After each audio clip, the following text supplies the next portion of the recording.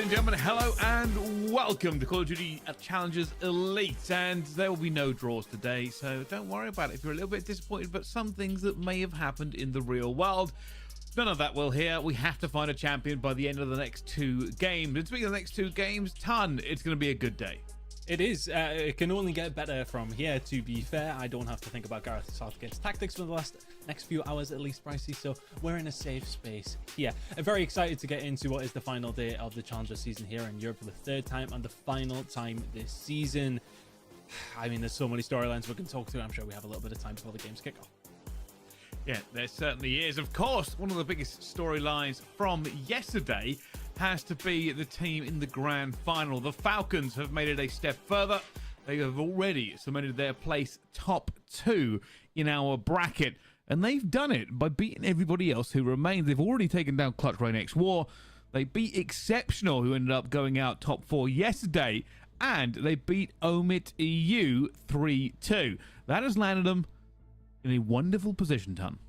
Yeah, the reverse sweep against Omit as well was phenomenal. I mean, look, they were in a really, really tough spot. Even in the control, things were looking scary when you were 2-0 down, and they brought it back. So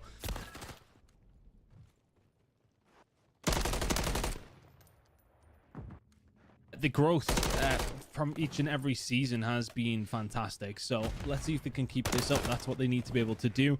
They are in the prime position. They are in the driving seat, but can they make this opportunity count? Yeah.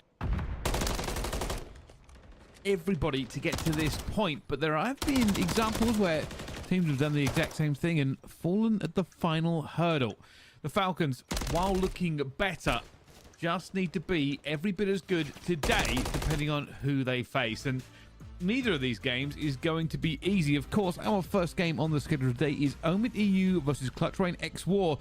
Probably recognize these from finals of past, but this is not a final. This is a winners final, and the winner will be going to face the Falcons. After our grand final in Europe, of course, we will have our final in North America as we switch over to the North American EST, and that'll be Fourth Space versus Law Gaming, and the winner of that will go on to face Omit Brooklyn. So, Ton, how are you feeling about our game? I mean, this first one's an absolute banger as well. I think Clutch Rain War have massively improved as the season has went on, but I think, in all honesty, they kind of started from a lower end of things than we maybe anticipated. But Omit EU will be reeling from that result yesterday against Falcons. I mean, they were 2-0 up and cruising. Both the 2 maps that they won, first map number 1 and map number 2, was dominant. They were so good on Vista, absolutely smoked them, and pretty comfortable in the Search and Destroy 2. You're in a good position in the control to win that first attacking round. You don't manage to find it. After finding A within the first, 15 seconds, you go on to lose the control, you close out the series and get reverse swept. So they will be wanting to forget about yesterday. We know they have the quality because they've won 2 championships here in Europe already. Can they find the 3-peat, though? They've got to go about it the long way today, Bryce. Yeah, they do. It's certainly not going to be easy for anybody, and this is the best thing. We've been talking about a 2-horse race for so long with teams like Omit and well, was War, now Clutch Rain X War. The Falcons kind of throwing that dangerous kind of third party in the mix, and technically now becoming the favorites. You know, they've already beat everybody. They don't really ever do it easy, but they do manage to get it done, and that's something the teams will have to look out for when they go to a map 5. The S&D from Falcons reign supreme. Yeah, look, I think they were very, very good on Rio specifically. But realistically, they are one of those teams who just do not go out. They could find themselves behind in the grand final later, and it wouldn't surprise me to see them turn it around. They are very, very tough to get rid of. Every single gunfight is a difficult one. Interested to see whoever gets there and how they're going to deal with them. But it should be big games and good games all day long. 2 games to go, Brycey, before we do crown a champion. And it really could be any 3 of these teams. It certainly could. Well, our first game is going to be Omit versus Clutch Rain X War, and this is how it shakes out. 6-star hardpoint, 6-star search and destroy, onto Highrise control, and then if we get this far, Vista hardpoint and Karachi search and destroy. Ton, anything stand out to you? The sub-base ban coming in from Omit beginning of the season was a real sort of staple for them. But yesterday, losing it up against Falcons, wanting to get rid of it, we go instead into a 6-star between these 2 teams. Now, notoriously, both of them had been banning it when it first came out, but no, now both are willing to play it. As we get into the first map here of our final day, Brycey, being a wild ride in Challengers in Europe over this season. It's Omit looking for the three-peat, or can Clutch Rain War set up a date with Falcons in that grand final? Well, it's revenge either way for both sides, as they obviously palmed this first one here, but Omid EU taking the first bit of points. You can see the break's going to try and come through. There's a bit of a standout from Clutch Rain X War yesterday. I think Cobra and Bance were looking very, very good, but they need to be even better today against their bitter rivals. Yeah, these two have been up against each other so many times, right? How many big matchups has there been between these two squads over the season? A couple of roster changes between them as well, specifically looking over towards Tixie going to Omit, Vista or Harry going over towards Clutch Rain, and it has been a decent start for Clutch Rain War, to be honest with you. Spawns are there for P2, locking down the majority of the time here for now.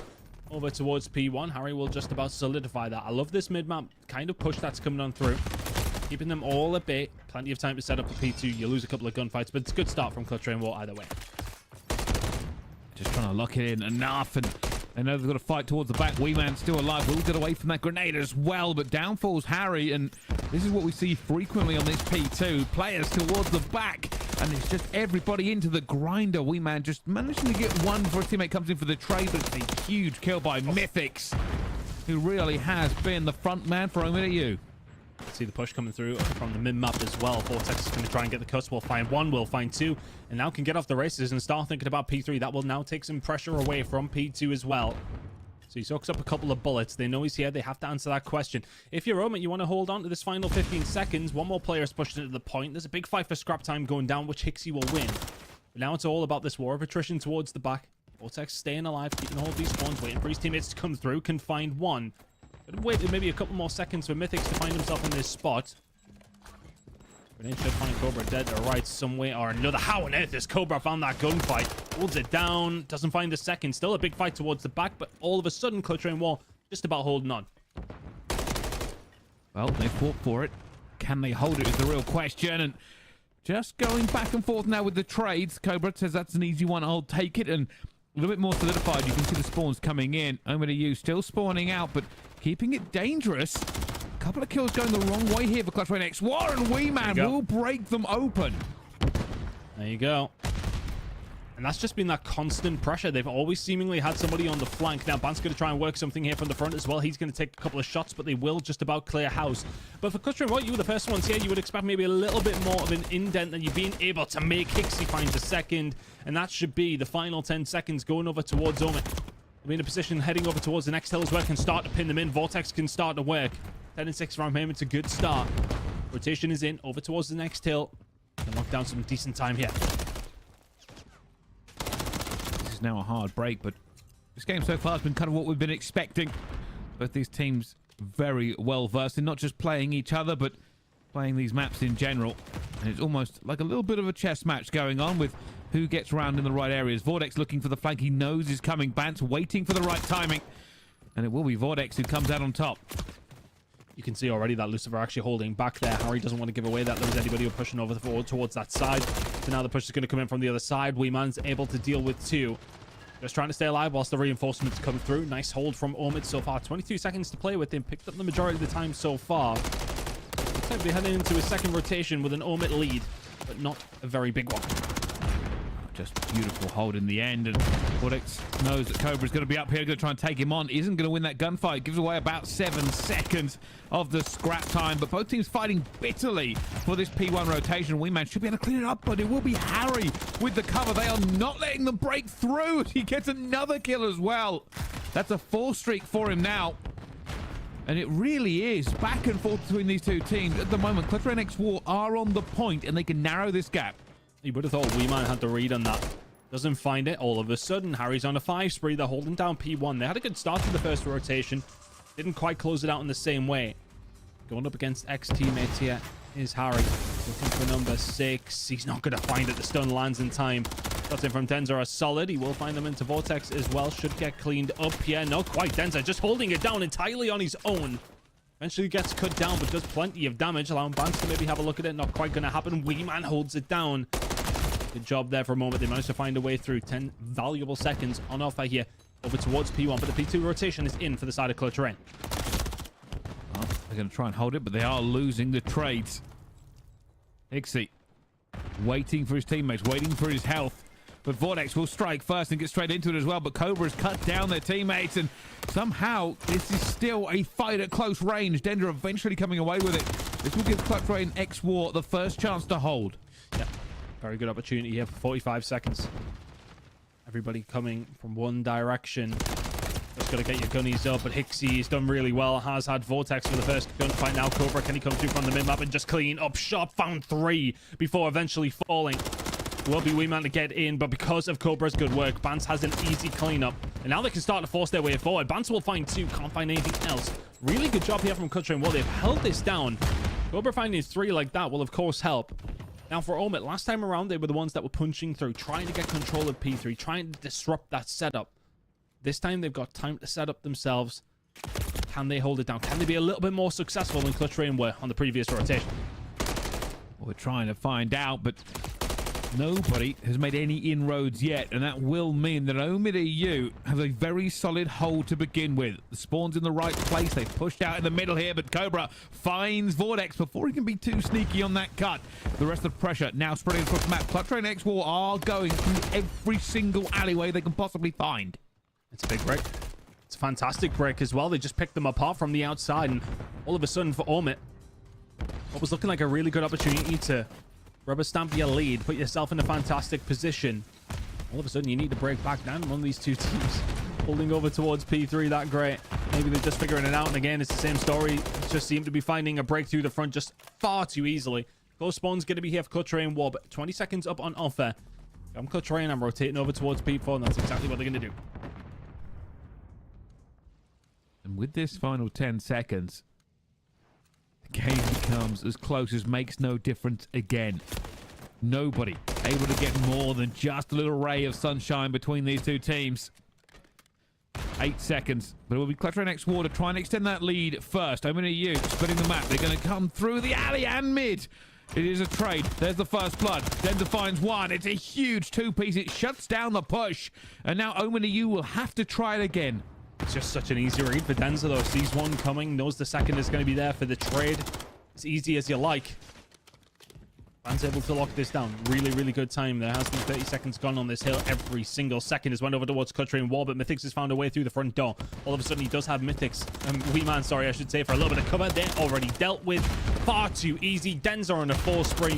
Fantastic work for Clutch Rain Wall and Denza. Keeping it going. 5 in a row from him as we go into a 3rd rotation. It's a healthy lead for Clutch Rain Wall. And Denza probably looking now for any advantage, and that advantage might be in a cruise missile. He goes for the chow against Vortex. Vortex takes him down. Huge kill in the end from it, but Omid GG are gonna have to push this a little bit more aggressively. They are not making the inroads they want to make. Hixie tries to break the deadlock, but nobody available for a trade. And Ton, Clutch Rain X War are now in lethal range. Denza's really starting to heat up in the second half. 22 and 19 from him. Harry again having another pop-off moment as we headed over towards P1. Trying to get the cuts where he can. 25 seconds away. Next wave of gunfights are important for Omit. They need to be able to find them. They pushed them off the point, if only momentarily. There's going to be a huge opportunity here for Clutch Rain War. Potentially close it out at P1, but P2 rotations are still theirs as well. Well, they can just try and slay this out.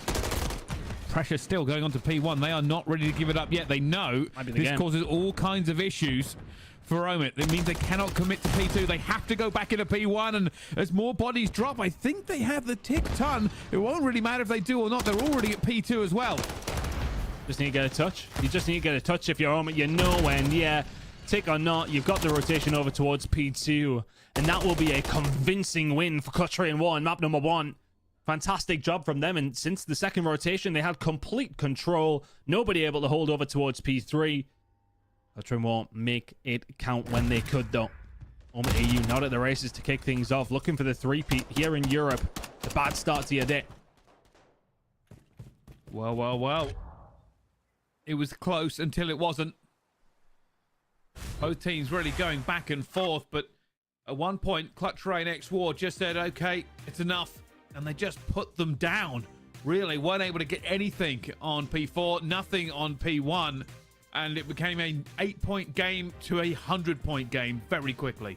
Yeah, I would love to see the game flow as well in terms of how much was actually picked up here by Omit, because it just felt like throughout that 2nd rotation, they got absolutely nothing. A really good slaying performance from all of Clutch and War there, though. I mean, that is what a solid... Oh, that's a very, very big outslay, actually. That's 4 plus the 9, 13. It is... quick maths. There you go. It's like... It's close to 20, Bryce. You put it that way. It's a lot. Yeah, and I think that can be attributed to that last flurry, really, if you're being honest with you. It just was a complete takeover on those final couple of rotations. And that made it look maybe more one-sided than it was, because for 80% of the game, neck and neck, both teams really effectively trading hills, points, kills, everywhere. But unfortunately, that is not how it ended. Clutch Rain X War accelerated. They held them off completely. They started wiping them. And from that, well, you're going to be up 1-0. The declaration by the end of it, I see it was 20 was the difference. I mean, you can't go into a 6-star and expect to be able to win games when you're at that kind of difference. I know we don't talk about kills too much, but a 20 kill outslay on what, across 9 hills? It's a lot. Yeah. A lot. I would even go to say Clutch Rain X War, something we probably didn't talk about, is the P3 break. Very effective P3 break from them in the end. They just took it completely away. That was only a used chance to get ahead. Weren't able to do it this time, of course, but hey, it's only going to be map 1. If there's anything we do expect from these two teams, it is to go the distance and keep fighting back. So, Omid, do they have what it takes to take the S&D ton? I mean, absolutely. I'm just choking at the thought of that draw that we just seen there an hour ago there. Absolutely they do. I mean, you don't become champions in Europe over the last 2 seasons without having some metal in every single game mode. They will still be feeling confident in this series. 6-star is one of those maps. I mean, it comes down to P3 and how that one works out. And as you mentioned, it was a really, really good job coming in from Clutch and War to either find the break or the holds where they needed to. It felt like overall net, they probably managed to pick up more time over towards that. Did a really good job on the second rotation over towards P4 as well.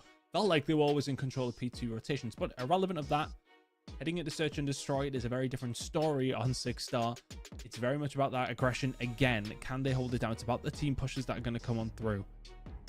My only worry here for Omid is if they do go 2-0 down, because high-rise control for the side of Clutch Rain War is a very, very solid option, and Omid have been known to let it slip. They will not be wanting to go 2-0 down here whatsoever. They will be looking for a bounce back almost immediately. Yeah, I can actually agree with you. I think that control certainly will be an issue. If I remember correctly, that is the map we saw them kind of end up throwing away in the very first game of the season, which gave us the shock result where Omid EU were 3-0'd by, I want to say, Exceptional. So certainly going to be a bit of a horror show. It's also been a very good map for Clutch Rain X War. They seem to know what they are doing on it. So we'll have to find out how the S&D goes. But for Omid EU, maybe a little bit of pressure mounting. Vortex will get taken down, Denza. He always has a good game against Vortex. It always seems to be the way. Oh, Ban's caught in between. Oh, Rockin', not so much of a hard place. Get the hell out. Oh, he's put himself in a wonderful position, or maybe a bad one, with the way that it has went down. Ixie will find that 3 versus 3. Oh, at least they should be able to get a free plant, and that's what's going to happen. I mean, Ban's distracted for a while, Bryce. It took them a while, but they will get it down. They are letting him play this island more and more, and he's very effective at it. Oh, first player gets in. That causes a few issues for them. Letting them out here. They're now outnumbered on the site. And already going for this defuse. This is going to be done. I don't even think they can get there in time. There's too many... Oh, what's he? But he's actually got off the bomb. Doesn't matter. Gets the kill. Nails it down in the end. I think he would have been okay. Yeah, but I mean, look, you've got so much time there at that point. If you're Hixie, you can jump off. Look, if there's maybe 10 seconds left or something, you probably go to stick it, but plenty of time to be able to help the boys out if you needed to. Jumps off. No need in the end. Helmet will find it. I say no need. He finds the kill, but his teammate would have picked this one up as well. You can see bullets coming in from a couple of different directions. That would have been all she wrote. Irrelevant. Good job coming in from the side of Omid. And yeah, frankly, I think maybe a potential fumble there from Clutch Rain 1. They were in a good position to get themselves set up over towards that A side. Ban's distracted plenty in the pool. I don't know. I feel like that could have went down maybe a little bit quicker. You could have spread your wings, but never mind. Plenty more time to make up for it. Search and Destroy. A long old game mode. If it's anything like last night, Brycey, we're going to be here for a good few hours. Well, the good times roll, and we'll find out how it all falls regardless tonight. And at the moment, just a little bit of a slow roll here from Omid EU, if anything. They've got some players out towards B in the pool. Maybe going to call for a rotate. They're just looking to secure it first. You can see them checking the angles, making sure nobody's going to be in a position to catch them if they do go for a plant. Looking like it is going to go down the long route of your Hixie, but this has now allowed Clutch Rain to find their way over. A little bit of presence. Nades over the top are going to slow them down, though. Bans can't peek that anymore. This bomb is down, and Hixie is out.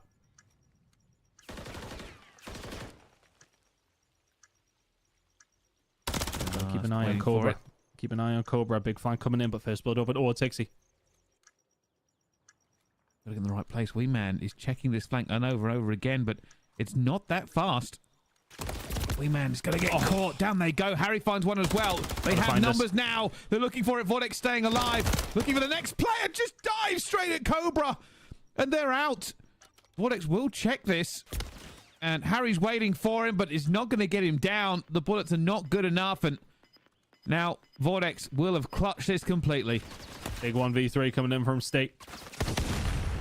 Huge difference maker there. Knows exactly what he needs to do. Close the gap to Cobra. Don't give him an angle. Kind of fell apart for Omit on the bomb site otherwise. I mean, we might get some terrible timing on the flank, of course, but Vortex closes that gap to Cobra after finding the first and just plays his life very, very well. Time not on the side. The Clutch Rain War. And for Harry. 2-0 to Omit now. Been a couple of clutch situations they found themselves in. It's been a retake of the site. It's been a 1 versus 2, technically a 1 versus 3. They clutched up in both situations and find themselves 2 to the good.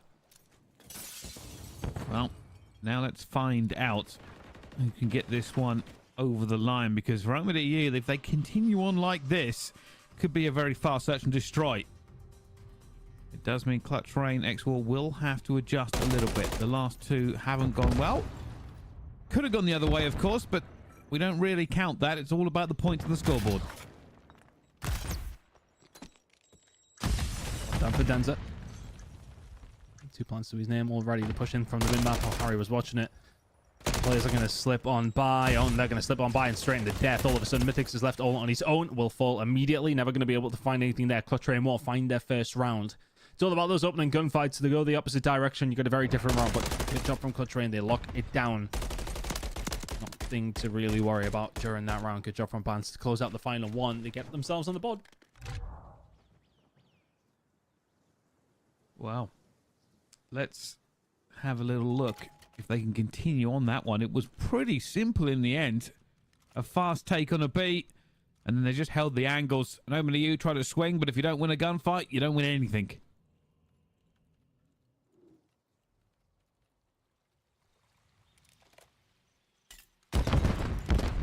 Bomb's coming over towards B. So well, Lucifer's in a fantastic spot. Should get traded and does. Slows him down momentarily, but look at this setup. D-Man is waiting for the push to come in, but he has been spotted out. Stun will come through. The nade will slow down the push that will inevitably come through, but all of a sudden, the middle of the map is wide open, and Bans will walk through that door. 2 versus 3 now, needed from the side of Omid if you want to hold on to this lead.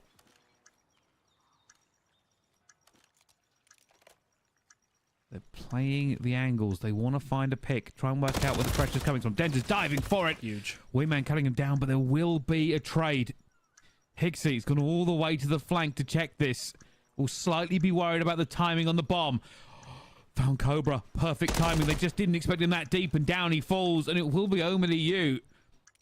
Without any issue, should have won another round in the same scenario again. Yeah, playing the bomb, playing the time. Hixie will say, okay, I'll take forever here. Doesn't matter, Bans, that you got the kill. I mean, that's 4 in a row now for Bans. I'm not sure how he won that gunfight, to be honest with you. I had Hixie had him dead to rights there. Great job from Bans in the end, but Omid will find the round. A couple of clutch situations. They're doing really, really well in those moments. Just hold your gunny if you're Hixie. Wind that time down whilst you know they're not on the bomb. No problem whatsoever. We wanted the good. This has been very, very good search and destroy play for a moment, to be honest. I think nothing has phased them so far. They've been at a disadvantage in all 3 of their round wins, to be honest with you, and have still come away with the dub. 3-1.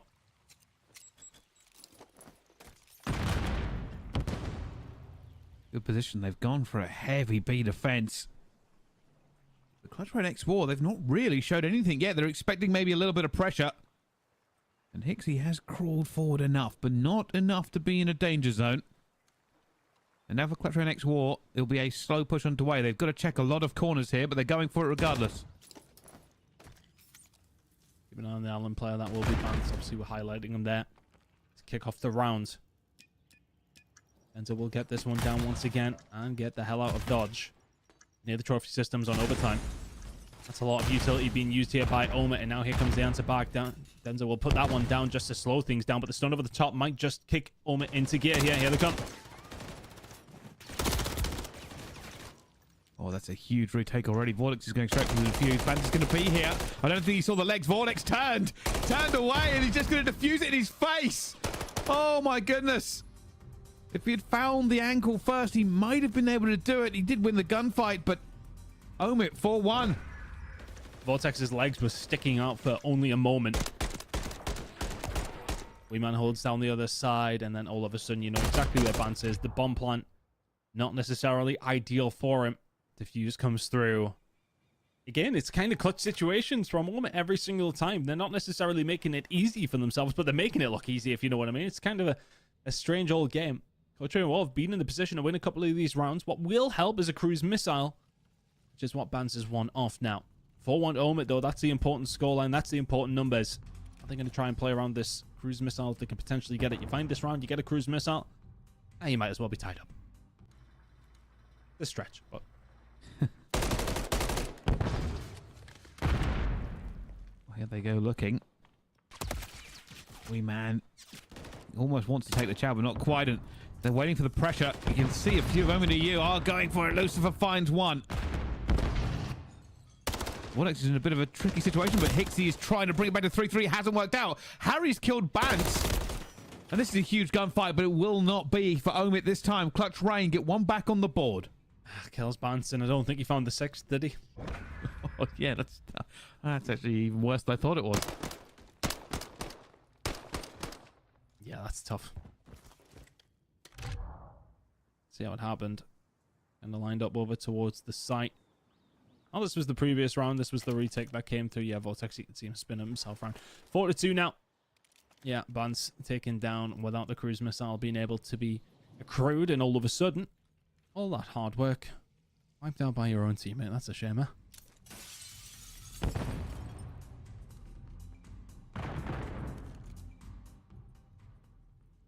Again, Clutch Rain X War slow this time, but they are going to send Bance forward. Bance almost finds Hixie. Got to be careful here, Bance. He probably does not know that 3 of Omid EU are stacked up. Don't think you care too much, though. Bomb in no man's land here. Back towards the spawn. Butcher and Ward just trying to put the feelers out. Hoping that Omit will commit to one side, and they will commit to the correct one. A lot of words going through my brain there, Brycey, but here we are. Over towards A, starting to come through. I've been able to answer the call somewhat if you're Omit. A couple of shots in, nades coming in from the other side as well. The nades don't hit, the trophy systems are down. But look how close Vortex is. He could just jump up and have a little look at this. Wee man trying to bait this down. You can't get the bomb down, but look at this aggression. Vortex gets a bit of bad timing. Another team kill comes through, but all of a sudden, it's a 1 versus 3 for Hixie. He will not find it. 2 rounds in a row. Clutch Rain War put themselves back into this game. 4-3 now. Harry, stop killing your teammates. Everybody is dying to Harry on this map, regardless which team they are on. 8-3, so it's a pretty good game. Just shooting far too powerfully.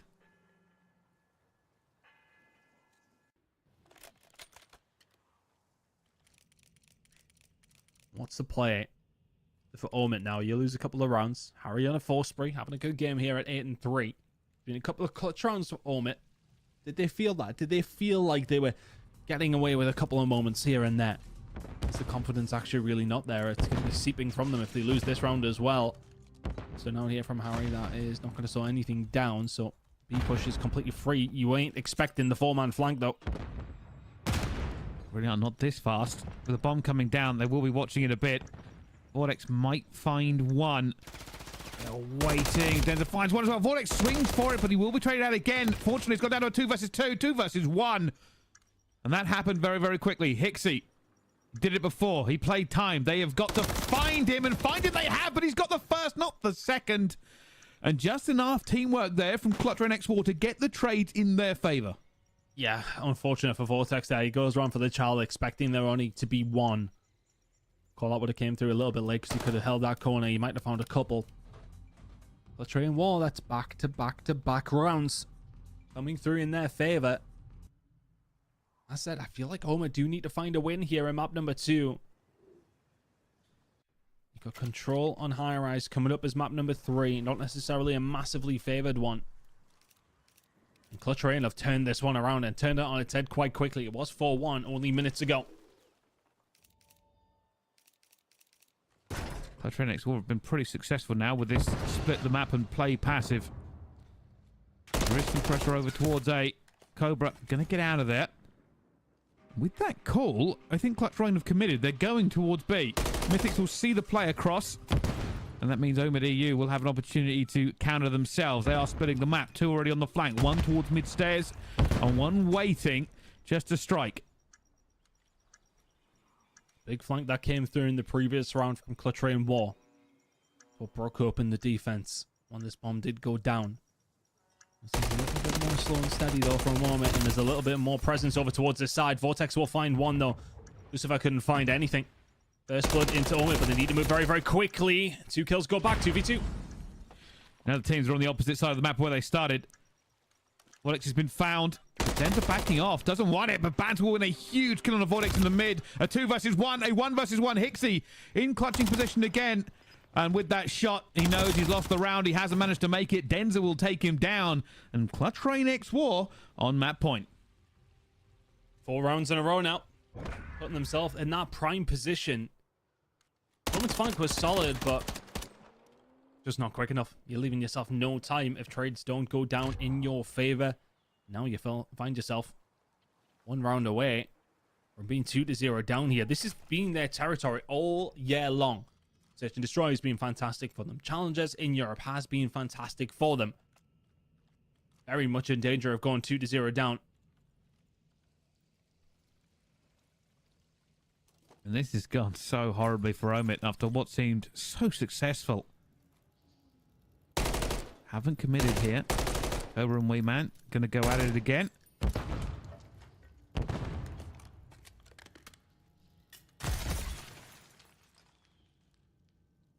And steady. Just playing the game of jiggle peek, basically. Yeah. At this point, Cobra might run out of ammo.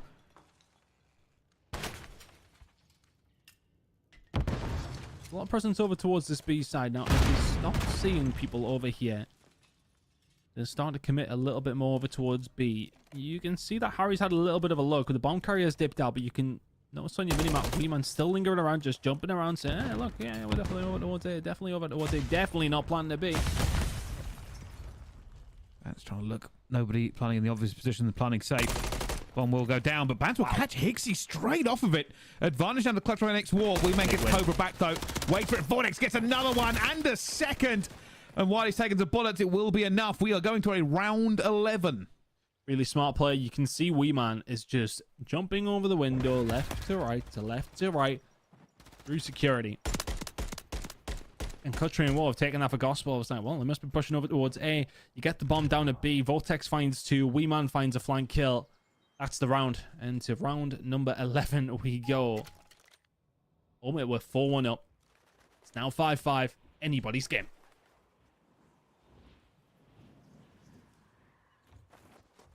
Well, attack here for Omid. Looks more aggressive this time. Bodies towards mid. They might try and get onto A very, very fast. But it's been stunned. It's a huge chance towards the mid. Hixie will win the first blood. Cobra. Oh, terrified of the angles and the timing doesn't go for him. Gonna find 2 at least. Not the third, surely. The Renetti's out, but not enough health. And it's now a 1 versus 2 for Harry. You should have seen the timing he was getting there. It was absolutely absurd. Looks to his left as soon as he dips. Another one goes across. But all of a sudden, irrelevant of that, Harry is left in a 1 versus 2. This bomb will be picked up. Oh, precarious position. Hixie wants to try and get it and just squeak out. And they are just saying, yeah, screw it. Nothing to do with A.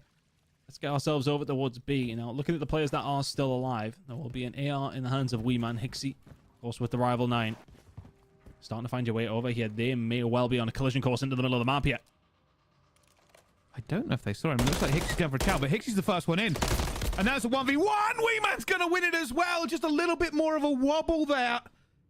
Didn't hold the irons as long as he possibly could. And that means OMEDU will take the S&D. Oh, very, very scary. I don't think any bullets were put in. It's the headshot to kick off the gunfight, and Wee Man finds it. A 1v1 in round 11. In OMEDU, just about coming out on top. That was a very, very nervy game for them. They've been in the driving seat throughout, Bryce. You 4-1 up. All of a sudden, you were 5-4 down. You bring it back with 2 back-to-back rounds in the 1v1 to seal the deal. Ooh. Scary one, because they absolutely did need that. I really do feel like heading this control, they'd be backs against the wall. To find the map number 2 was massively important. It really was. Like I said, there's just a little bit of waiting there. I didn't know whether he was thinking about dipping out or taking that second fight. He was expecting the chow half a second before it actually came in. And just because the timing was off, it allowed Wee Man to get that first bullet in. And, well, that's how rounds are won. But nothing really to scream about on the kills-death ratio here in the statistics. Yeah, you see in terms of the damage and that kind of thing, I mean, it was definitely more on the side of Clutch Rain War. A lot less deaths across the board as well. The rounds that were won by OMEDU in clutch situations, Clutch Rain War, the ones that they did were very, very convincing. I think those first few rounds was very, very much a difference maker. But I think every single time there was a 1v1 or it came down to clutch situations, Omid found those moments. Final round being the perfect example of that. Wee Man finds Harry. This was Hixie 1v2. Vortex found a 1v3. Omid just living on the possibility that they can find these clutches. They managed to find them more often than not and find themselves a win in map number 2 because of it. And this is kind of what we expected. Back and forth between two monsters of Europe. It was always leading to this. Wobbles in the early season. But realistically, it's always going to be a good game. And there it was. Just the slight reposition from Harry. Just gave Wee Man the first bullet. And that's all he needed.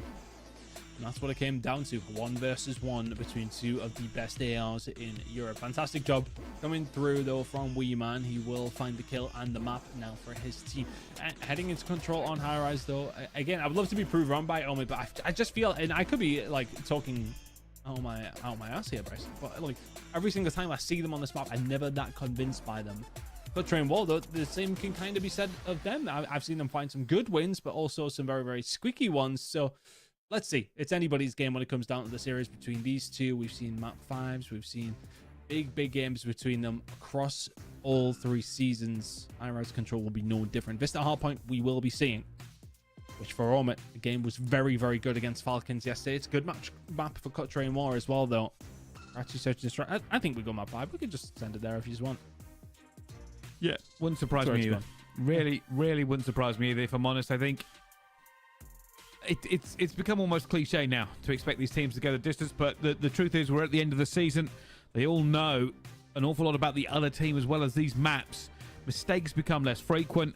Very rarely will you see a team utterly dominate unless it's their favored map, and these games kind of explain it all. Obviously, that first hard point, it looks 250 to 155, but they were tying up until that point before Clutch Rain took over.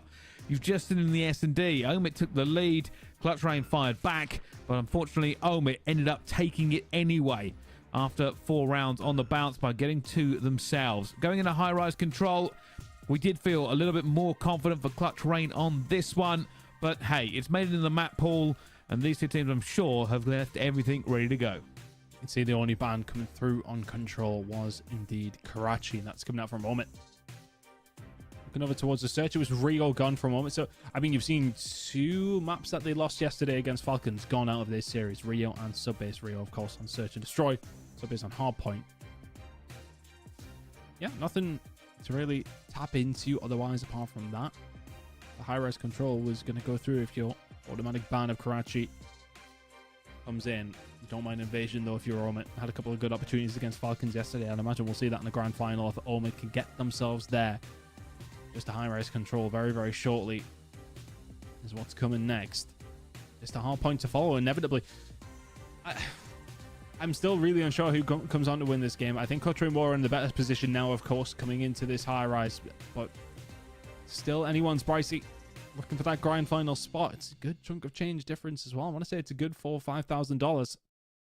Want to try and get as far as you possibly can. Both these two teams aiming for that grand final spot, which they'll be thinking to themselves, we can absolutely win. It's more than $4,000 or $5,000. It is a $6,000 game, this one, Bryce. It is a lot of money on the line. And both of these teams, it's not just that about the money for these teams. Like I said, bit of rivalry. They want to get the win. Clutch Next War players haven't managed to do it so far. But for Omit, they want to defend their title and they want a chance at revenge. Let's see, if they fall here, it'll be the first time they haven't managed to do so. It has really been their playground. They haven't been able to convert it when they've went over on LAN, of course, to the States. Which is probably a little frustrating for them, considering you see the names on this roster. I mean, Hixie has won major second at World Champs last year, and he can't get a sniff of a top 6 in LAN on the Challenger side of things this year. Funny how Call of Duty works, huh? Let's not go into that right now. This game is kicking off, and oh, there's the first blood. Obviously, not that important in control, but this teams will be looking for a bit of a break. And you can see both teams just looking for a bit of Hixie already sneaking through. And they're going to be trying to get this very, very quickly. What a wonderful shot. And the map's basically open. You're really relying on Cobra finding something here. He is going to be able to do so. So now he can get himself up to propane. Hixie's just going to try and shut it down. Can only find one. A lot of time has been given over now to Omit. They still haven't gotten rid of Cobra, but they're finding progress over towards it. Cobra just put some bullets into Wayman to slow him down. Wayman should go down here. Trophy out. Health won't be back in time. Harry will take him down. There's 2 ticks already underway. Hixie's trying to put even more pressure on. Centering from Hixie. A big argument as to why he got dropped. Eventually, they will just get a hold of it, but just kills have been found. So you may well have found yourself A very, very quickly, but now you've been forcing your spawn almost immediately after it. So for Clutch War, now you're in a really good position to win the round from here. This is going to be difficult for Clutch Next War. They know this is the best opportunity they are going to have. The blender must be perfect. They don't want to let them out towards B. They've got players in position here at the moment. Obviously, for Omen EU, they will take the back foot and just try to take any kill they can. And that first one might just be enough already. Clutch Next War are backing off.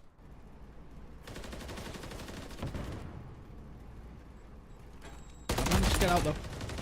That's the important thing, but you're going to have to find a couple of clears, really, if you're Omit, before you're in a position to get a hold of something over towards B. There's the kill over on Cobra. Mythics will find Denzer, and that will open things up just a little bit. And immediately answer back. Banter will find his second kill of the game, but it's an important one. They're out, and they're in a fantastic position. 52 seconds left. Kills as neutral as matters. And, well, I mean, that's just going to be a little bit of timing for both sides. Any second now, Omit Ton are going to want to get in there just to stop the clock and give themselves some room. Gonna have the opportunity to do so in a second. He's just waiting for an easy gunfight to find. We'll find it. Chooses not to jump into the point. It's just going to extend himself. Wouldn't have minded. I'm just inviting some more pressure on over towards B. One player going to be waiting on him. Well played from Denzer. Knows that the wraparound potentially could be coming through. Finds nothing with that. I really would have liked to see him jump the point, stop the time. His teammates have been stuck in spawn for what seems like an eternity. 12v5 in favor of Clutch War. This round is all but theirs, but 2 kills coming on through. Got to hold tight. 10 seconds. For Omit, it's just run at the point, and they might have done it. Mythic's going straight for it. It's a 4 versus 8, and they're going to put at least 2 bodies on this. The nades rain in, though. There's no trophies there at the moment. Vortex, the trophy will eventually come in. His teammates getting in there at the same time. It's a 3 versus 7. They will at least get 1 tick. Vortex fighting for his life. The last 2 players of Omit are now in, and they're waiting for it. Weeman catches 1. Weeman not able to catch the second. Valiant from Omit there in the end. Run out of lives, run out of time. A really, really good start to the round for them. Not able to convert it. I just think get a hold of A that quickly. I mean, similar situation yesterday, if you think about it as well. Invasion control. They got a hold of A nice and quickly on the very first round. Could not make it count. Didn't find the win. Clutch War with a win. They lost, was it 4 or 5 ticks? I'm not sure if they got the second in towards B. It's minimum 4. We will have that double checked. I was busy worrying about the kill going down at the time. But this does mean that Clutch Round X4, who have been very successful, by the way, on their attacking rounds, to try and do better. Can you find a break? Can you find an opening? Moment to you, just about holding resolutely so far. Denzer onto the point. Could get taken down. He was 11 of 5, now 11 and 6. To be careful now. Oh, shots in from Mythics were good, but also pretty decent from Harry. No surprise to see that. Hixie now trying to put the pressure on, trying to keep them inside their spawn. Can't do it on his own. Will get taken down. Dream 1 now trying to find a way out, pick their way out of their spawn. Good job so far. A couple of kills underneath their belt. And on to B. And I can confirm for OMEU, 4 ticks completed. That last one did not get completed. The contest came in. So that's what they're playing against here. Well, it's just trying to hold the angle and does so perfectly. And now, this blend is looking like open. That's a big kill from Cobra. Keeping the door a little bit more open. Eventually, Vortex will take him down on a 4 spree. Clutch Round X4. In 30 seconds, this could be done. Vortex on a 5 spree. You don't want to allow this to be a 6. Because that's an attacking opportunity. It's an insurance policy on defense. Is it going to land? Not quite. A little bit shaky with the shots, but 14 seconds to go. You barely had a touch of your Clutch Round 1. You need to get in there right now. Oh, Hixie making sure they can't. Nowhere near. Not a single tick to be had here for Clutch Round X4. 2 seconds to go. They will slide in, but it is not good enough. I felt like Bant was on there, but never mind. Over to you. A flawless defense. That's what you want. To bring it back. Very close on your attack. Flawless on the defensive side. Really, really good job. 1 apiece now.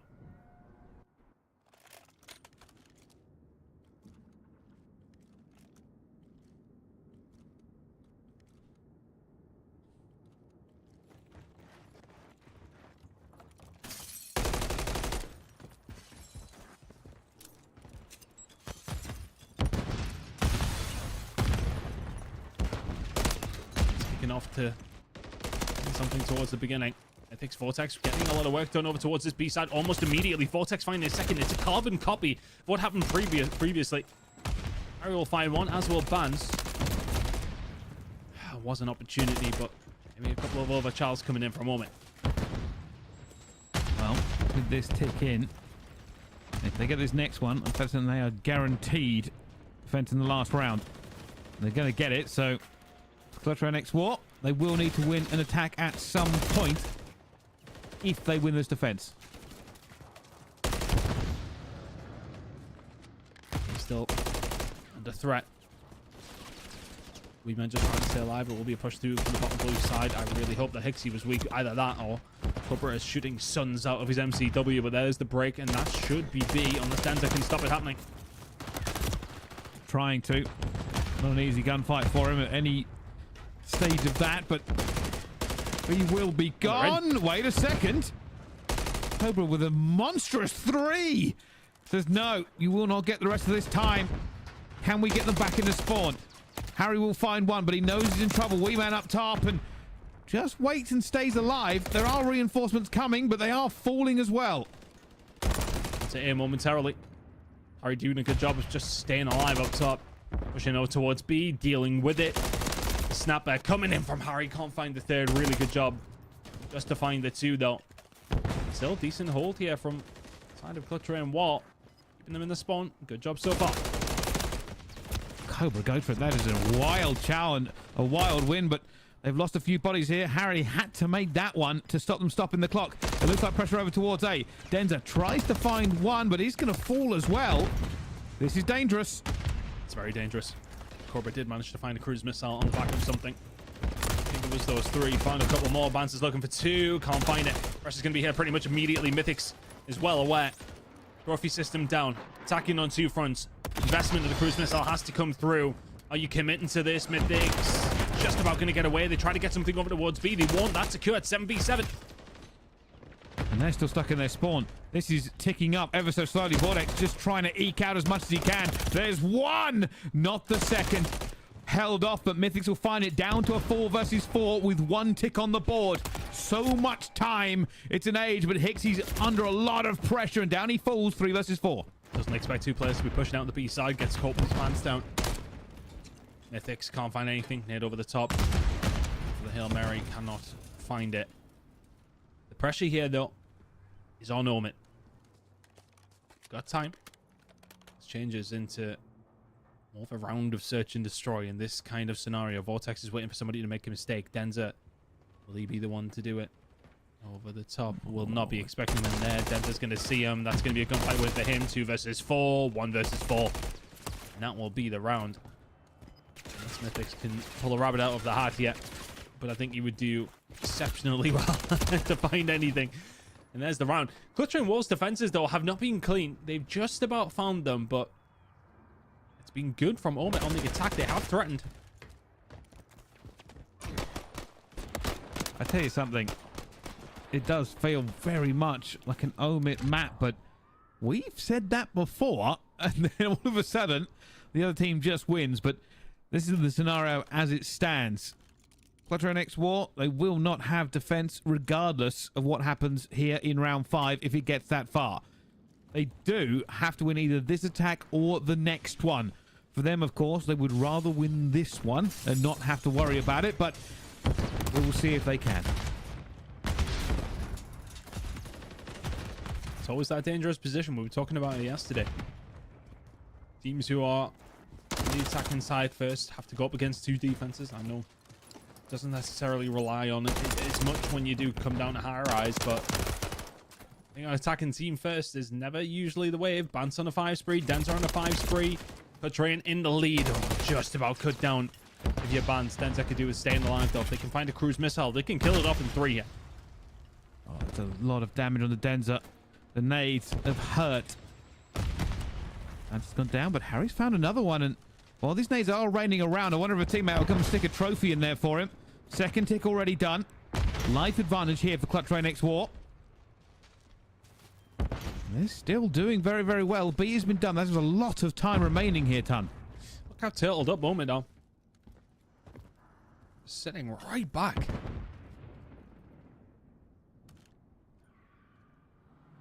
But the thing is, Clutch Train War is probably not expecting them to be as deep as they are.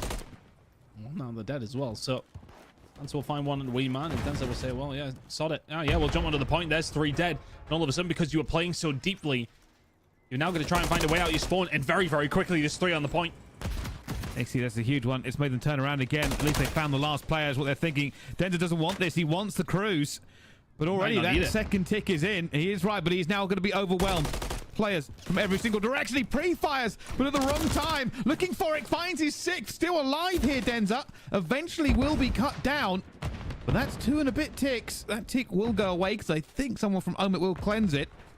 But Clutch Rain, time and lives in abundance. Omit just have had no map control here.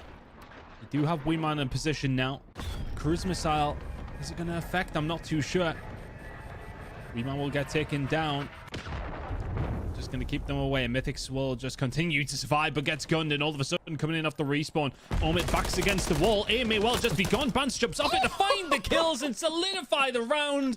Clutch Train War, get it done in 4. And I said Omit looked better, but not in that round. Not when it mattered. Clutch Rain X War just swept them off the field. And that final kill cam should tell you everything you need to know. Dancing on them.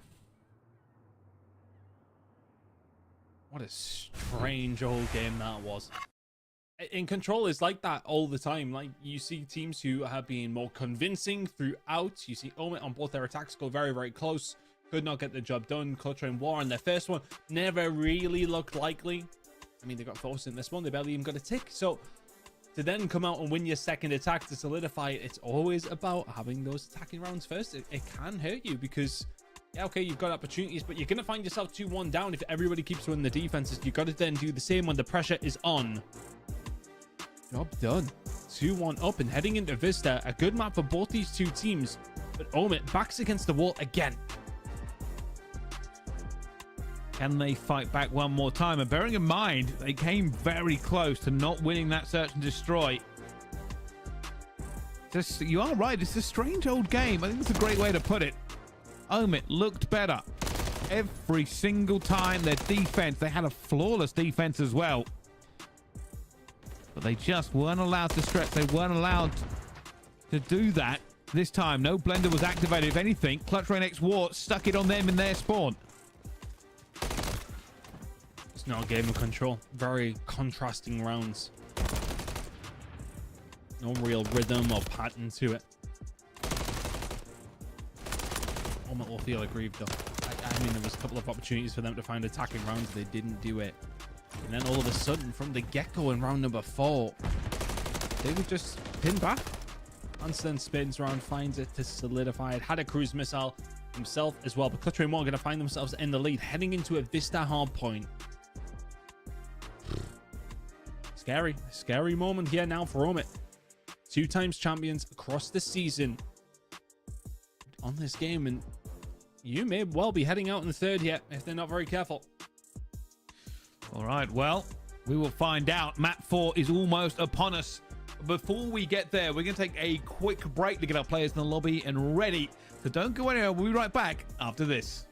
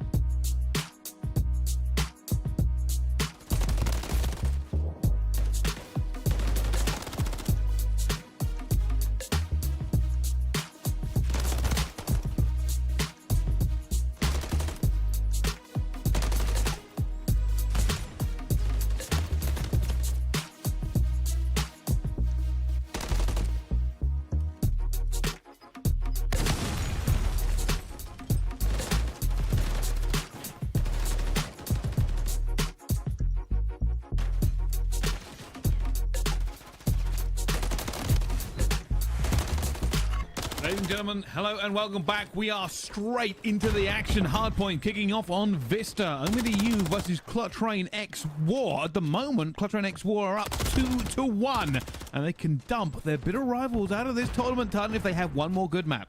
It's been a hell of a turnaround from the beginning of the season, right? I mean, we talked about it at length when things kicked off for this Clutch Rain War side. Things were not clicking whatsoever. And now a map away from the grand finals. Shows the quality that these guys do have. Pixie trying not to make sure that that doesn't happen. On the right side of things to try and maybe get some good time here over at EU. They're soaking up some pressure. They've got the rotation over towards 3 and 4 if they do need it. But we are quite some time away from that one. Especially we've got P2 coming up next. I mean, EU doing a very good job, but with 27 seconds on the clock, 28 seconds on the clock, they will want to expand that. Can they make it to P2?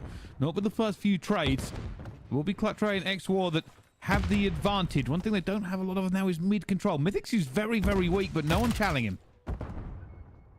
Good time here for Clutch Rain War. They absolutely need it.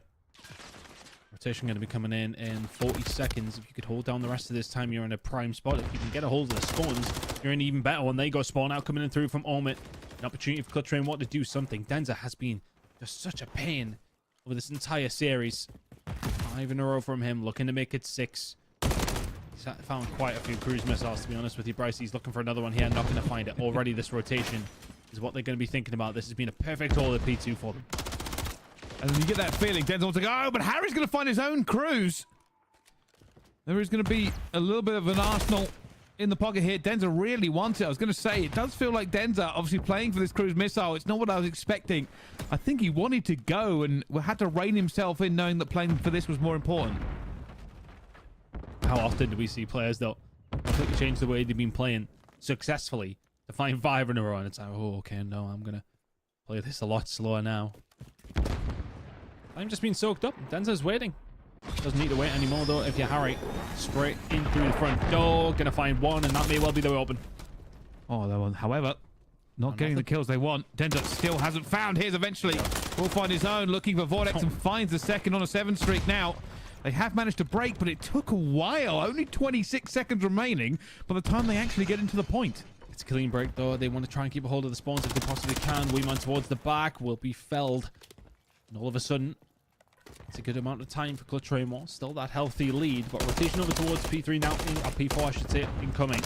Harry, oh, he can't find the shots on Hixie, who should be dead to rights. There you go. Rotation is there. Omit through the front door. Got to be able to find it. You cannot. Cobra shuts it down. This is a good opportunity for more good time for Clutch Rain War. Denza still in a streak, by the way. Still alive. On the 8, everybody streaking here from Clutch Rain X War at the moment. Eventually, a few kills going towards Omid EU, but they are not making it happen.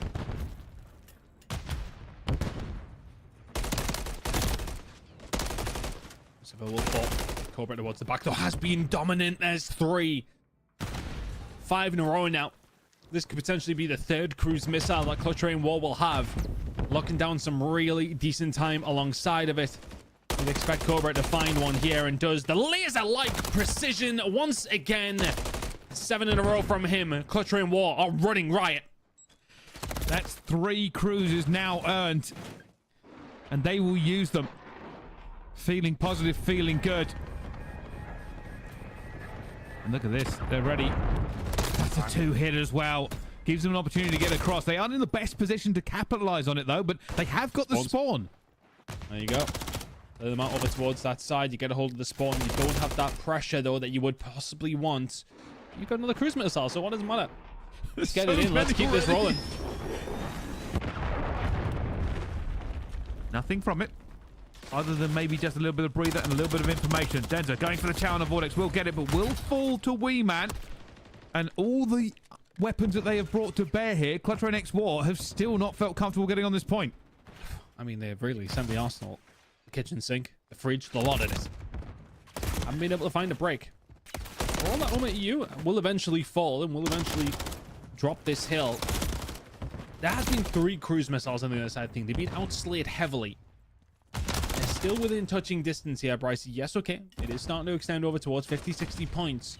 One good hold, you're back in the game. Cobra. Mind you, Cobra might get another one, yeah. Actually might. A 5 streak for him. But he's outnumbered is the issue, and he will fall. Tried to make the kill. Isn't going to happen. This gives an opportunity to Omen EU. They take the rest of this time, and all those cruise missiles, all those streaks and outslaying aren't really going to matter.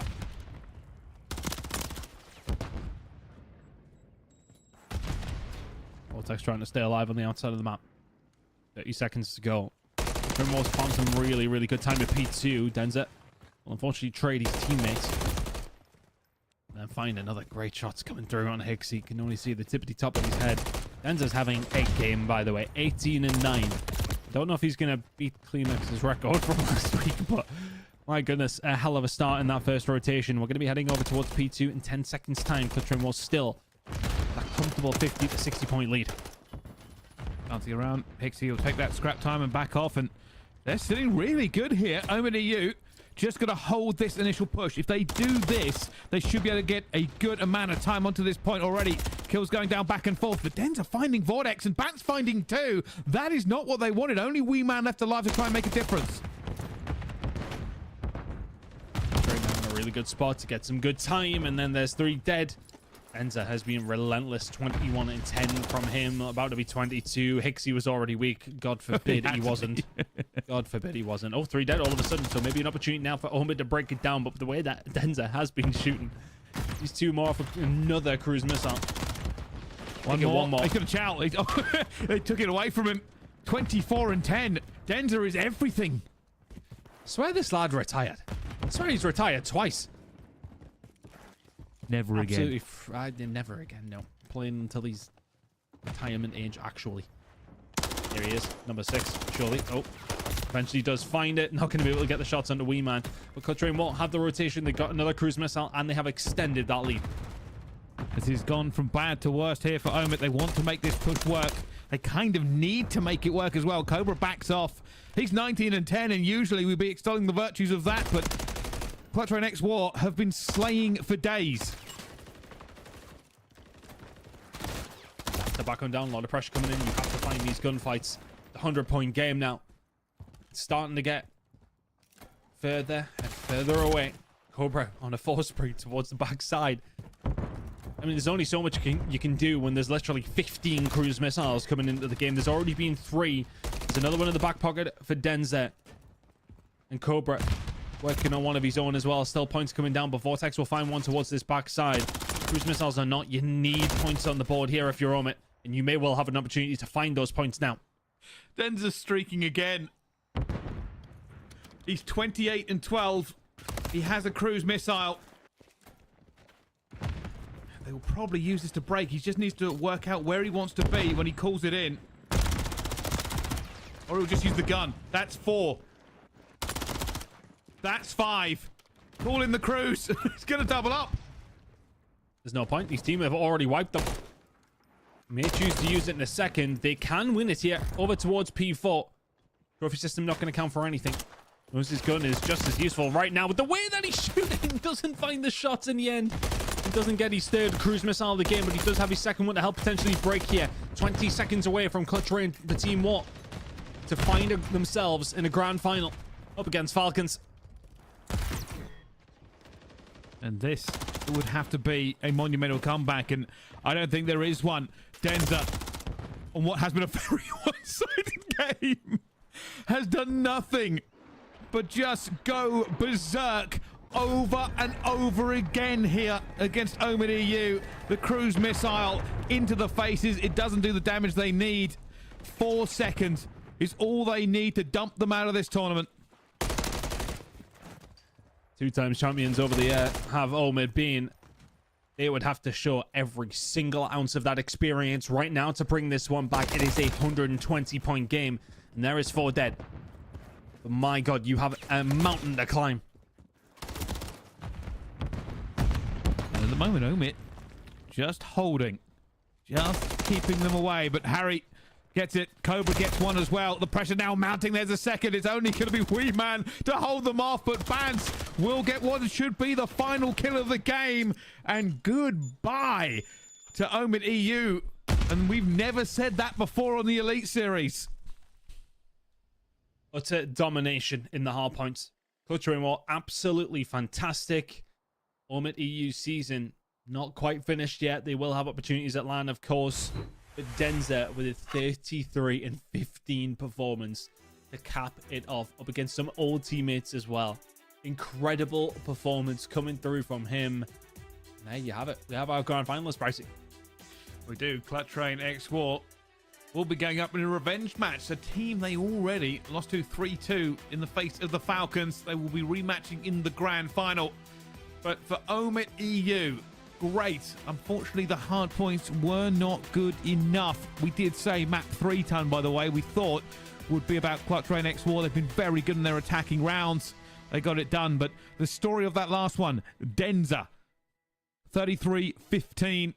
There are great scores all around, by the way. Cobra's 24 and 14. Lucifer's 29 and 20. But it doesn't matter. Denza was here. He was there. He was everywhere. Incredible performance from Bjorn himself. I mean, they just, as soon as they got the lead of P2, they never let it go. Never, ever let it go. Just had pop-off moments. I think, what can you do if you're Omit if you're giving away, what was it, 4 cruise missiles? Might have even been 5 during that entire game. It was just a ridiculous amount. And they've just been buffed as well. I mean, it doesn't help at all. Makes your life very, very difficult. Those full 60s you need to get back into the game, you can all just get wiped. Incredible performance coming in from Clutch Rain War. You've got to give them all the credit. They were fantastic throughout this entire series. Unfortunate not to win the search and destroy. This could have been 3-0. It really could have been. Fantastic performance, which will set them up nicely for a grand finals appearance against Falcons, which both teams will be looking at and thinking, hey, we can win this game. Yeah, they certainly can. But I'll tell you something, I don't think I've seen Clutch Rain X War look as good as they have today. That's something that might be a bit scary for everyone going forward.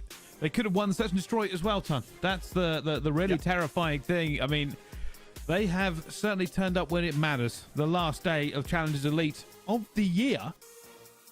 And we have the Falcons, who've never made it to a grand final before, and Clutch Rain X War, who have finally beaten Omit in a final day. Set us up nicely, to be fair. Be a hell of a best of 7 between these two teams. Clutch Rain War, though, finding that one within 4. Fantastic performance from them. And will find themselves now in a grand final. Brycey up against Falcons. Anybody's game, this one. Anybody's game.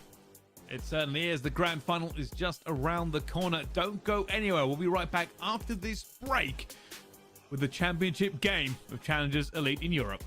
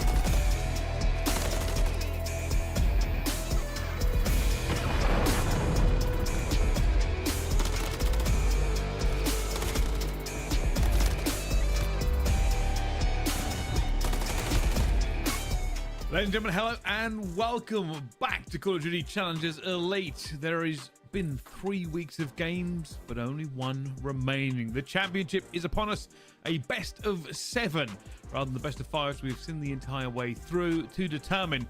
2 teams left. They look pretty good. Yeah, I mean, they've been fantastic all the way through. For Clutch Terrain War, it has been about progression, and they have peaked at the right time. For Falcons, it's been about progression over the entire year. They have got better and better and better. Eventually have a very, very good opportunity to find themselves as winners here in Europe. But let's have a look how things are going to go down. It is, of course, a best of 7. The only benefit that you actually do have if you are the team coming into the winners bracket final side of things is the bad of the control that Falcons will get, and they will get rid of Karachi. There's probably others that somebody would like to point out to me, but you know what? I ain't going to delve into it too much. Karachi, Highrise, 6-star if we need to see it. Double invasion in Karachi to close it out. I was just conversating with you there, Brycey. I'm going, if I was to lean, we don't usually do predictions on this side of things, mate, but I'm going to not put you on the spot. I'm going to put myself on the spot. I'm going Falcons 4-2. Oh, that's interesting. I actually think it very heavily depends on this map. I've given 2 to Falcons, 3 to Clutch Terrain X War. I think I gave the second hard point to Clutch Terrain X War as well, but I've given Falcons both of the S&Ds, so it is definitely going to be a tight one, but I don't know if it's going to be 4-2. We'll see what happens depending on this map. Let's see how it does go down. Good stuff for the side of Falcons, soaking up that time. Not many kills to speak about, especially on the Clutch Terrain side. Only able to find one in that opening salvo. Still doing really, really well. Denzel Lucifer there to find a couple of kills, but rotation over towards P2. Spawns towards the back for Falcons. They will take those all day long. Yeah, they're going to be looking for it as well. Well, Clutch Terrain X War just trying to get as much points as possible off this P1 to tie the game, but with losing that P2 rotation, they know they've got a hard fight in front of them. Vance in a good position, but without reinforcements, it doesn't do an awful lot. He's going to need to wait for his team to get across this map. I think whilst we've got a second, whilst everybody's trying to find their way over towards P2, I think one thing that Clutch Terrain War do have in benefit is that experience. You've got Bance, Denza, Harry, all played at the very top level. For Falcons, it's a new experience, and they're trying to hold on to P2. Doing a great job as well. 40 seconds left to go. They've cleaned it out for Clutch Terrain X War. This will be their last push before they think about the rotation, and it's certainly not going to be easy for them. Khaled trying to hold it. Bodhi also putting the squeeze onto bottom red, and there's nowhere really for Clutch Terrain X War to go. Bance is through and might be able to jump on, but it has been found as well. It's going to be a wondrous hold here for Falcons. Fantastic. A full 60 on your first rotation over towards a hill. And map number 1 of a grand finals. You take those moments every single day of the week. Spawns, where they're going to lie here. Yeah, still towards the back for Clutch Terrain War. That's the question, because sometimes you do have to. Bodhi now going to be making the push on through. Harry is going to be the first one. The chopping block. Oh, no, not quite. They're just clearing out his bases here. They didn't come in from the top side. On a 3 spray himself, but this is nice and steady time for Clutch Terrain War. They're able to soak this up nice and easily. Falcons starting to close the net. So they're just trying to hold it down. Harry will be the linchpin here, just holding enough of it, but Roxas is going to go and chow. He's got very, very close. He goes straight into it, but Abodi will take him down, but the Falcons have got into the point. Abodi will get another kill there, this time onto Denza, and it is a great retake for them. Abodi, nothing they can do. They will split this hill, and that just keeps Falcons well into the lead. And it is a wonderful, wonderful push. You see them taking their time. They're figuring it out. They're not panicking. They're not just headbutting the hill, hoping for the best. They get in there with 35 seconds to go. And that is valuable, valuable time. Clutch Terrain War were able to get a decent chunk of it. Not enough to warrant Falcons not hitting the 100-point mark. Now we head over towards P4, which, of course, can be quite mixy, but teams have got better. Locking down some valuable, valuable time, and that's a valuable kill for Denza to find. It will just completely lock the market down, but the big flank coming through here from Falcons. They want to keep Clutch Terrain War off this if they can. A couple of kills underneath their belts will help on the way to doing so.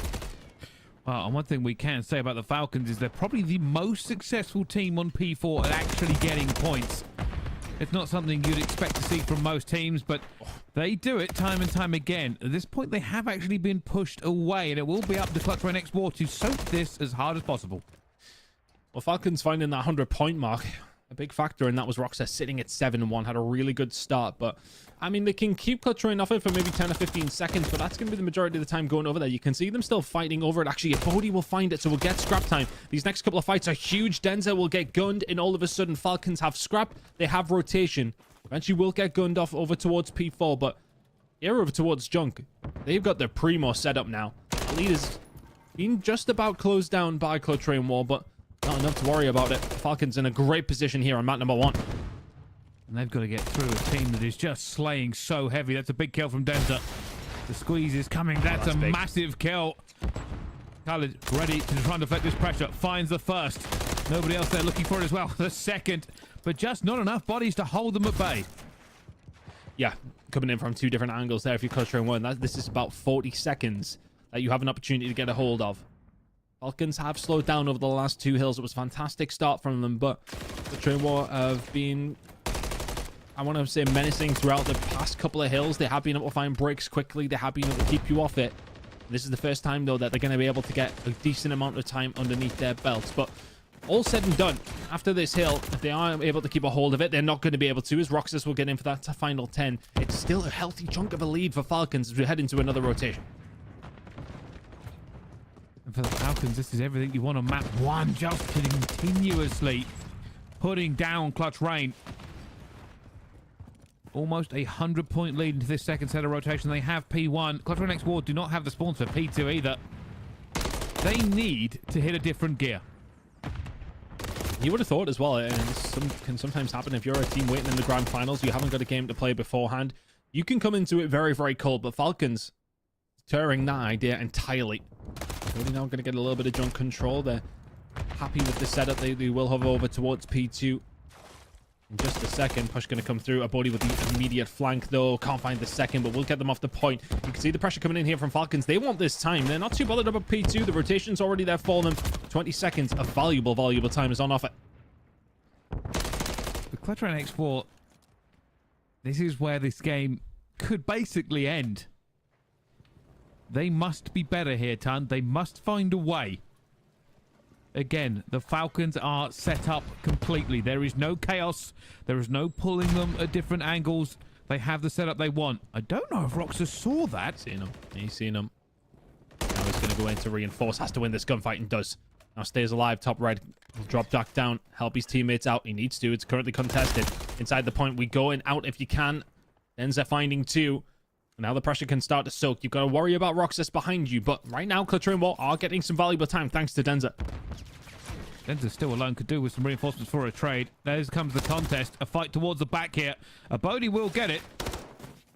Denza doesn't need to. Eventually, his teammates are here.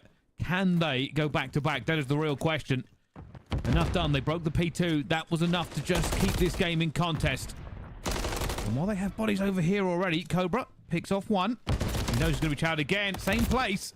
Not able to get him, and they've cleaned them out. Clutch Rain X will now have to hit this. A really good job from Clutch Train Wall, to be honest with you, over towards P2. Fantastic job, some would say. Roxas is going to get taken down on the flank, coming in off the respawn after the old hill. Spawns are going to be towards Jung, so the player inside the point just completely unaware. Bants can push on through. It's a lovely break coming in from Clutch Train Wall, but still a job to do. Got to get Khaled. Got to take him out, and they managed to pinch him out of it before he can do any more.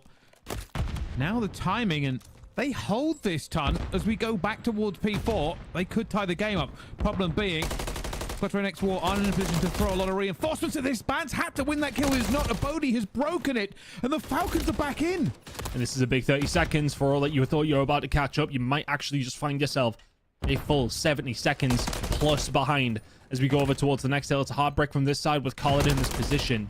Having a hell of a game, sitting at 22 and 10, looking to line up number 23, Cobra. Just about gets the better of him. It's going to be a race there for Xnit. He is going to get a little spawn out, so he is going to have that opportunity to make the push coming through. It's a dynaside spawn coming in from Falcons, but they get a lot of time there over towards P3. Their first decent hold in quite some time, though, Brycey. They broke the 100-point mark a long time ago. Have now just found themselves a good 40 seconds over towards P3, and over towards P4 we go. They're in the better position. Pressure mounting. The Falcons have heavily outslayed here on this map. If they do it one more time, this game could just be over. I'm on it. 24 and 11, Khaled. They're on the point here. The Falcons are over 200 points as well. Khaled almost gets away. And this is the situation you just don't want to be in. Clutch Rain X4 have to be almost perfect. Keep them off this point and get the rotation just to bring it back close, not even to take the lead. They're doing a really good job of it, though. 15 seconds to go here. It's going to be about the rotation, but the spawns are going to be there from Clutch Rain War. They're going to be able to lock down some good time. Falcons will get that final 15, 20 seconds, though. That will help them chip away. One player left on the point, and then all of a sudden, the pressure's going to start coming in. Where the spawn's going to be here. They're going to be close, but can you cut the head of the snake off if you're a body? Not quite. Khaled now going to have to go through the front door. You've got no setup for any sort of flank. It's going to have to be a one-dimensional push here for Falcons if they want to find a break. Well, here it goes. And I don't know if they've got enough bodies here, Clutch Rain. They found two. Khaled is still waiting for somebody to drop down. Then just takes a wild chow in the end. A Bodhi will find only one. And a second. Is it enough? Cannot get through. Harry will not allow it. It's been a real tactical game of chess, hasn't it? Nobody overcommitting to anything. Nothing wild about it, which is not necessarily the hallmark of a game from Team Falcons. They have been methodical. They have chipped away where needed. They have walked away from pushes if it ain't working. Roxas will have a little stab at it here. Not going to happen. It's all going to be about the rotation over towards the next. But for all that decent hold has come through from Clutch Rain, well, they still find themselves 40 points behind heading into a third rotation. He's got a couple of kills here. Exnid wants to just pick off Denzo. He's going to find Vance regardless. Gets the first, not the second, though. And Clutch Rain X4 will have an opportunity to take the lead on this hill. But it's not this hill they're probably scared about. They are worried about that P2 push again. It's gone well for them, and it's gone badly for them so far. And it's looking like where the game could end. It's never a rotation that they've seemed to have so far. Falcons are putting a lot of stock into it.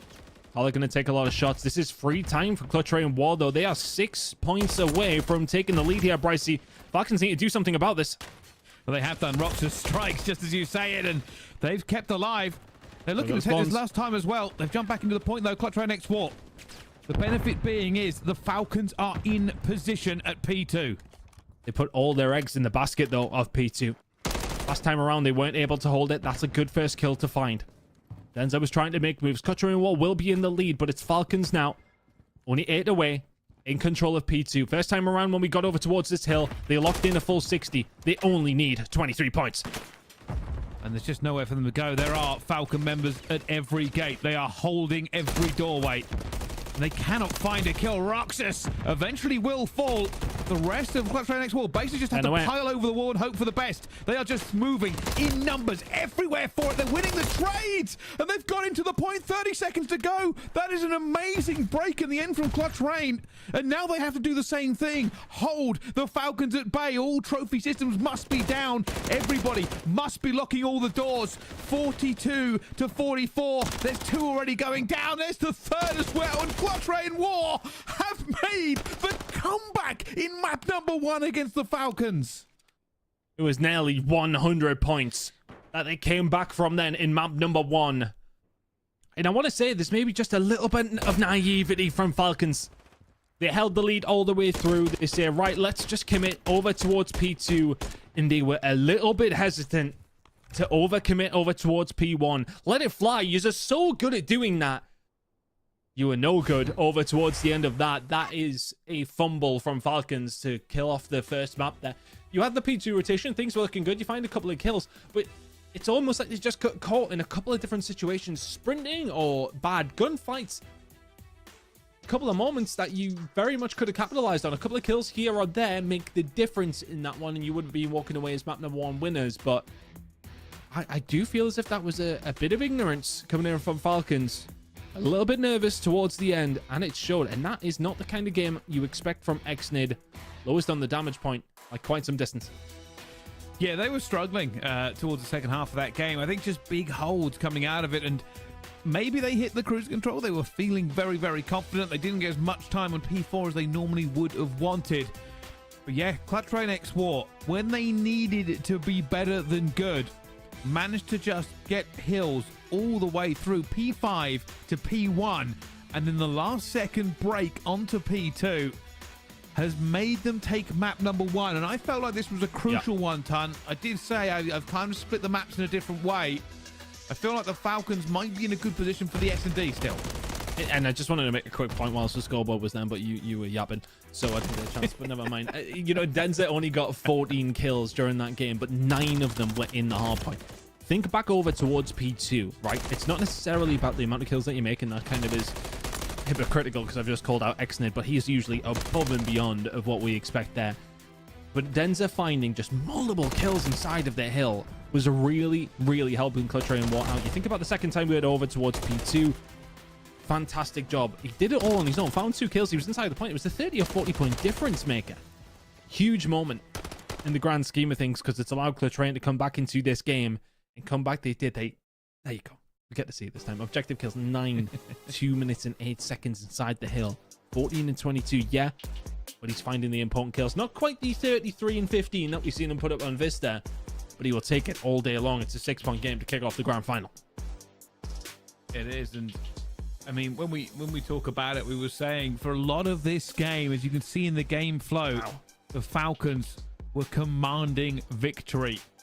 It got a little bit narrow around that P2 before, and that's when we actually saw, I think it was Denza go to work just to make sure they didn't get too far ahead, but still gaining points everywhere. But then P4, P5, P1, P2, beautiful from Clutch Ray and X-War. They had to make an outrageous set of rotations to come back. It's that uptick, isn't it? 4 and 5, you found so much luck, and then P1. I mean, how many is that over P1? I mean, it's nearly the full 60. For me, you can't let it happen if you're Falcons.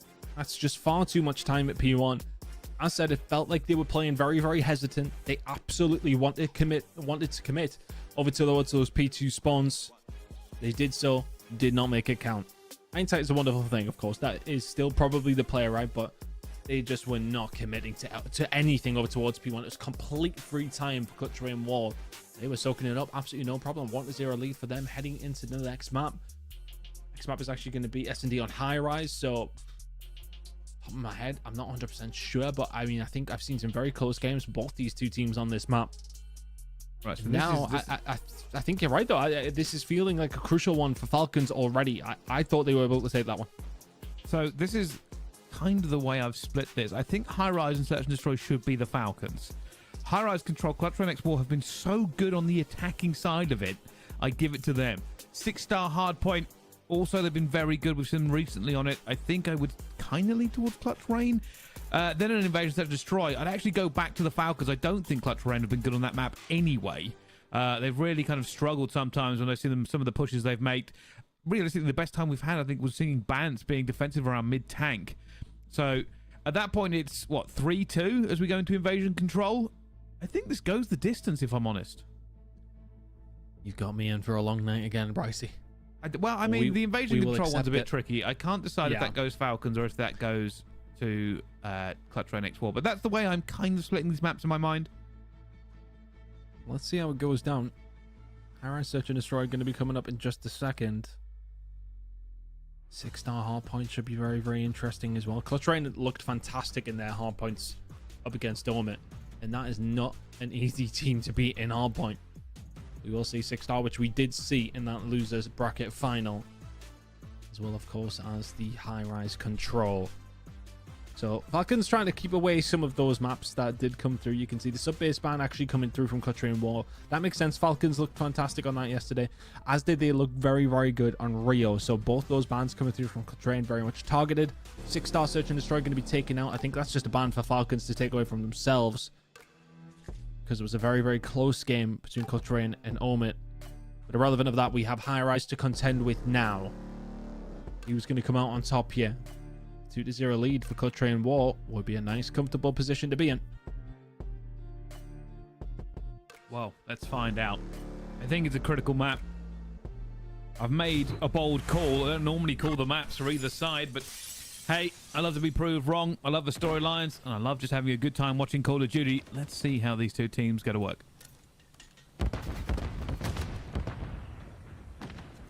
Colin just trying to get a peek in. He with answering back.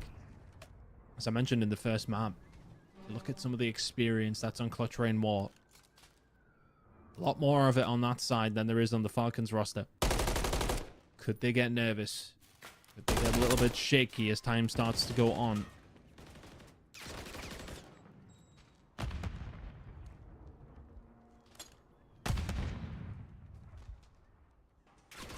Nothing to speak of so far. Push coming in over towards the B side, though. Train war now. They're setting themselves up, but the push is starting to come through. Roxas will have to back on down. Opportunity to plant this bomb, but look at the movement coming in from Bance. Maybe just about to play a spoiler to this party. Abodi ain't watching it. It's a free 2 kills from Bance. He stopped shooting. Abodi falls, but Denza had to clean it up. 3v3. And Bance will be spitting feathers after that one. Somehow they get away with it. The 3 versus 1. Khaled last alive, looking for this player he knows just went down low, and the timing is just so close and off for him. Will find one. Knows where the second is going to be. Know where he is. They know where he is. They know he's going to go for the chow. Did Harry see him? They expecting him to come through this way. Still has the Renetti out, and Harry's dropped. He may well pull this off. Oh, it's so easy, so good. He chows the wrong way, and down he goes. What a clutch there. Unbelievable from the Falcons. Oh, Khaled just danced around Clutch Ray next wall. It's a 1 versus 3 for Khaled. Just the kind of bounce back you need. And it got very, very nervy for a second towards the end there, but he finds it anyway. Good God. Oh, everything in that round, from Bance missing the 2 to Khaled the 1 versus 3. What an unbelievable sight.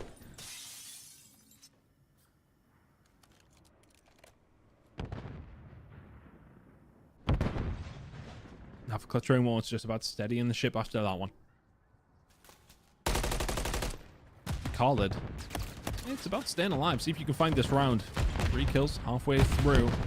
Towards that cruise missile. There's a first blood on the Cobra. Roxas will find it. Second first blood, I believe, for Falcons. Oh, it's going to get caught here. Oh, Bance plays this position just so often. And he's so patient. He will find one. Harry found another on the other side of things. I think he found the one that was just directly above Bance, so he would have called it out. Harry finds the shots. Now 2 versus 3 in favor of Clutch Rain War. Abodi's also been found. Shots. Harry will drill him. Exnid's turn for a 1 versus 3. Did he see him? Don't think he did. Very, very difficult from this position, though. Bomb down 1 versus 3 on Highrise. Yeah, all the best.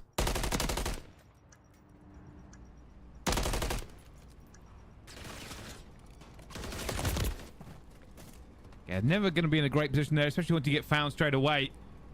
Go for the next war. Not allowing another 1 versus 3 to happen. All tied up onto that one, but you have to give credit to riding the ship realistically. Lost the first blood, and it was just a little pouch on the back side of the Falcons player that gave the position away.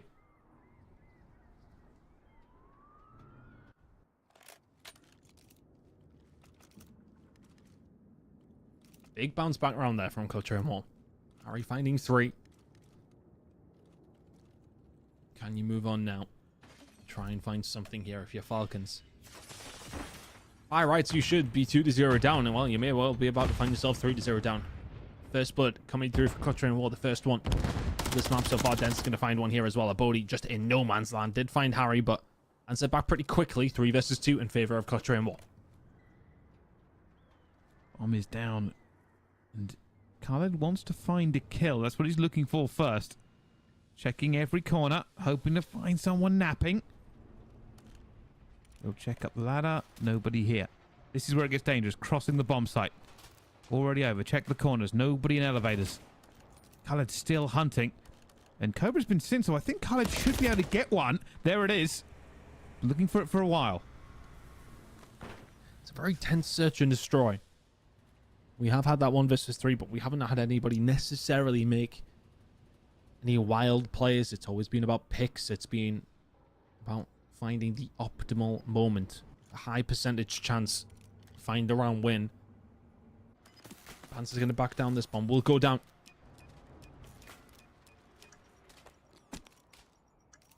Next War relying on the retake. At the moment, the Falcons don't have a lot of room to maneuver. They've taken over probably. Bance has found the first. Very, very weak. Do they know where Khaled is? A 1 versus 2 for him. I don't think he saw him. No, he didn't. And he's going to be found. And I think it might have been a pixel on his screen ton, but no more. It's easier for us to see when we got the COD vision right, but still a tough one. Clutching Wall will find another round. Probably feel a bit aggrieved to not be 3-0 up yet. Been fantastic so far. Denza lingering up top. Khaled dead to rights pretty much immediately. Death from the skies. Denza finds it. Great job from him. Great job from Clutching Wall. In a nice position now. Find themselves 2-1 up. And pretty much cruising outside of that Khaled 1 versus 3. You've been pretty solid so far. Yeah, that's it's kind of crazy. Realistically, this should have been 3-0. But Khaled was too good in that round number 1. Aggressive from Denza, straight down into blue. Has the bomb. It's always a little bit of worry when you see a player in Denza's position because there's nobody really at the moment available to trade him. So you will have to be a bit careful with this push. And at the moment, I think they're just waiting to see if there's any aggression from the Falcons. I mean, Bantzer's usually playing this side of the map. He is over here, but not towards the outside like he very often is. Oh, the stun check. Yeah, Khaled's seen it go past his head. We'll have to get the hell out of there if you're Bantz. You're not expecting Roxas down this side, who's not spotted 1, but spotted 2. Finds his moment, finds Denza, can't find Bantz. Good trade comes through. 3 versus 2 in favor of Clutching Wall. Bodhi, though, going for it. Hastin Harry and absolutely destroys him. Oh, Cobra's been found as well. Bodhi knows. Cobra's in trouble. Cobra is going to go down. Leaving Bantz in a 1 versus 2. Wow. And they have just been pulled apart there by a Bodhi. I mean, it's the first shots that come through onto Harry. And Cobra kind of gets caught in no man's land. They know there's somebody up top, helipad. So if you're in blue, you're in danger. Runs up the stairs, gets caught out. Xnet is there to pick up the pieces. Close search and destroy so far, Brycey. 2 apiece. Hard to separate them, but it was the first convincing round from Falcons. The first dominant one from them. Nice to get that one underneath their belts. 2-2 now. Bombs will be flowing. What's the play? More than likely B. Just feels like, I don't know, it feels like they're not the one making the moves right now. It feels like Clutching are being proactive. Falcons are reactive. I don't know if I like that for Falcons. Falcons. That's a wide chow by a Bodhi, but stays alive. Backs down Cobra, and they're taking more and more of this map control away. Falcons might go for a quick plant. It's a little bit more like it. Trying to make the plays. And he's jumped up. Here he is. Oh, he's such a menace. Is he going to be expecting him on the top of the bomb? Did he even see Bantz? Player backs on down. I don't think they know that Bantz is inside of the site. So the rest of Clutching Wall can just chill for a second. Bantz should be good for 1 if they find their way in. 2 players laying down. Who blinks first? Bantz does check the bomb there for a second. He's not going to check. He should catch this player. He is going to find him. There's 1 and away. Advantage. Can Bantz stay alive and get away clean? They're going straight for the replant. Love this by the Falcons. Yeah, don't hit that at all, but they got to defend against 4 members. Is that a smoke down? Yeah, it is. The hell with it. Let's see how this plays out. Oh, the smoke's gone against him. 2v4. Khaled will get this back though. 1. Oh, Roxas gets it. 1 versus 2. Oh, he's going to try for the defuse. I think he's covered by Bomb as well. Bantz is going to be up top. He knows roughly where he should be. He's going to see him in the corner of his eye. Loses the gunfight, but Bomb will be defused regardless. And Denza, insult to injury, will take him down. Sensational job. I'll try and work Wall coming through. It's all about bounce there. As soon as he knows he's in that corner undetected, you've got yourself a massive advantage in the round. Denza putting a couple of bullets extra in there just in case. As we switch sides again. The train 3-2 to the good. Solid performance out of them so far. Falcons were a little bit more proactive in that round, but could not quite get the job done. Bantz with a really good round. 6-3 from him. Very aggressive move here with the smoke. Going straight into it, but stunned and taken down instantly. First blood for the Falcons. Bodhi going to try and make a move here again. He's found quite a few kills in and around blue, but Denza will trade him out. Maybe a little bit over aggressive. It's going to have to back on down. Was expecting a little bit of pressure. He might just catch them on the rotation. Yep, there you go. Free kill on the Denza. Backs on out. 1 versus 3 now for Cobra. He only knows where one player was. No other information other than he might have to go get the bomb. It's going to be a difficult one here for Cobra. Oh, finds one. Back to a 1 versus 2. We'll still need to collect that bomb at some point. 85 seconds is not a lot of time. What it is, it's enough time to make something happen. It's that awkward amount of time, Brycey. Yeah, very quickly goes down to this time, though, where there is no time. I think he's been seen. I think Exnid saw him, but yeah, Exnid's going to just manage to get in enough to take him down. Did a good job from Falcons. Nice and steady away. It has been that kind of search and destroy so far. I can't see Cobra there. Not gonna lie. Is that my vision getting worse? Very possibly. Am I just used to Codecaster? Absolutely. Yeah, that's always a bit difficult when you see things so clearly in Codecaster and then you go and try and play a normal game and you're like, this is much more difficult. But yeah, that's why these guys are professionals. Yep, and that's why I'm a 32-year-old commentator, mate. It's long in the tooth to be playing at this kind of level. Just peeking over the top to try and find Bance. Oh, very aggressive. Bance will deal with it. I feel like Bance has just been such a thorn in the side of Falcons so far. Finding awkward little kills. Going to take those bullets. Going to get out. Putting himself in awkward spots. Oh, he's going to go straight over the top. Expecting Exnit to get aggressive. And expect he did. 1 and 6 from Cobra. It doesn't really matter right now. Clutch Ray and War. And Bance are getting the job done. Oh, Harry, very, very weak. Collar can't clean it up. 4v2 in favor of Clutch Ray, and this should be their round. Roxas looking for a kill again. You can see it as well. Color doing the same thing, but Color will go down. Roxas in a 1 versus 4, but nobody's here. Harry. Well, oh no, he didn't get Harry, and now they know where he is.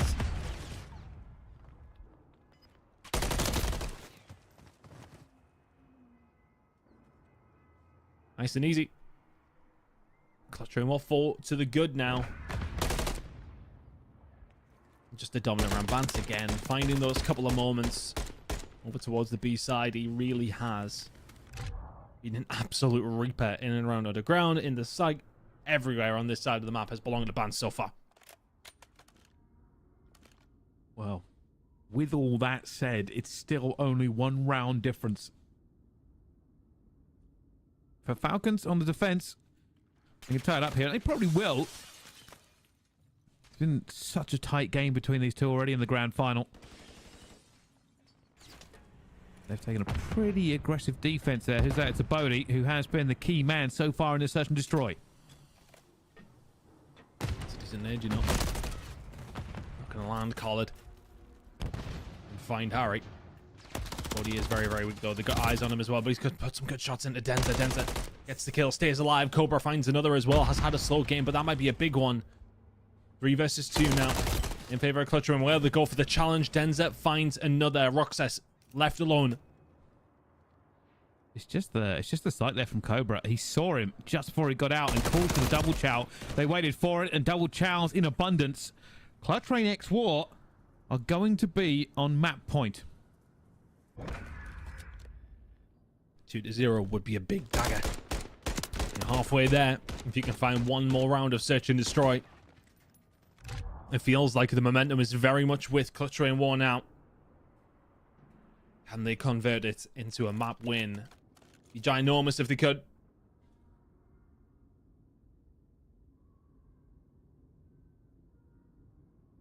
They have the defense.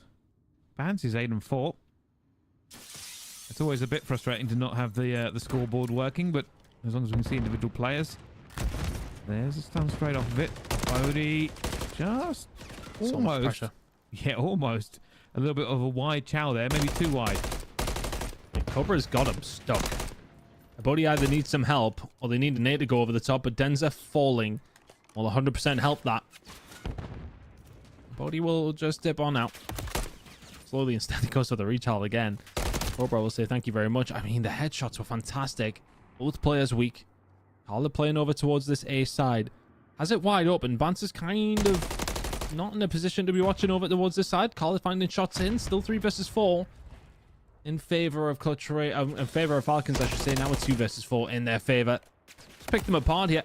Clutch Rain War being all over the shop in this round. Bance is left now in a 1 versus 4. Oh, he's been found. He has been found in every direction. The fact he even got that kill is surprising.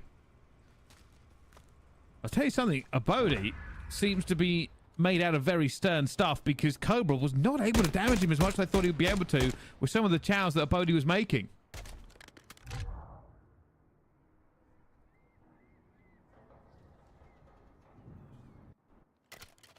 Still mad point. Clutch Rain War. Now into this attacking side. Feel like First Blood is very, very important here. It seems to be what's leaning towards the round win. It's very easy to say. It's a big thing to try and find. Look at this aggression coming in from Falcons. Harry just has to back down.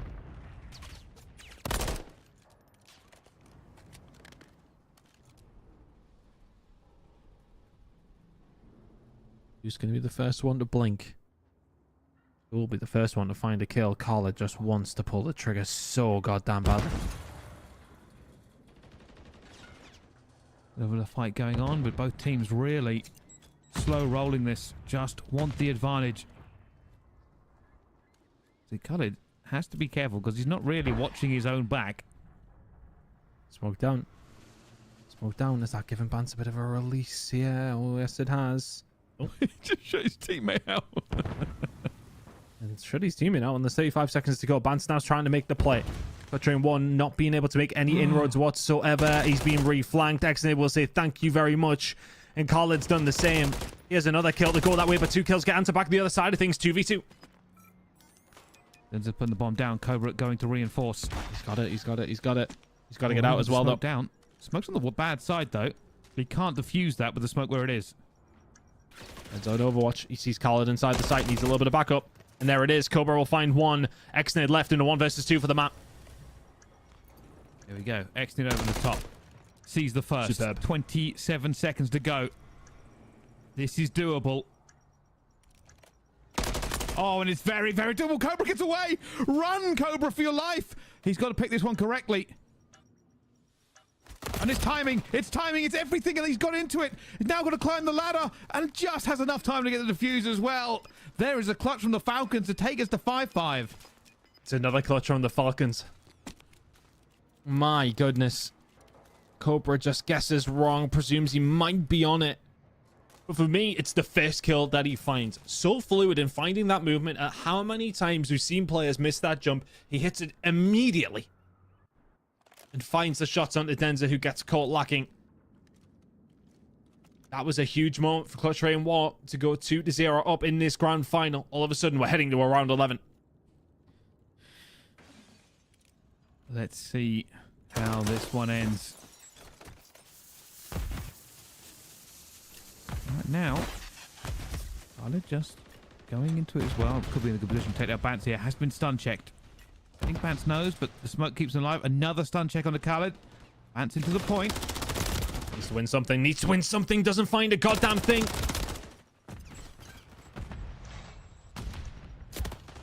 And they're hunting them. The Falcons have just struck, and it's complete shock and awe as they will take round 11. The S&D goes to the Falcons. They were down, but they were never out. That's a huge map for them. Bring it back so quickly. Clutch Rain War 5-3 up. Lose it 6-5. 3 rounds in a row from Falcons, as well as a 1 versus 2.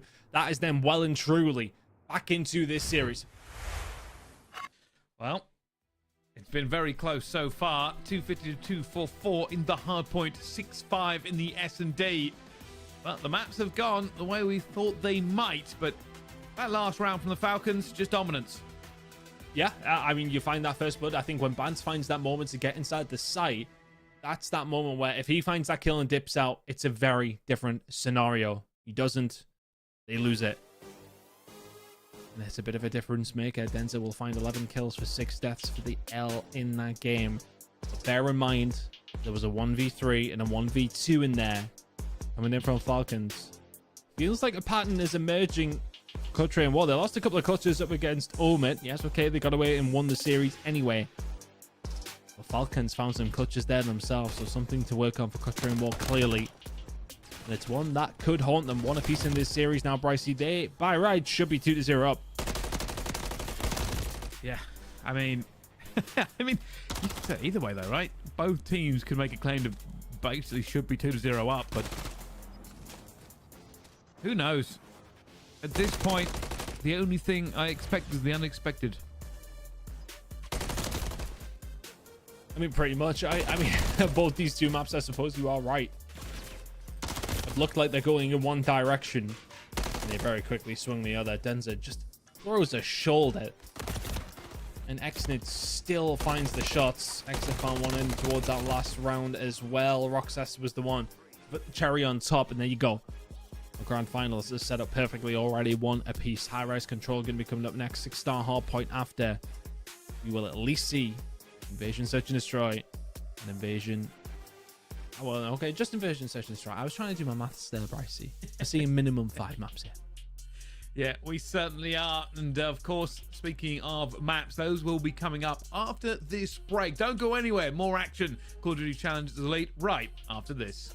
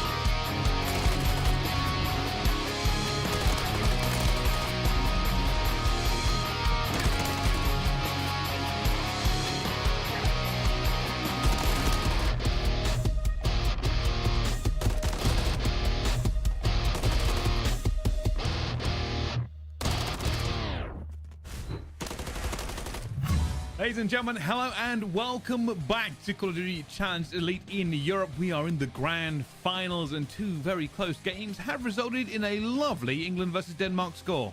Oh, come on, stop it. You're not bothered about football. You don't need to remind everybody. Goodness sake. You're lucky I got the teams right, to be fair, mate. But speaking of teams, this one, Falcons versus Clutch Rain X War, going into the high-rise control ton. Yeah, and Highrise control, I mean, it's a tough one. Again, I mean, every single map is going to be very hard to call, but Falcons finding that one was very important. Clutch Rain War were in a very commanding position there to close that one out, but the same can be said for Falcons. And map number 1 is one apiece, probably a fair scoreline so far, I would say so. Yeah, both teams have deserved wins on both maps, but the issue that is going to be here for the Falcons is that Clutch Rain X War are basically a high-rise attacking specialist team.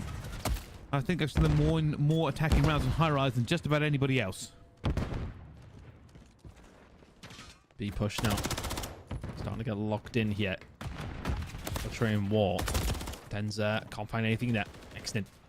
Answers back, just trying to put the pressure on, but whilst he was trying to put the pressure on, Falcons can then find a way out. Vance just loves this side of the map of Highrise, doesn't he? Just plays it as well as he can.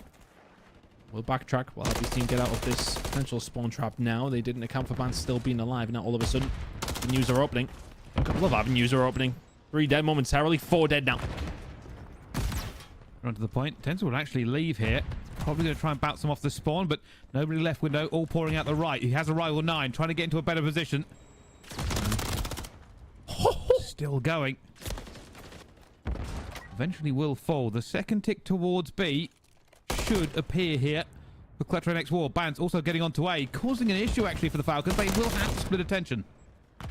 Doing that, and it's not working out for them. Exner can find one back. That should be B gone, and it is. Still some decent amount of work to do. The important thing for Falcons there was they found a couple of kills. They can't keep that pressure on. Denzer, yeah, I heard the door. Waiting for the push to come through. Roxas just trying to hold it down, stopping the flank from coming through. Big gunfight win for Denzer. Does he go down? Does he stay alive? Chooses the ladder. Back through blue. There's a player on the outside here. I'm not sure Denzer's going to get the right timing. A body's been found though on the drop-off. Exton's also been found. This is dangerous now. Clutch Rain X War back onto the point. Khaled should be the danger man. Oh, and that nade just lands on his feet perfectly. Roxas with 2. Oh, and that is the problem with stacking it. The trophy's not quite there. Falcons in a good position to try and get those tacticals in as well. Eliminate the issue of the trophy system, and Khaled, King and Bodhi can start to find a couple of kills. Crowbar and Lucifer both falling. Here comes the pressure into the spawn. 13 versus 13 in the lives department. Khaled finds an important one as well. Good job from Falcons, who are now starting to squeeze in this map. Bodhi, oh my goodness, doesn't win that gunfight, and they're back out here. 49 seconds to go. X is taking a good position, but does get stun checked. Roxas on the other side of the map. Just picking up a few here. There is going to be a flank. Denzer is through, but they've recognized it. Bodhi knows. If he could find one here, that would be magical. If he could find a second, he's not going to need to. Vance has done the job, and now Denzer's dipping out. They can push in over towards A. The pressure will continue to be on here for Falcons. They have 7 lives remaining. They have to use them wisely. I think they know Vance is here. There's a huge stun onto him. Perfect by Khaled in the end. Harry's still alive in this position, but outnumbered and outgunned. They've kept it alive for a while here, but the Falcons have launched the defense, and it's 6 versus 6. Maybe one more strike available here. If the Falcons get even a couple of kills, it will stagger Clutch Rain X War enough. Denzer on the flank again. He has the time to do so. You can see Clutch Rain War just going to be waiting on him to kick into gear, and here he comes, but he got to turn around at just the right time with your Roxas. But is everybody else paying attention to the front door? Vance onto the point. 5 seconds to go. 5v3. They need more bodies. Huge, got the player on the flank as well. 5 versus 2. Surely not. Clutch Rain X War are doing this again. Their attacking is so outrageous. The play call to go on that flank again. Cobra is just locking down the B side of the map as well. You can see he's coming off the back of find a kill, bottom blue, and then he can transition so quickly. Wonderful play from Clutch Rain War again. Find themselves 1-0 up in this control. Sensational work out of them.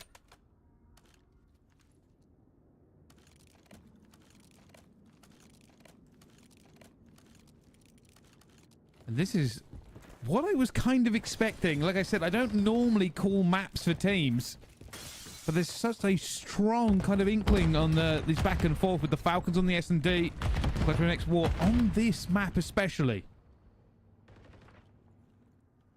Falcons trying to get some inroads over towards A pretty much immediately, and once again, who's over this side of the map? It is Bance himself. I'm in a game. Denzel will find another. Exnit just knows he has to stay alive, and Bance still guns him. Bance then nearly finds Roxas as well. What? Who fed Ben Bance whatever the hell he ate this morning? My goodness. Certainly seems to has found himself in challenges at this point in the year. Harry Roxas having to stay down through the wall, and will that stun be enough for Roxas to reach out? He throws a shoulder. Problem is, for Harry, the longer it goes on, the more kind of a tingle he can feel in the back of his neck at somebody potentially shooting him. Oh, Bance is just causing absolute havoc here. Their attack was great. Bance is just running this lobby right now. It's 8 in a row from him. Cruise missile in the back pocket. The team on his back as well. 14 and 6, about to be 15 as well if Khaled goes for the challenge to this one. Last one alive momentarily for Falcons. You're dead to rights. Bance takes over in round number 2. Somebody has been feeding Bance Compound V. The man has rolled back the years. That streak is still going. With that reference, you do kind of remind me of Billy Butcher a little bit.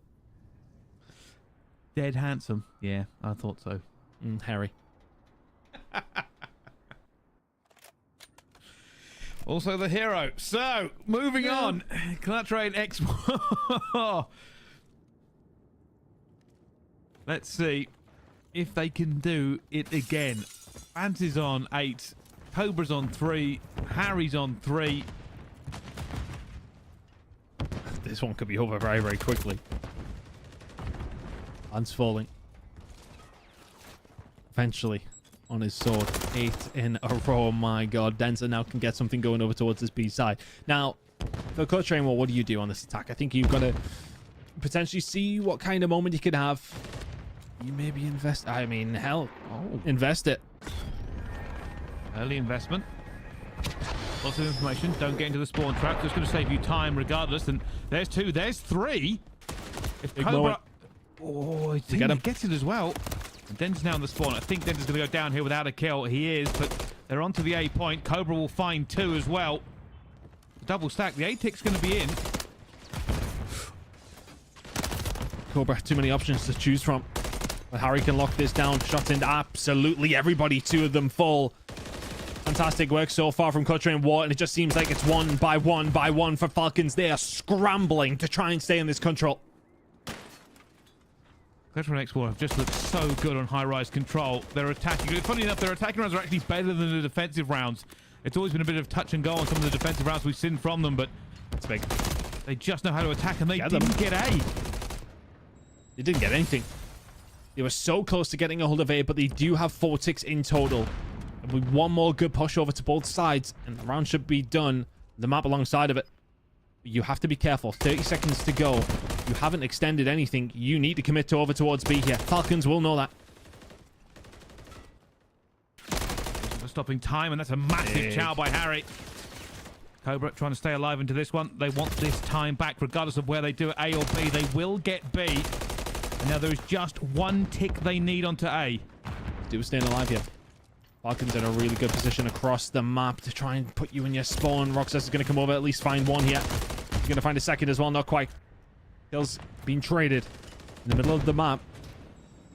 Falcons starting to claw their way back into this one. They are at a major disadvantage, whatever the hell happens in this round, but 1 more tick over towards A for Clutch Rain. Those 2, 3 kills are just going to help that to no end. Onto the point we go.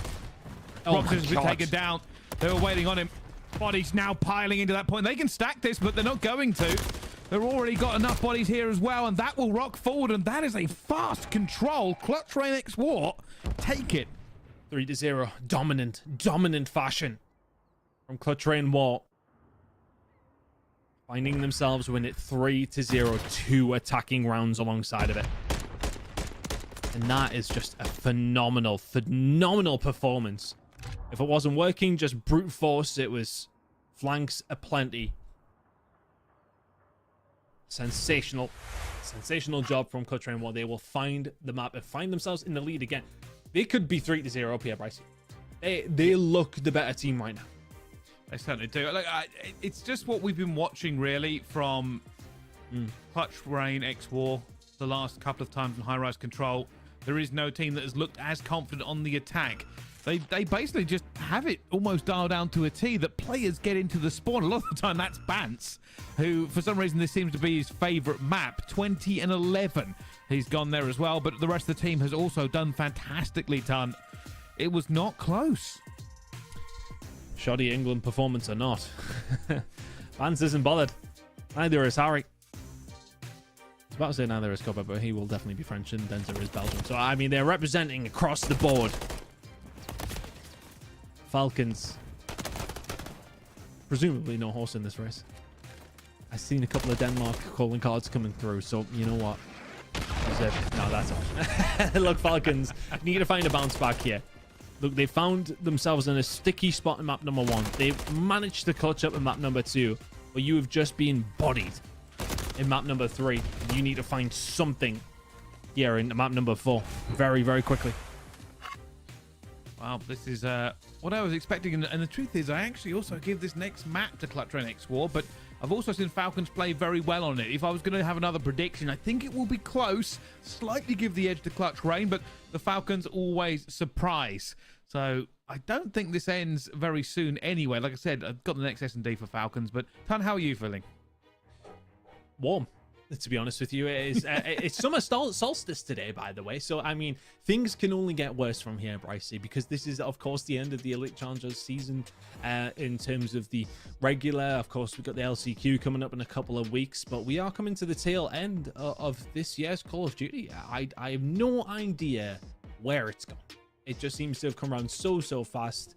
I thought to myself, we've got 3 lots of challengers. We've got like a bit of CDL work here and there as well, and it's just gone like that. How quickly do years in Call of Duty go by, and how quickly could the series go by for Falcons if they don't start to turn it on? 6-star hardpoint going to be coming up. Clutch Rain looked so good in this map when they were taking on Omit. They managed to find it in very convincing fashion. Then they've got an invasion, search, and destroy. Potentially close it out if they can find 6-star as well. Tantalizing for everybody involved with this organizations, I should say. Well, let's find out though. 6-star hardpoint up next. Of course, invasion, search, and destroy after that at least. Then invasion, control, and Karachi, search and destroy. So, for me, this gets a little bit tricky for Clutch Rain if they don't win 6-star. I feel it starts to get a bit against them. The only time I've really seen them play Invasion, Search and Destroy really well, like I said, they did a really good hold around the middle of the map, holding that mid-tank. But I don't know. I think the Falcons, I never count them out. I always expect them to go the distance. Even if this does go to Clutch Rain, I think we're in for a long one. Still potentially there, isn't it? I've been a lot more convinced by Clutch Rain for what I've seen though. The big clutch up on map number 1. Falcons maybe got a little bit nervous. Falcons had to clutch up multiple times to find the search and destroy. And then Clutch Rain destroyed them on control. I said before this series, I thought Falcons were winning 4-2. Are they going to find the next 3 maps? My prediction's looking pretty slow, Bryce. Well, there's only one way to find out, because we can sit here and we can give you the statistics, we can tell you how we feel and how we think, but none of it really matters. The truth is, only the players can tell us, and only time will tell the story. Who wants it more? Who's better on the day? We've seen great plays from so many players on both teams, not just in this game, but in multiple games across the league. Even just today, we've seen Clutch Rain X War have a standout performance from Denza earlier against Omid. Not quite as loud so far in this series, but plenty of time. Plenty of time. That is the beauty of a best of 7. Hell of a comeback potentially on the cards. I say hell of a comeback. They're only 1 map behind. I'm not quite writing their obituary yet, but we are getting on with this series, and they need to start turning on very, very quickly. They certainly do. Well, while we are waiting for this to get underway, I think the teams are just getting into lobbies and so forth. We're going to go to a quick break to allow the players to do that in peace. Don't go anywhere. We'll be right back after this.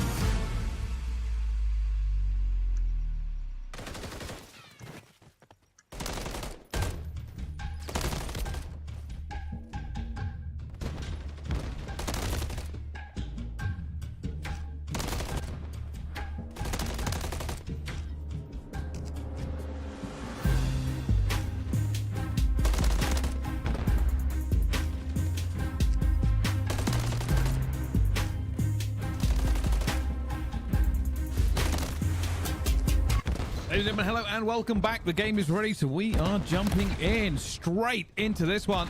The Falcons first into the point. And they need to find a bounce back here.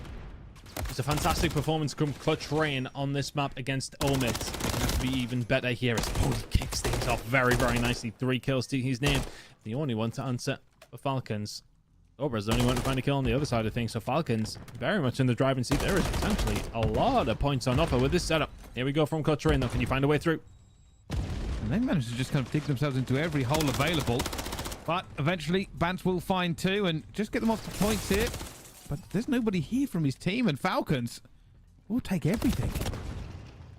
P2 rotation, though, is something they don't have a hold of. And Trey and Wall could very much make a decent dent into that P1 time. Falcons always seem to come out very much swinging in the hard point, and shots like that from Xnid giving a perfect example of it. Vance can find one. Here comes the push. Roxas through the front door with Khalid alongside of him. Khalid just does not need him. Khalid turns around and finds 3. Roxas with the other perfect hard point so far from Falcons. They are doing no wrong. Clutch Rain X War, for everything they bullied on the high-rise control, are being bullied here. Falcons with a great hold. Vance is already gone for the next spawns. Probably going to try and hit a pinch, but nobody's going to know yet until the next spawns pop. Bodhi, a little bit worried. A few different angles he's got to try and defend here, but Vance with the flank has gone down. So for Falcons, this is basically a best-case scenario. Hold them here, don't give them the time, get the next rotation, and you're still good. So if you can hold it, though. Losing a couple of gunfights at this time is dangerous, but there you go. Roxas on a bit of a flank here. Spawns are still going to be there for Falcons, no doubt, of course. But a little bit of time for Clutch Rain to get yourselves over. It's a big win from Denza. Need support from the rest of his team. Has the trophy out, but we'll have to wait. Looking for the players all over. Just jump into the point. There's nobody here from Falcons watching. He's got all the way through, but will go down eventually. Trades in abundance here. Technically, this should still be the Falcons. They are going to reinforce first. And a Bodhi will straight back into it. Both teams now piling in. The spawns have flipped. It's a big kill from Denza. Gives them a second of breathing room. And finally, Clutch Rain X War will take control of this point. They will, but the pressure is absolutely unrelenting. Roxas can find 2. Because of the spawn out, it was just a little bit easier to get back on control. Now if you Clutch Rain War, you maybe consider moving over towards P4. Vance is going to try and find a push through. Roxas can find another 2 kills. He's one off the cruise. Not going to find it. It's a big nade coming through from Harry. 15 seconds to go here on P3. Falcons looking good to try and tie this series up. Well, they're going to get at least a little bit of scrap time, and they are on the rotation. The Bodhi going to try and be annoying, see if he can't pick something up, but backs off towards mid. Finds Bance. That angle, so vicious. Span's not expecting it. It's so tight from the other side. Oh, Denza is just fodder to a Bodhi here. Roxas needs to try and stay alive. A little bit of an awkward moment here for Clutch Train War. They could do with finding a push and finding some good time. If they allow Falcons to get nearly all of this, it will be very, very dangerous. But with 40 seconds on offer, it'll only be a 10 or so point game if you can hold on to all of this time. They've even called the flank as well. Yeah, good read. Every single angle at the moment. Clutch Rain X War have it locked in. Eventually the Falcons will break through. They can all hit it this direction. I suspect we're about to see is an absolute deluge of nades and tacticals hit this site. And the trophies have already been taken out. Stun, stun, nade, stun, stun, nade. Still unable to really push forward. The Falcons eventually making a move here. Harry will not find that. And it goes down to it. Bance finds the second. Denza going to fall as well. A 1v1 on the side, and Roxas will get it. Denza gets caught with his pants down just a little bit. Bance still very, very weak. But if you're Clutch Train War here, you want to make sure you do not give over that time that you did on the first rotation of Hills straight off the rip. What was it, like 40 points for Falcons to kick things off? Kind of very, very similar to how we've seen it kick off on Karachi. Falcons in the lead. Relatively comfortable position, but all of a sudden the P1 break comes through for Clutch Train War. This time around, Falcons will have this rotation over towards P2.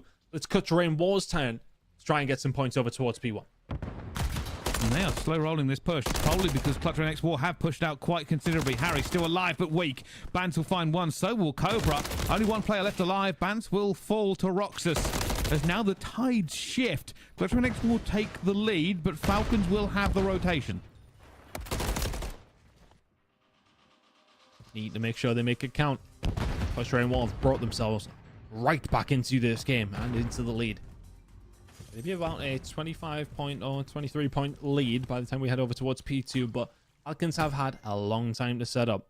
But Train War did not make the push out to try and find any inroads early on. Roxas should be dead to rights here. Oh, Harry doesn't see him, doesn't matter, snaps anyway. And now all of a sudden the net's starting to close. Can you find the kills on the other side of it? Denza's the only one who can also answer back. Xnid is there to find 1 and 2. Holds it down, spawns towards the back now for Clutch Train War. They have to break through from this side. It's going to be a huge effort to try and get out of it as well. You can see Falcons just holding them into that spawn. 30 seconds to go, and for the Falcons, it might be best case scenario again. They did this last time. Took the time, got the rotation, really hurt Clutch Train X War. And since they're here first, Khalid could be everything. Not have much help. Grenades over towards the stairs. They will not be expecting the player to be in this corner. Never mind. Bance just reads it. And all of a sudden, a potential hold could be coming through. Xnin on the 4 spree. Xnin on the 5 spree. Could not find the 6th.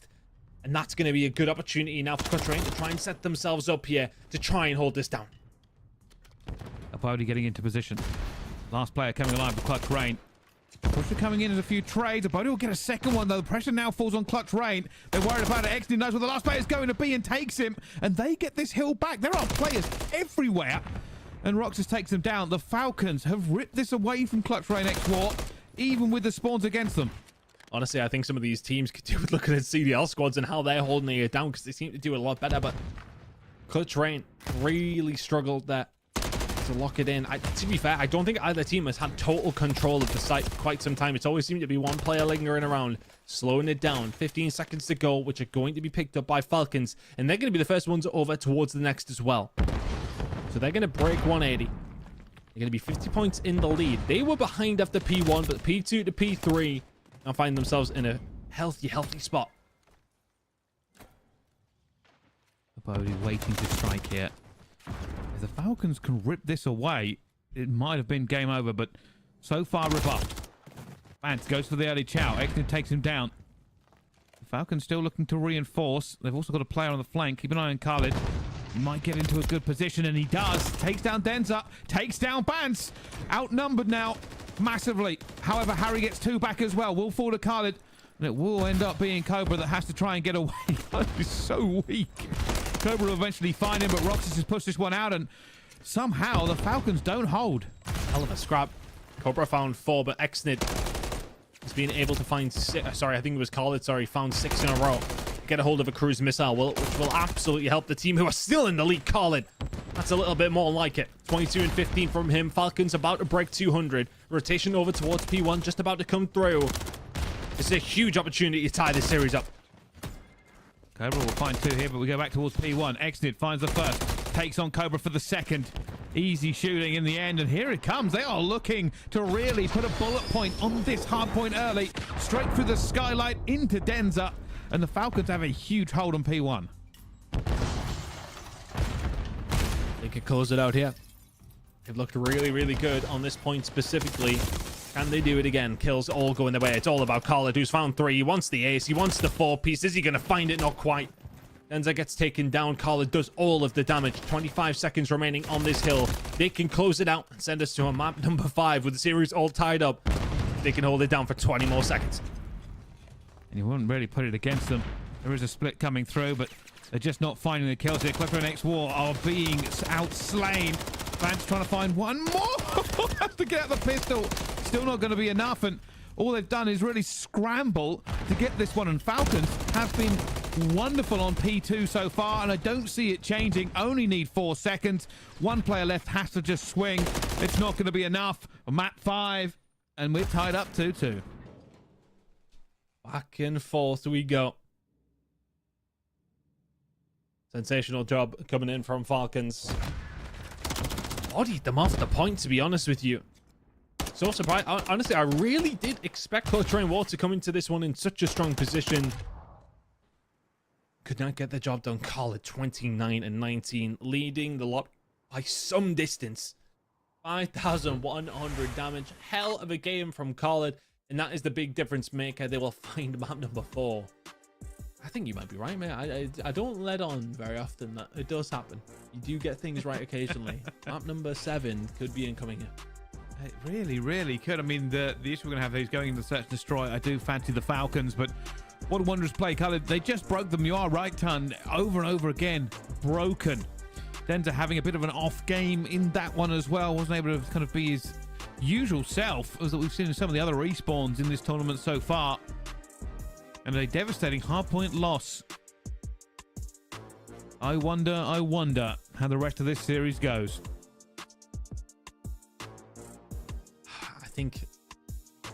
I just wonder, as Denza ran out of steam a little bit. That's 2 hard points back to back that he hasn't put the numbers up. Yes, okay, we can talk important kills, but on Vista against Omit, well, like Denza, he looked like bloody Pred. And this is one of the crucial moments. Like, you think Clutch Rain X-War have it locked in, but P2 was also a massive issue for them. At no point did it go the way that Clutch Rain X-War wanted it to on P2. They never felt fully comfortable in that P3 rotation. And the game was super close, and it got away from them here. Kind of the flip side of when Clutch Rain X-War played Omid. I mean, it's just... It's so hard to actually understand which way these maps are going to go. I mean, there was only one moment, and it was a brief moment, that Clutch Rain War managed to find themselves in the lead. But after that, I mean, 2 to 3 was... It was so scrappy. Nobody really got that opportunity. There was a couple of times that Clutch Rain War would have had that opportunity to find some full 60s. It was very, very rare that they got a hold of it, though. I think P3, a couple of times they had their moments, but never converted it. That's maybe the difference maker, because Falcons, when they got the opportunities otherwise than the P3, they did make it count. And yeah, this is, I mean, just the tail of that one. It's Team Falcons just looked inevitable. That's the easiest way for me to put it, I think. Once we start to see it go back and forth, and then I always just expect them to win the gunfight. I was like, okay, they're about to chow here. Falcons will win the gunfight. It's just, it seemed like it was turning that way. And obviously, you know, we're going into an S&D next. Who gets the advantage for this one? Hell if I know. I know we're paid to be able to try and give you guys at home these kind of insights, but I think this is such a hard game to really predict now. I mean, Two different maps have kind of went in a different direction that I thought they potentially would. Anybody's game, but that's how we like it. You don't like to be able to go into it and be like, all right, okay, yeah, this team should win, and then it kind of plays out. The only time we've been able to do that so far is, of course, on the high-rise control, where Clutch Train are fantastic. They are so good at it. So they managed to find the win there. But other than that, it's kind of went against the grain a little bit, maybe. But I have to say, Invasion Search and Destroy now coming up, Pricey, and you fancied Falcons on the S&D. They were able to clutch up to find it at map number 2. Are they going to be able to be a little bit more comfortable here in map number 5?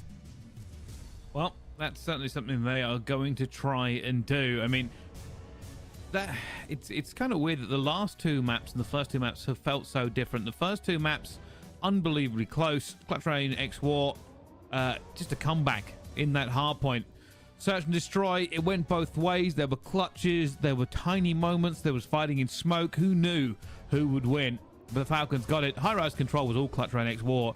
They absolutely destroyed them. 6-star hard point, close until it wasn't. Well, I mean, Falcons, it felt like they were the ones in control the majority of the game, right? I mean, it's just one good hold over towards P1, second rotation. Clutch Train War that put them into a lead, but only briefly. Every other hill they got, I don't want to say smoked, that would be harsh, but they got pretty much beaten across the map otherwise. Strange old series. Mega close map number 1, super close map number 2, demolition job map number 3, comfortable map number 4.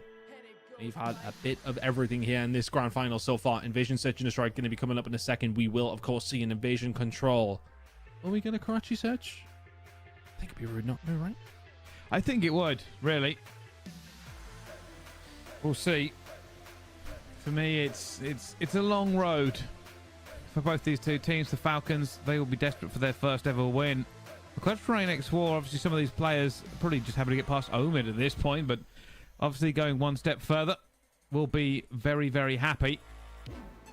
So, who knows? Who really does know? Like I said, it's difficult to call these now from this point. I do fancy the Falcons on Invasion Search and Destroy. I don't really hate them in Invasion Control either.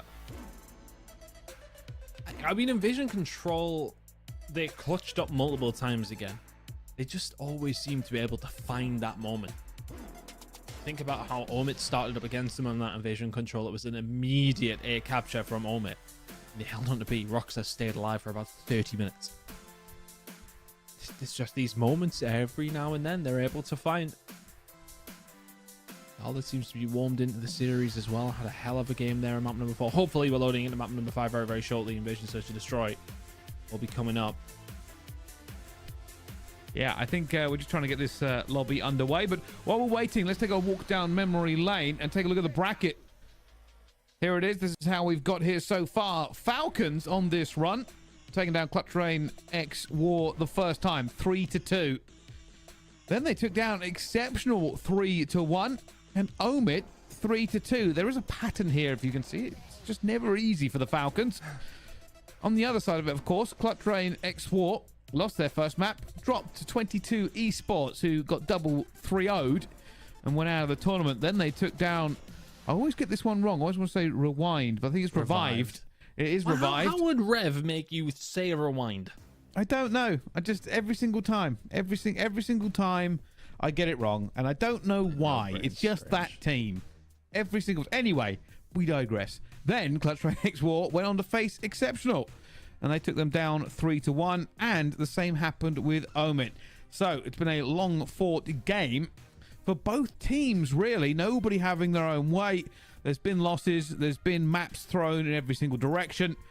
But all that really matters are the next 3. The big important one that we're seeing on our screen here, though, is absolutely that Falcons win against Clutch Train War in that very first round. 3-2 victory there. Falcons have not looked back since. And have notoriously not been that bad here on Invasion Search and Destroy. Keep an eye on this hotel. That area you were just seeing on your screens, that's where a lot of the action is going to go down. You'll see Banson there plenty. He's a player who likes to play around that kind of area. To make a difference from there as well. You'll have to make a difference here if his team want to find themselves in a lead. And on Series Point, that's what's going to be on offer for one of these two teams after this map. Well, here we go. No trophies in the first round Both teams will be playing a little bit more cautious and try to kind of bait out the nades for that. Roxas has already been seen. I wonder if Clutch next war prepare the artillery. Well, they're throwing nades. Nobody there. Roxas back down. It's over towards the corner. Excellent, watching the crosshair as well. Smoke on the other side of things. 2 smokes down, 1 apiece from each team. Nade out over towards the tank. It's absolute chaos, to be honest with you. Which way is this fight going to go? Roxas will find it. Roxas will get out. Denza doesn't see him. And all of a sudden, 1 versus 2 for Lucifer. Oh, Harry E. Oh. Stress. A 1 versus 1. 36 seconds to go. I don't think he knows where Roxas is. I mean, I have a good idea, right? Has he got time to wrap around to get the bomb? Not all the way around. I think he's going to go through dark. Roxas is watching it. Oh, he is going around. He does have time. I don't know if he does, because Roxas will switch positions and find him. Did they see each other? I think Harry's going down here. There's just no way for it. Yeah, Roxas is running. Oh, they're going to run into each other. Oh, not far away. Yeah, I think it's a really tough one. You know Roxas was around that site. I mean, you could probably hedge your bets on where he is, but good job coming through from Falcons. Roxas, as soon as you see the smoke go down towards the tank, you're like, right, okay, I'm just going to throw one to my feet. Let's see if I can get the hell out. And he does but 1 better than that. He does 2 better than that, actually. Finds 2 kills. Falcons with the first round. And now moving forward. Falcons looking like B pressure. You can see them already starting to stretch down this street, but Let's Try Next War have stacked dark. Pants swiftly rethinks it.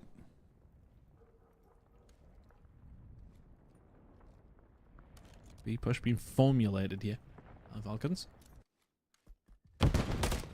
Oh, Cobra stunned up.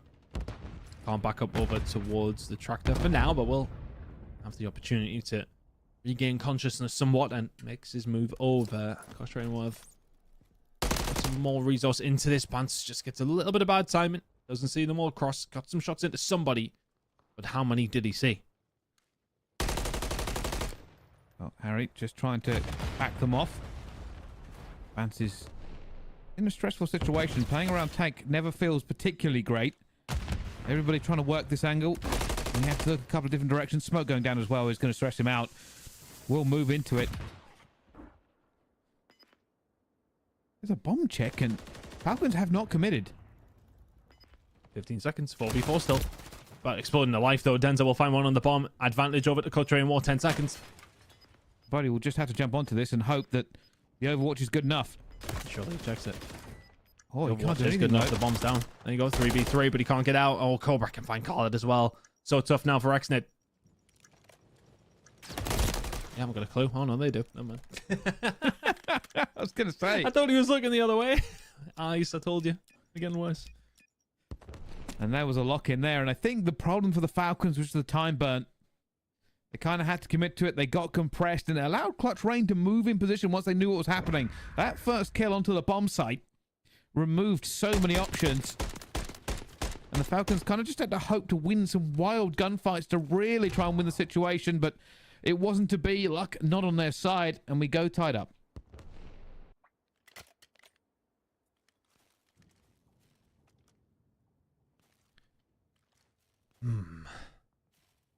Hard to really decipher which way this map's going to go based off those first 2 rounds, but Falcons indecisive to a certain degree.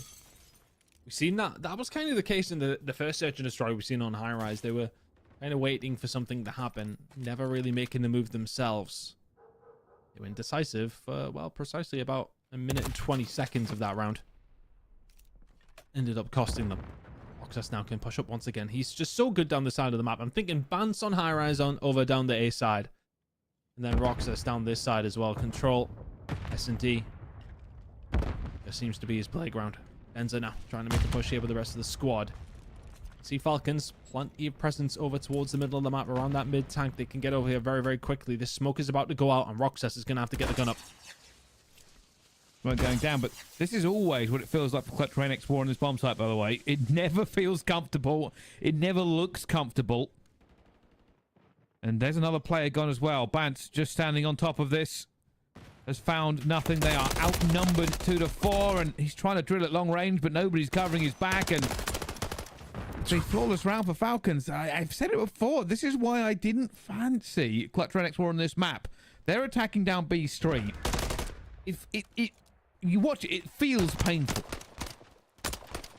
It's just so difficult for them to get down there. And it's not that they don't know what they're doing. It's just that maybe they're a little bit hesitant, or they should probably try and work A site a little bit more. I don't know. I'm not professional, but it's the same thing that we've seen from them all season. It's a difficult push for them. I think for me, I just think Roxas is playing down that side of the map very, very well as well. I absolutely, and I don't want to say this word a lot, I absolutely adore the smoke back so he can get out, because there is nothing worse when you're stuck behind that and there's a smoke down. You're just like, right, all these long sight lines I have are gone. Put the smoke down yourself and get the hell out. Both two teams just trying to put the feelers out here. Trying to find some information. Aerial pushover, did not see them cross, and this bomb could go down. Bance is all of just sudden seeing a couple of players around him. They don't know that Bance is here. He's going to try and get rid of the trophy. The grenades will start to come through. Denta will find one X-nade through the middle of the map. It's a 4v3 in favor of Clutch and War, but the bomb is down. And goes across. Makes a bogey, shoot him. They still have numbers. Husband X will just want to trade this out, but 28 seconds to go. They have it even more so. 2 versus 4. A Bodie's going to go for this chow. He has to chow this bomb. He knows he does.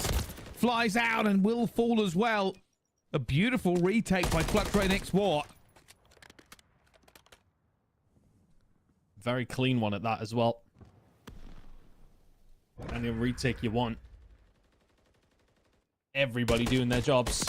Bodhi maybe had Denza had he not went for the nade. The nade actually trying to clean up the kill, blocks him from making the push. Those first couple of gunfights were always important, that and they were found by Clutch Rain Walt.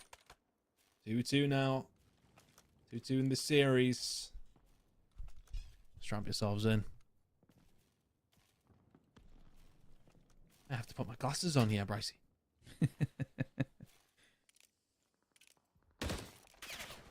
Falcons, it's almost a habit of just making games go as long as possible. They never give up, and sometimes that's enough. But here it goes again. Roxas has got to push up B side. Clutch Rain X War don't really have control of it, but they are putting bodies over there. They're leaving Harry to play that flank position, to hold, expecting a push. Roxas has just played a blinder though. Usually behind. Now the pressure's going to come in. If he found anything else, that would have been a bonus, but does not. Khalid is here though. Khalid will find one at the Cobra again. Falcons just seem to have the ball by their horns at the moment. Oh, Harry, if he found that kill, it changes the round very, very quickly.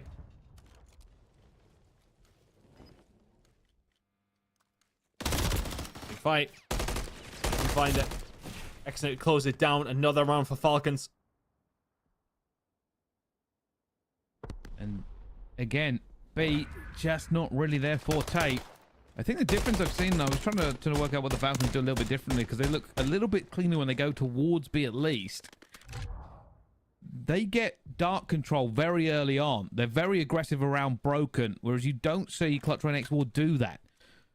They're much more hesitant in trying to stun and nade everything out to get forward to it, but it gives them a lot of time to react. I wonder if we'll see an adjustment if they try to work A a little bit more.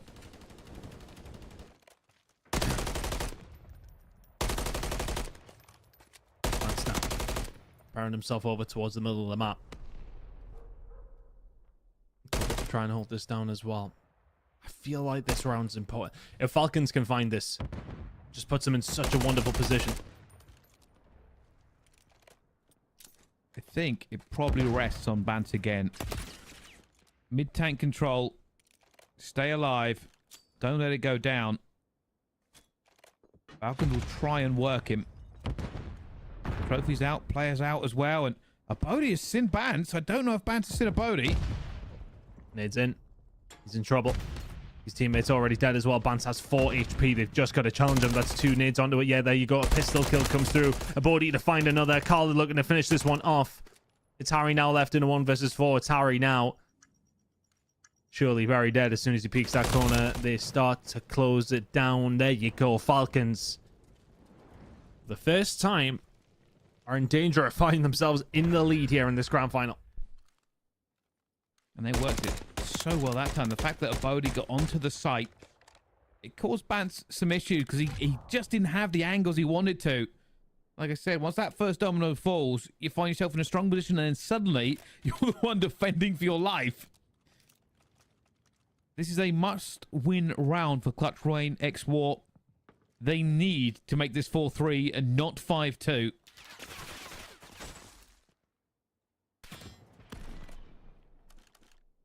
Defensive end has been good from Falcons, though. Been so good, especially over towards B. It feels like Cluster and War are not attempting a great deal over towards this A side. And is there maybe more opportunity?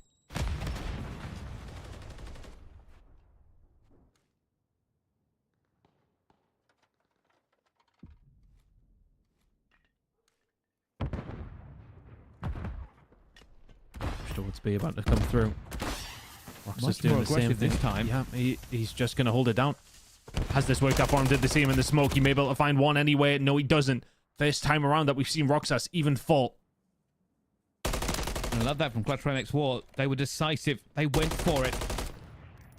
Got the smokes in. Got through. And now onto the bomb. Oh, they're trying to thread the needle. Not going to find it. And they have the advantage in numbers. They need this one player on the flank to be able to find something. Exnid being hunted down inside a DVD. It looks like he's going to 1 versus 2 to try and deal with, to try and get something going. Is Carly going to go over and try and help him? Just double hit the flank. Through dark, but already tagged by Denzer, and now he has to go back. That's impossible. Oh, I don't even think they're going for it. There's no point. Just absolutely impossible. A 2v2 retake on B is difficult. They've been pinned in. They know where they are. No element of surprise. No, nothing. 2 streak apiece. No point, right? Yeah, I think you just waited it out. It's a difficult position, but Exnid goes down anyway. Cullen just staying alive. Will they find him? Oh, Nelly. Very close. But for Clutch Rain, very, very powerful strike towards B. Normally they burn a lot of time there, but they just had enough of information to see, well, Dark's free. I think we can get across. And as soon as they did, they got onto the site. Roxas was a bit overwhelmed.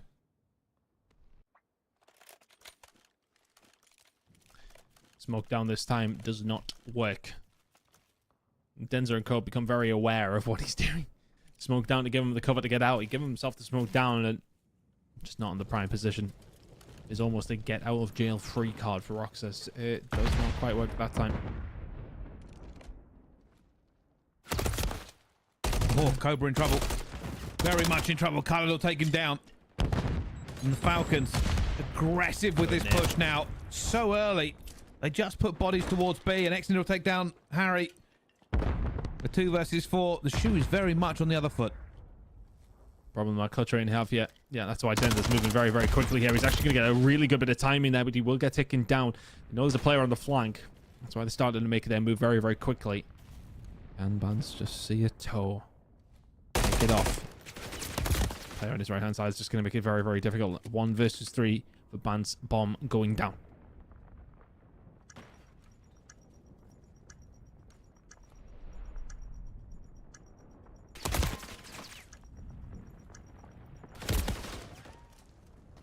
Nowhere to go. No possibility of winning. Falcons on map point. Go up in this series 3-2. Which, admittedly, is a scoreline they've had a few times already in this bracket. Just this time, it won't be enough to win. They will take it nonetheless. Clutch Rain War in danger of falling apart here. I like they were in comfortable situations on a couple of occasions in this series. The previous Search and Destroy came back to bite them. A couple of clutches that went in the favor of Falcons.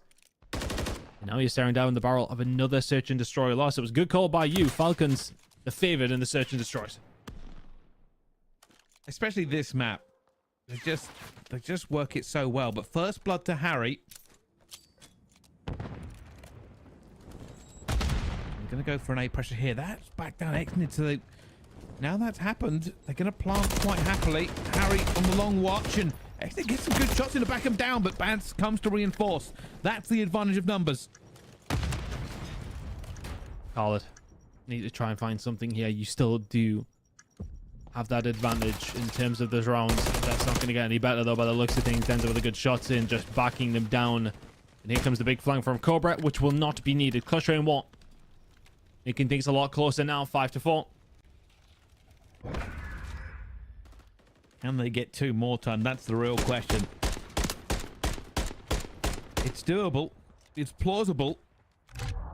But is it actually going to happen? We will find out. The attack here from Falcons. Now, they've had success at B. They've had success at A. For B, it's aggression. For A, it's working about getting a Bodhi onto that point. Just want to remind you that in the previous search and destroy, Clutch Train were 5-3 up. They lost it 6-5. Clutch Train would need 2 more rounds to make that a reality here on Invasion. Put the shoe on the other foot.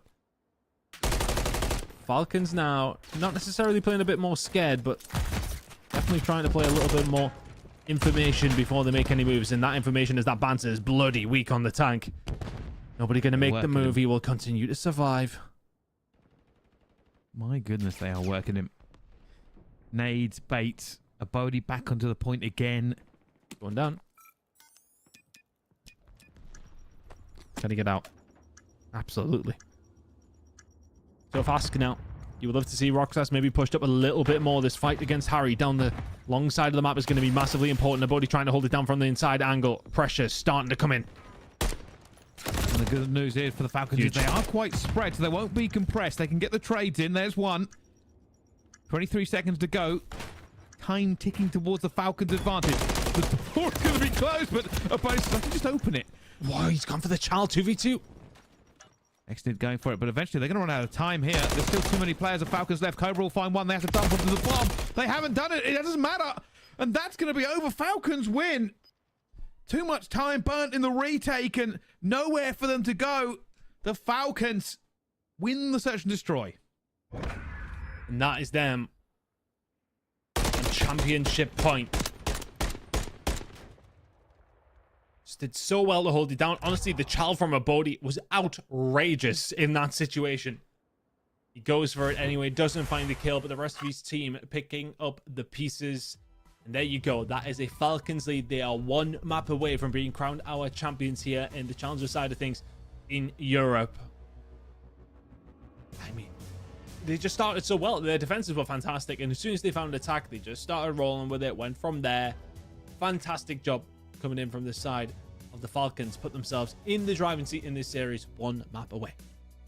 Yeah, really just such good work. You are right. I mean, the mid-tank working, I think it must have been calls from them because they were just getting a Bodhi onto that site and causing issues for Bance because it was a difficult angle for any of his teammates to actually help out at. You know, you got to play a B, you got to play watching Main Street. Bance wanted to help, but they couldn't find it. They never actually really launched at him. That's what he was kind of hoping on, that he could get a kill if they went at him, get the numbers advantage. Falcons never did it. They just kind of pulled him about, kept him off balance, and got into the site. I really enjoyed what Roxas was doing. He was changing up his position constantly. Smoke cheese or not, he was playing it well. Or a view from here. Or a highlight. Falcons, though, finding themselves 3-2 up in this grand final. Look, just give Clutch Rain War the invasion control and send me to a map 7 Karachi. I dare you. Well, who knows how this ends? We can only know how it goes next.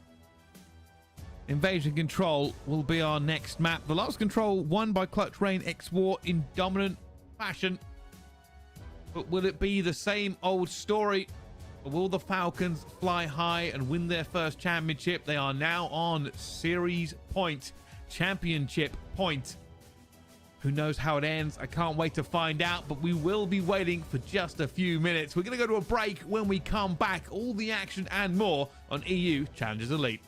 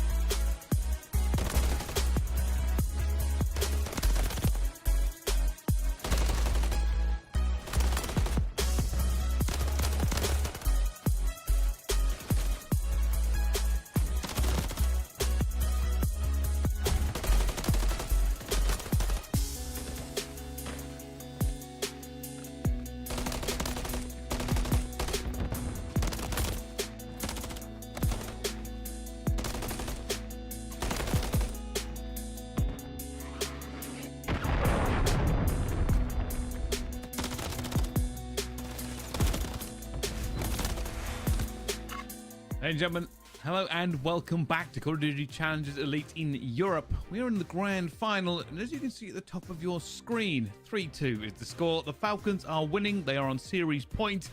Invasion Control is up next turn, and we'll find out who wins. I mean, it's been a hell of a series. It's been a hell of a season. It's been so back and forth. It's been the most competitive we've seen. If we're honest, you know, you look back to the first one, Omit and War at the time went back and forth, but ultimately Omit came out very much on top in that grand finals. Omit then dominated the scene in season 2, just looked absolutely untouchable. And all of a sudden, Omit, top 3. We have a grand final that still could go anywhere. The Search and Destroyers have made the difference. The big thing here for Falcons, at worst, we see another Search and Destroy. If they go on to lose this, we see a map 7. We see Search and Destroy.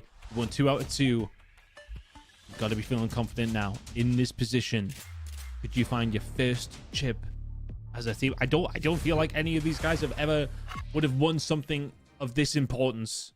Huge opportunity to do so here now, Brycey. Can they do it, though? That is the question. And this all comes down to who really wants it more on the day. You see just a little bit of a back and forth and a B point being taken. That's easy for me to say. You would hope so. I think you've probably seen B point being taken thousands of times. I probably have at this point, but hey, sometimes the day goes long, the sun sets low, and B point is being taken. There you go. We got Nailed it. B is indeed being taken. Yeah, by Clutch Rain War. How many times do we need to say it any longer? Anyway, Bance now trying to put some pressure on over towards the laundry side. Should be dead right and is.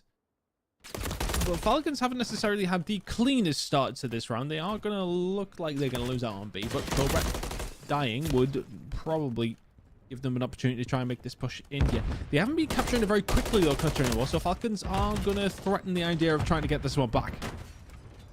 They're certainly putting some bodies over towards here, but he gets one. He's been their big gun for most of this series and most of their run in Challengers Elite this season as well. Denza just dancing about, waiting for it, but Exton has got through Dark and nobody stopped him. And they are now one player away from being locked back in. Hold on, you have to be so careful now. Colin gets ripped by Harry. And that should be free reign over towards the B side. You are kind of pinned in here a little bit. Looks like it is going to go over for Roxas and Co. You can just try and pin them to back down B Street. It's not that easy to do. Bodhi already pushed up towards Palace, ready for what potentially could be something. I don't know if Ban's seen him. Ban's covering his bases here, dotting his I's, crossing his T's. He's undoubtedly going to get caught though, right? Surely. Yeah, there you go. Bodhi finds him. Exit backing down. There is still some heavy pressure from Clutch Rain on the other side of this. Exit though. Oh, timing is going to be everything here. The Clutch Rain X War. Yeah, they're going to need to make several waves of kill, which, as we know, on the Falcons on this map is going to be incredibly difficult. They do kind of get the better of things through the middle of the map. Exton now is going to jump round on the flank. This is the right way to play it. And just headlessly walk over towards A point. But they're going to get rid of a body, which is big. Exton staying alive inside of Hotel is bigger. Expecting the push to come through. This is such a strange round. 30 seconds to go. There's barely been gunfights. It seems like both two teams are just taking their time. But Cobra now just springs into life and strikes. Finds two. Pressure now going to be on Abodi. Can he find this one? Found some good shots, but Cobra with the HP isn't going to be able to make it count. But the pressure is still going to be there. 25 seconds to go. Clutch Rain, you have an opportunity. Well, you did. Yeah, now there are players deep into this. Madsen going to actually thread the needle. He's waiting for Xnid and did call the position correctly first time, but hasn't gone for it. And there's just too many bodies in it. Look at them. They are stacking this one through and through. Bans towards the back. He's not going to win a crucial gunfight. Bodhi will win one more on the point, and Falcons will hold. Good hold as well. You only let 3 ticks go over, which is usually standard. I mean, they would have liked none to go over, but didn't quite get the opportunity to lock them in the spawn. They nearly did. Good start for Falcons, though. Mental block of that first round is out of the way. Now you can go into this next one. No pressure. Yeah, okay, you need to probably get 3 ticks just to be safe, but...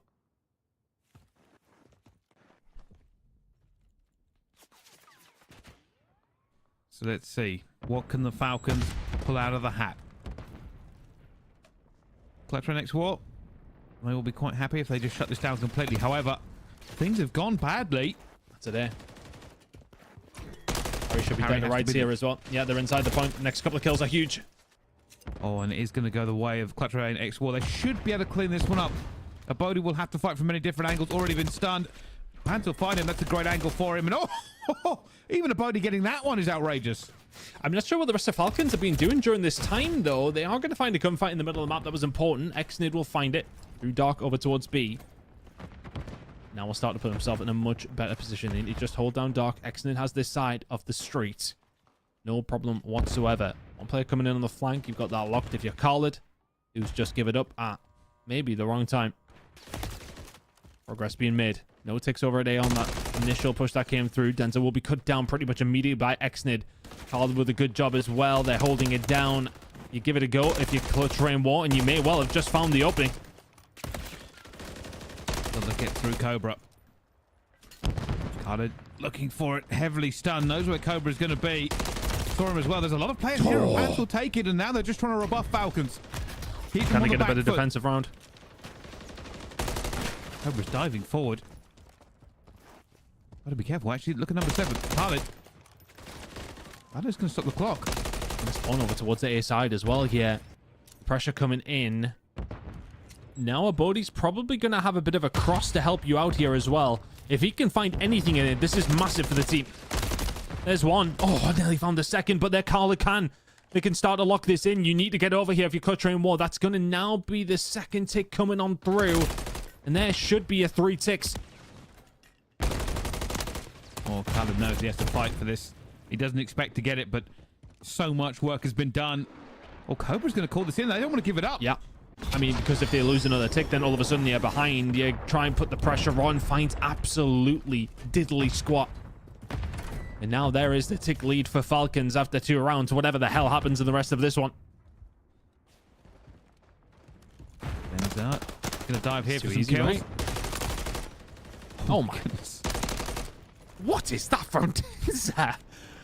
Oh, he's starting to bring it now. I think you might just be about to get locked into your spawn, though, if you are Falcons. But has the damage been done? Just don't want to feed any more sprays over if you can possibly help it. But you definitely want to still have another go at A. 1 tick will put you 2-0 up in an invasion control. I mean, they would need to make an Quite unbelievable They've got time, though. of kills. They've got time. They've got a minute. They can chip away. The problem is Clutch Rain X War can just play some filthy spots. That's all they have to do. They don't even worry about the trades. They just have to get one in a spot and then maybe get another one in a spot, and the game is over. The Falcons would have to be flawless. They would have to be preying on a miracle that's bigger than Superman for this one to work, and it's 2 versus 13. Oh, hold on. Hold on, Desert. Now, hold on. Thing is, yeah, Falcons maybe needed to go a little bit quicker there. They had their opportunity. They had a slight opening. Now they just don't want to feed over another cruise missile. Cobra's wasn't too hot, but I think Denza's might be. He does manage to find it. One player in the middle of the map is going to get cut down by Cobra. Khaled now doesn't want to offer anything up if he can possibly help it. With 1 second to go, that ain't going to happen. Clutch Rain War are going to be able to answer back here.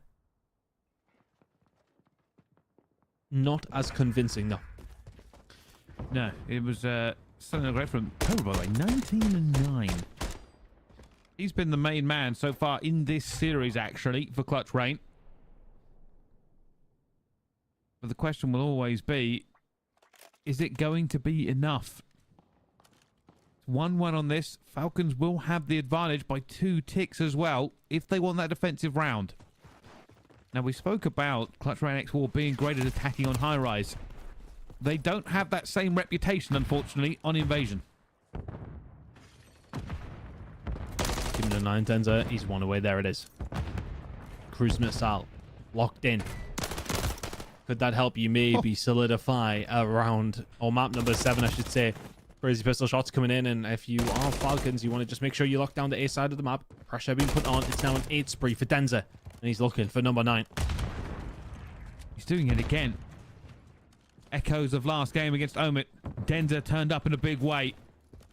And just maybe when Clutch Rain X War need him the most, he's doing it one more time. There's going to be number 9.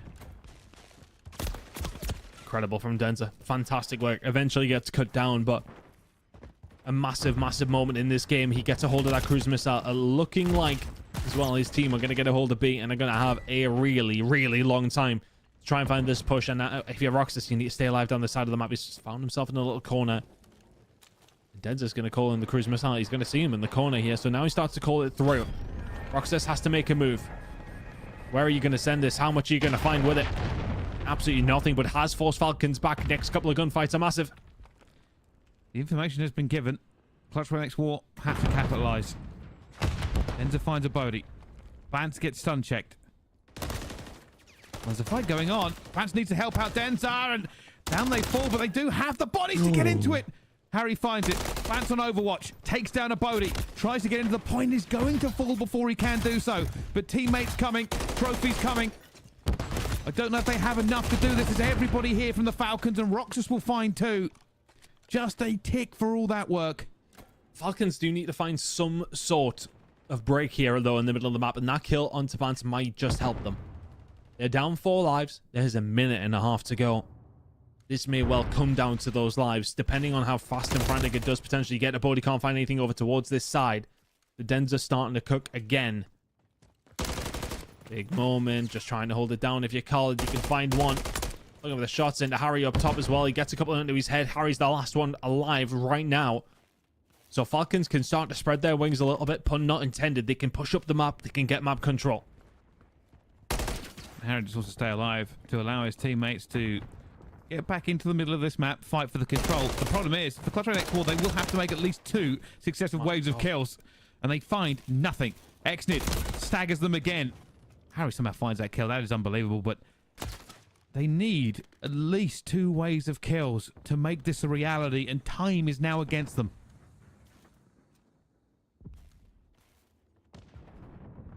It's the route round the back. Time may be against them, but it takes one good moment. Collie going to be put under some severe pressure. Somehow finds Lucifer. Harry will fall, but the pressure's going to be in over towards the backside. Bans Denza can find kills. Next one's important. Denza finds another. He has a huge opportunity. They just lost all their players going for this. Cobra's alone, scared. Too many bodies against him. And that's the issue. This is what I spoke about. It's not the first wave of kills. It's the second that's difficult. Every player you lose is 1 less gun on the map. And for Clutch Rain X War, they will get 4 ticks and nothing more. And theoretically, puts them ahead in the ticks. But of course, Falcons now get their attacking turn. Yeah, that will be 6 or 7. There might be 7. Over towards the side of Clutch Rain War. But for Falcons, you've got 5, and you have an opportunity to add to it right now. Your defensive rounds all the way through. You would put Falcons in the driving seat right now. But they have to find something here. They have to find a minimum. If they get a hold of B, they've got defense around number 5. That's pretty much how it goes. Oh. That is easily said. Is it easily done? Clutch Rain X War almost locked them away last time, but let them slip and lost 5 ticks. And Cobra finding out to Roxas puts the Falcons back a step. Denza finds another here as well, so this is best case scenario now for Clutch Rain War, because you can start to push them into the spawn. Shots from Khaled are good. Denza backs down. Knows if he dies, he opens up the middle of the map potentially. Cobra trying to get something going here, expecting them to be up top. Khaled needs to stay alive. They need this mid-map presence, or they're going to get forced back into this spawn. That's what they're fighting for. Just a bit back and forth. Huge kill by Khaled. As expected, he's 26 and 17. Ends up trying to hold off the Falcon Flood. Bance finds another one, and this is very swiftly becoming it. Reinforcements flooding down B Street. Oh, you need to find something here if you're Falcons. 25 seconds. All you need is 3 ticks, and you guarantee defense around number 5, but you've barely been able to touch the point. Reinforcements Clutch Rain X War are taking a little while to arrive. And they have a lot of bodies here. The Falcons will look to just lock this in. Francis back down. He's wisely back down. Denza finds one here, but there's 3 still on the point. Falcons, you need to make this work now. Trying to get all the nades onto it they can. Khaled not able to get them down to 15 health. 7.2 seconds. Khaled is going to have to strike. They have the numbers. And the Falcons doing just enough, but Harry alive, causing them problems. The clock stopped. 2.1 seconds. One more effort. One more effort. There's the second tick in, so it's going to go down to lives irrelevant to what happens here. Who's going to get defense over in round number 5? Whatever happens in this round, it's going to be Falcons. There's also a cruise missile end by Khaled in that. For the Falcons, well, they know they have defense. Will not rest on it. They will try and take this right here. Will they commit the cruise, or will they save it for 5?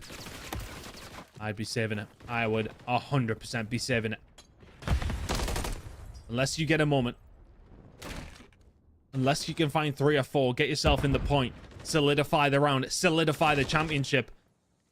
They need a couple more kills to make that a reality. Roxas can find one. Will not be expecting another one behind him at Hotel. 24 seconds to go on this attack. Abodi just needs to get to the point and stop the time. And he's in, but Mans takes him down. 19 seconds to go. They will not commit the cruise at this point unless they get very, very close and onto the point and Khalid dies. If he has to come off the respawn, he will commit it at that juncture, but it's not going to happen. Cobra looking for his 6. Not going to get it. No cruise return. 2-2. We got a round 5. Map point for both teams. For Falcons, it's the championship. And I believe that Falcons have defense. How many times have we seen teams, though, get the defensive hold in round number 5 and let it go to waste? If you do that, we head to a map number 7 here in this grand final. If you don't, you are champions of Europe, and there it is, locked in. Cruise missile available for Khalid. He's 35 and 20. Kill record of the CDL is what, 45, 46, something along those lines now. Do well to break it. 30 and 22. Normally we'll be extolling that virtue, but I'm kind of doing a bit better, and Abodi finds the first. Clutch Rain X War. I'm going to be feeling every iota of pressure. Harry is going to go down. Nothing for him there. Cobra will be watching dark. You can already see the Falcons looking to swarm onto this point. I swear Khalid has 600 health. Never goes down in those chows. Pressure coming in, though, from Clutch Rain War. Get a good bit of progress over towards B. And I just wonder, will the pressure tell? Falcons not committing over towards this too much yet. It's a gunfight that's going to go down on the flank, which is going to stop them doing anything there. They are now losing it. Khalid will now just kick in the gear. He's found 2 just somehow, somewhere. Xnin moves forward. Can't find it. Cobra will shut it down. Falcons choose just to defend A. They'll try and hold it from here. Abodi being sneaky. Did they see him? Did they see him? I think Bance did. Bance has certainly seen them. They're going to go for a 1v1 into their own spawn. And for Abodi, it's about burning time. He's 15 and 31, but they're actually going to ignore him. They're going to ignore him, but Roxas has already found one. Then, oh my goodness, Roxas finds a second. And now the Abodi they left will be their issue once again. Denza's in the point. Stop the time. You need to do something about it. It's a distraction tactic. Denza, he's done so well to even find one. The second will be the cherry on top. Can't quite get it, but that just eases so much pressure on your spawn. Good job from Denza. That just releases the middle of the map. And Falcons, you cannot turtle here. They're expecting the pressure to be coming in, but it hasn't quite. Look how deep they are. Nervy moments, Pricey. I'm telling you, this is where the difference is made. They are not playing their normal game. They've turtled up. They've got a minute and 20 seconds to hold on. Arms sweaty. Breath heavy, and the turtle is deep. Falcons have given up so much map control for this. They were worried about the pressure. They now have to make the kills, and Roxas will. Dancing around him. Plants will get taken down as well, and the turtle has worked. Its shell is good enough. 1 minute left. And now they know they can expand through the map. Last time around, they didn't. Harry didn't get himself a nice little close spawn over towards the B side and will get himself into a good position. Xnid playing this one nervously, but finds the gunfight. Gets behind the truck. Trophy down. Stay alive. Khalid just staying alive as much as he can. He knows he has this cruise missile. He needs to be in a position where he can get it in if needed. Clutch Rain have 40 seconds to save this grand final. Abodi goes down. Denza's found 2. Denza. Lucifer finds a 3rd. That cruise missile will be appearing. Here it comes. 39 and 24, but this might be the most important kills he's made. 2 onto the point. They are tucking into that wall as deep as they can. And he's just going to run it around. Oh, he tried to curve it deep, but there's going to be Roxas for 2! They let it go and exited towards the back. The Falcons clear the lines again. They threaded the needle at the right time, though, Brycey. He just held it from that other side. Knows that Clutch Rain have to hold tight. And Roxas sweeps in at the right time. One more chance. The Falcons are 15 seconds away from winning the elite stage, and Khalid will find one. Khalid will find that second. No, Harry will find it. They now have to go for it. No time to spare. No hope. No way. They're just diving in the point, and they are cleaning up the Falcons. Banned through a 1v1. They fall, and the Falcons will be your Elite Challengers season winners. They have done the impossible. They were not favorites going into this stage, but they will walk away with a 4-2 victory here in the Elite. They've got better and better and better. And finally, the best. What a game. Khalid dropping 7.5k damage to solidify the championship. What a performance from one of the craziest teams to watch in the game. I mean, every single week you're turning up and we see it ourselves in the schedule. You've got a Falcons game and it's just so fun to watch. They are somewhat of a breath of fresh air the way that they play this game. They are so talented, and it's so deserving because they really have stepped up to another level here this week. They find the win. That is a massive tournament win for them to manage to hold it, and none of these players would have managed to find this kind of success in this game. That's as good as it gets for them. Fantastic performance from the Falcons. Yeah, it really was. And hey, a cruise missile, what a difference it made. Even though it didn't get anybody, it forced them out of position. It forced Magic, and speaking of Magic, Khalid 41 and 25. The rest of his team lagging behind significantly, but that doesn't matter. The W does. Unreal performance from Khalid to drag them over the line. Sensational work. I mean, that is just, I mean, how much have we seen that this season from him? 41 and 25 to close out season 3 in Challengers Elite here in Europe. I mean, that is just a very tippable performance. They'll have other opportunities the rest of the season, of course. Champs coming up. And they will be going over there as the #1 seed from Europe. My word.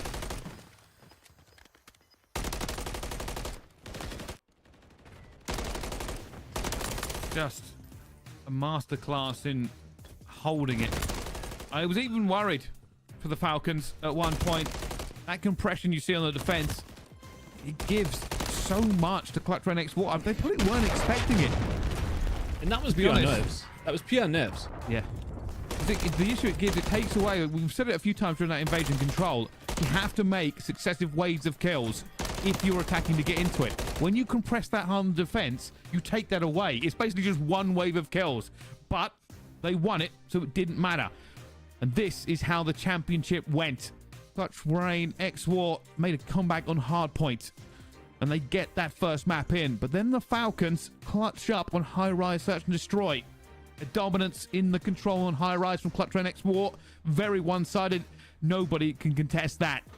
6-star hardpoint, the Falcons struck back. It was equal about halfway, and then the Falcons completely took over. Invasion Search and Destroy. The Falcons just looked a little bit more confident on that one most of the way through. And then Invasion Control. A story as old as time itself in Call of Duty.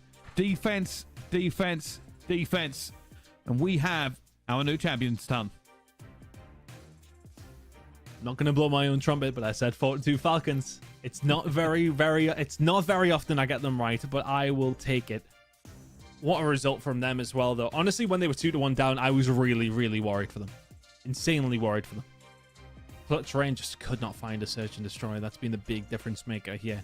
6-5 in the Highrise. You think back to some of the clutches that Falcons found. Huge moments in the grand scheme of things in the series. That might have been 4 maps ago, but it doesn't matter. They all count. 6-5 on that one. Huge difference maker, and they get it done in a 4-2 fashion. I kind of did want to see Karachi Search and Destroy though, Brycey, but I think they would have managed to find that one as well. Fantastic performance from the Falcons. It certainly was, and this is the Falcons' journey through the bracket. They beat everybody put in front of them. They started off actually against Clutch Rain X-War in their first game, and Nara won that one 3-2. Then took on Exceptional, and it was a little bit of an easier time for them. They'd done it in 4. Then Falcons took down the reigning champions, Omit, 3-2. And then took on Clutch Rain X-War again. 4-2 in that one.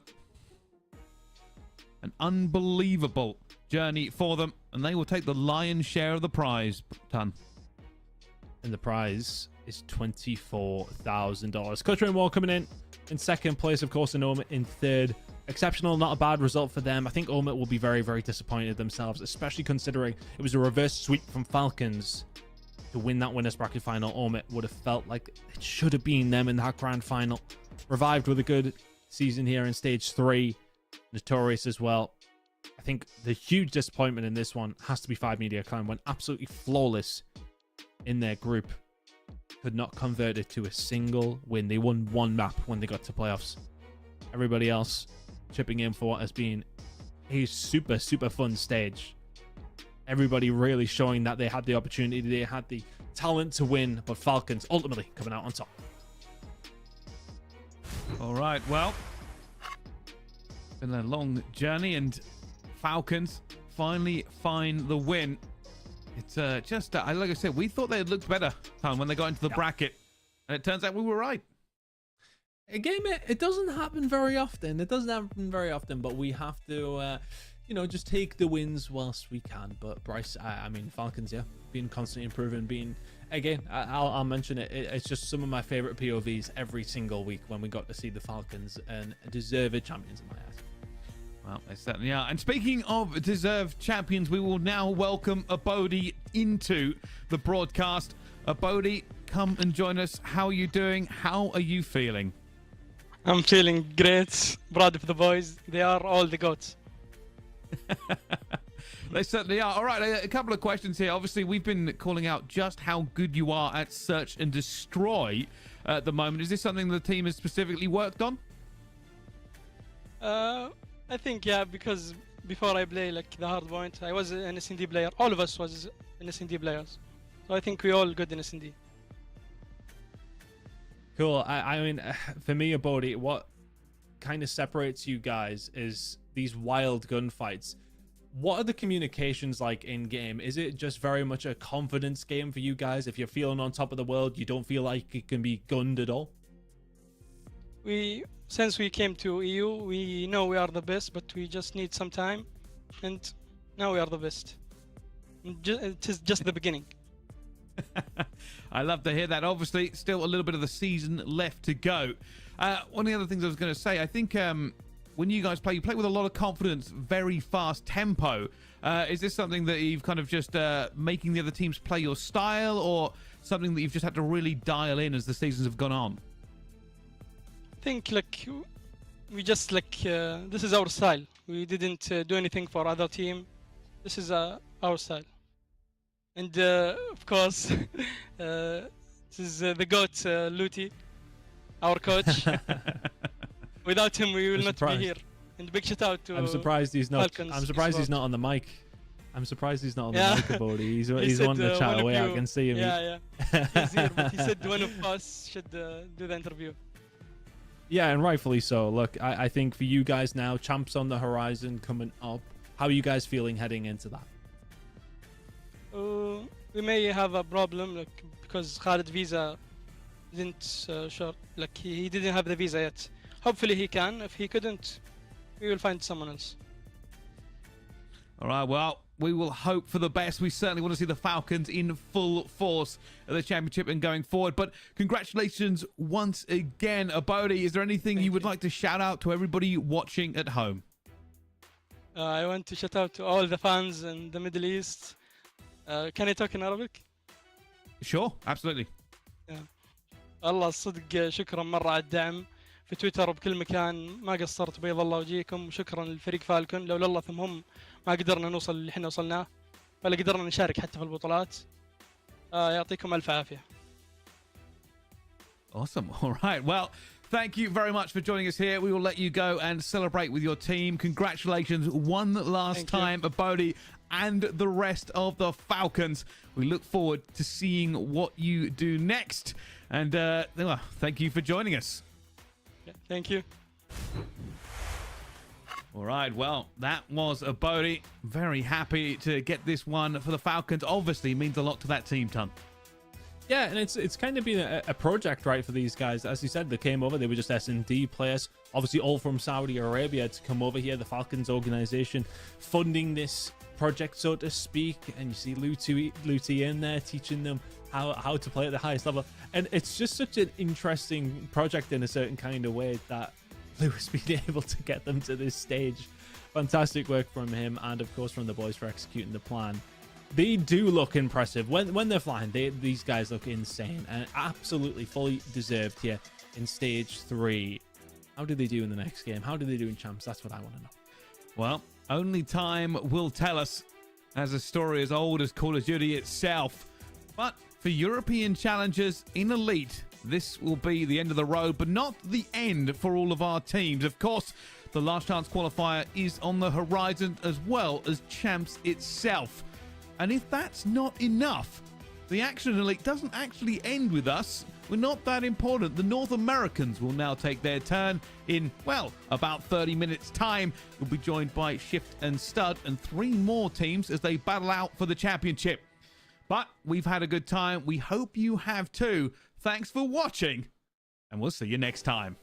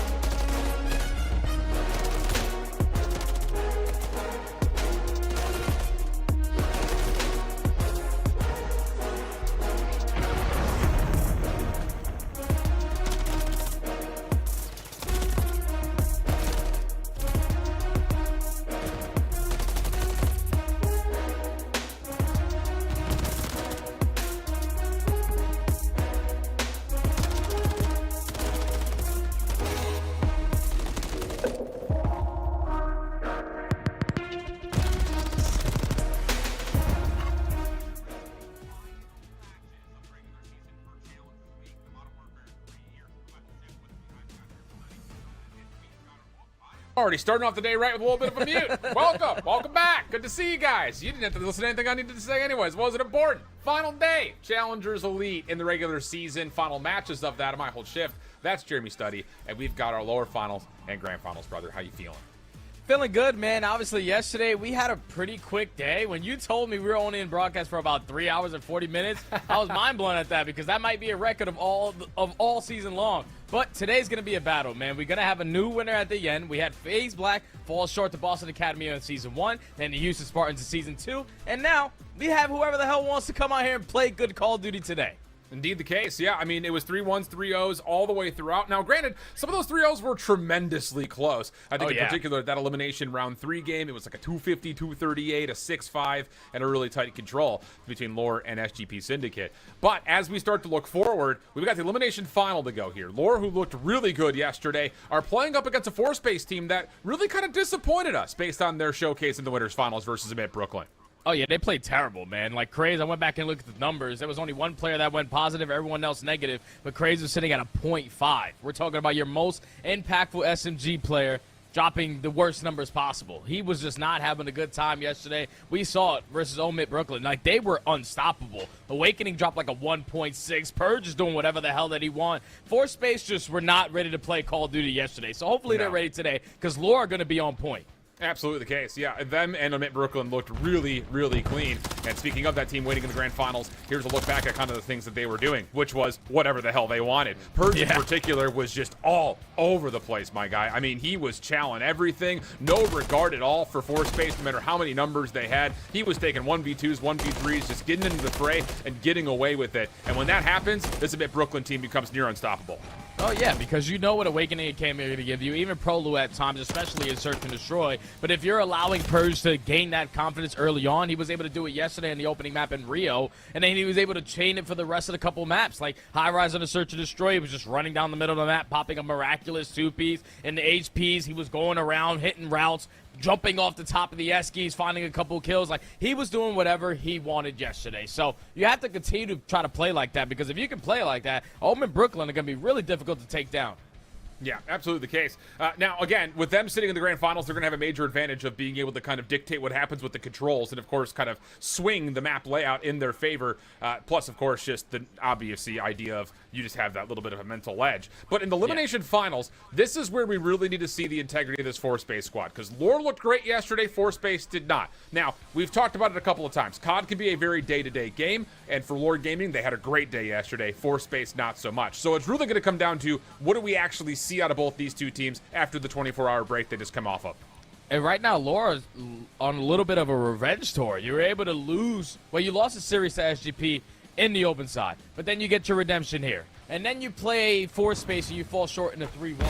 And now you get to play them again to make it all the way to the grand final. So you just got to stick to what you were doing yesterday. Obviously, Arcitys, he led the way, but Yuli had unbelievable moments where he just starts off slow and it just takes off. Same thing could be said for Too Real, and you even know that Paul Lex is always going to put down damage. That guy is getting so many assists around the map. It makes them a lot easier to find kills. So Lord were on point yesterday, but we say it, COD can be so day-to-day. Can they be like that again today? Yeah, that's the big thing about it is, you know, there were some things that I won't say they're getting away with, but, you know, we had like Arcitys was shooting straight as all get out. Yeah. And if that continues, you expect that Lore will continue to also feel as comfortable as they had yesterday. I mean, this guy was a walking killing spree through and through. A couple of different cruise missiles earned across the board. Paul in particular as well, also shooting straight. So the ARs were causing some major issues for the SGP Syndicate boys. And if that happens against Four Space today, you don't feel great about Four Space's opportunities, because they are a team that likes to play quick. They like to get their SMGs up in their face. And if they don't get a chance because Paul and Alec are just doing their thing, it could be for a very disastrous day for Four Space. Yeah, I'm hoping if you're four space, depending on the map veto process, we're trying to get maps like Rio, maps like Vista for the HPs, probably a little Karachi for that control, so you can allow your SMGs to really dictate the way that the series is going to go. Because I feel like the ARs for the opposing team on Lore, they are outstanding. Like Arcitys yesterday, he looked like he was in prime form, back to being 18 years old. He was just moving and grooving with that AR in hand. And then, you know, Paul X, he's a lot to handle because he's always going to put down those shots. So I feel like if you're four space, the game plan today has to be, we need SMG maps, we need Craze to take over, we also need Vivid to help him alongside that. absolutely the case. But here is a look back over Force Space, and I will say, outside of the fact that we did not maybe get the SMG performance we were used to, Vivid had a great map, or great series rather, which, like you said, when he's on and Craze is on, they become one of the fastest teams in North American Challengers. I think behind that, Welly's been a really good flex pick for this squad, and Mock has also really had a great couple of years. And I feel like, again, he continues to just be kind of a bit of a underrated pick. He's been a solid AR for North America for a while. So that's kind of the breakdown, all three of our teams. Now it just comes down to what will they earn by the end of everything said and done here today. Of course, the money, a big part of it, but also the individual pro points of 15K, 10K, and 7.5K each could major the influence of what happens on the pro point standings and which of the teams in the top 4 either hold their spots to get into the top 4 for champs, or who's gonna have to go through LCQ in just a couple of weeks.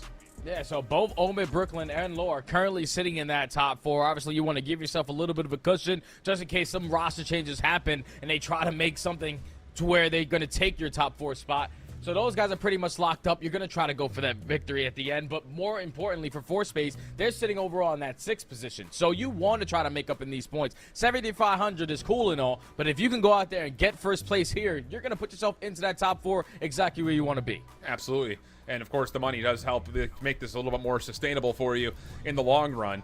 But this is all about the push for champs. With no major 4, it's all about finding a way to get your best reps here and maybe prove a point and hold, again, that mental edge when you start to look towards the end of the season. So much can come true in terms of dreams and aspirations towards making the CDL, not just what happens here, but putting yourself in a good position to get into champs and have a chance to possibly win it. I mean, we had, that whole Emit team, essentially, that won last year, was picked up in the league, except for maybe 1 or 2 players. So, it's one of those situations that you look at that and say, okay, you play well here, your chance to making the CDL going into next year, very high.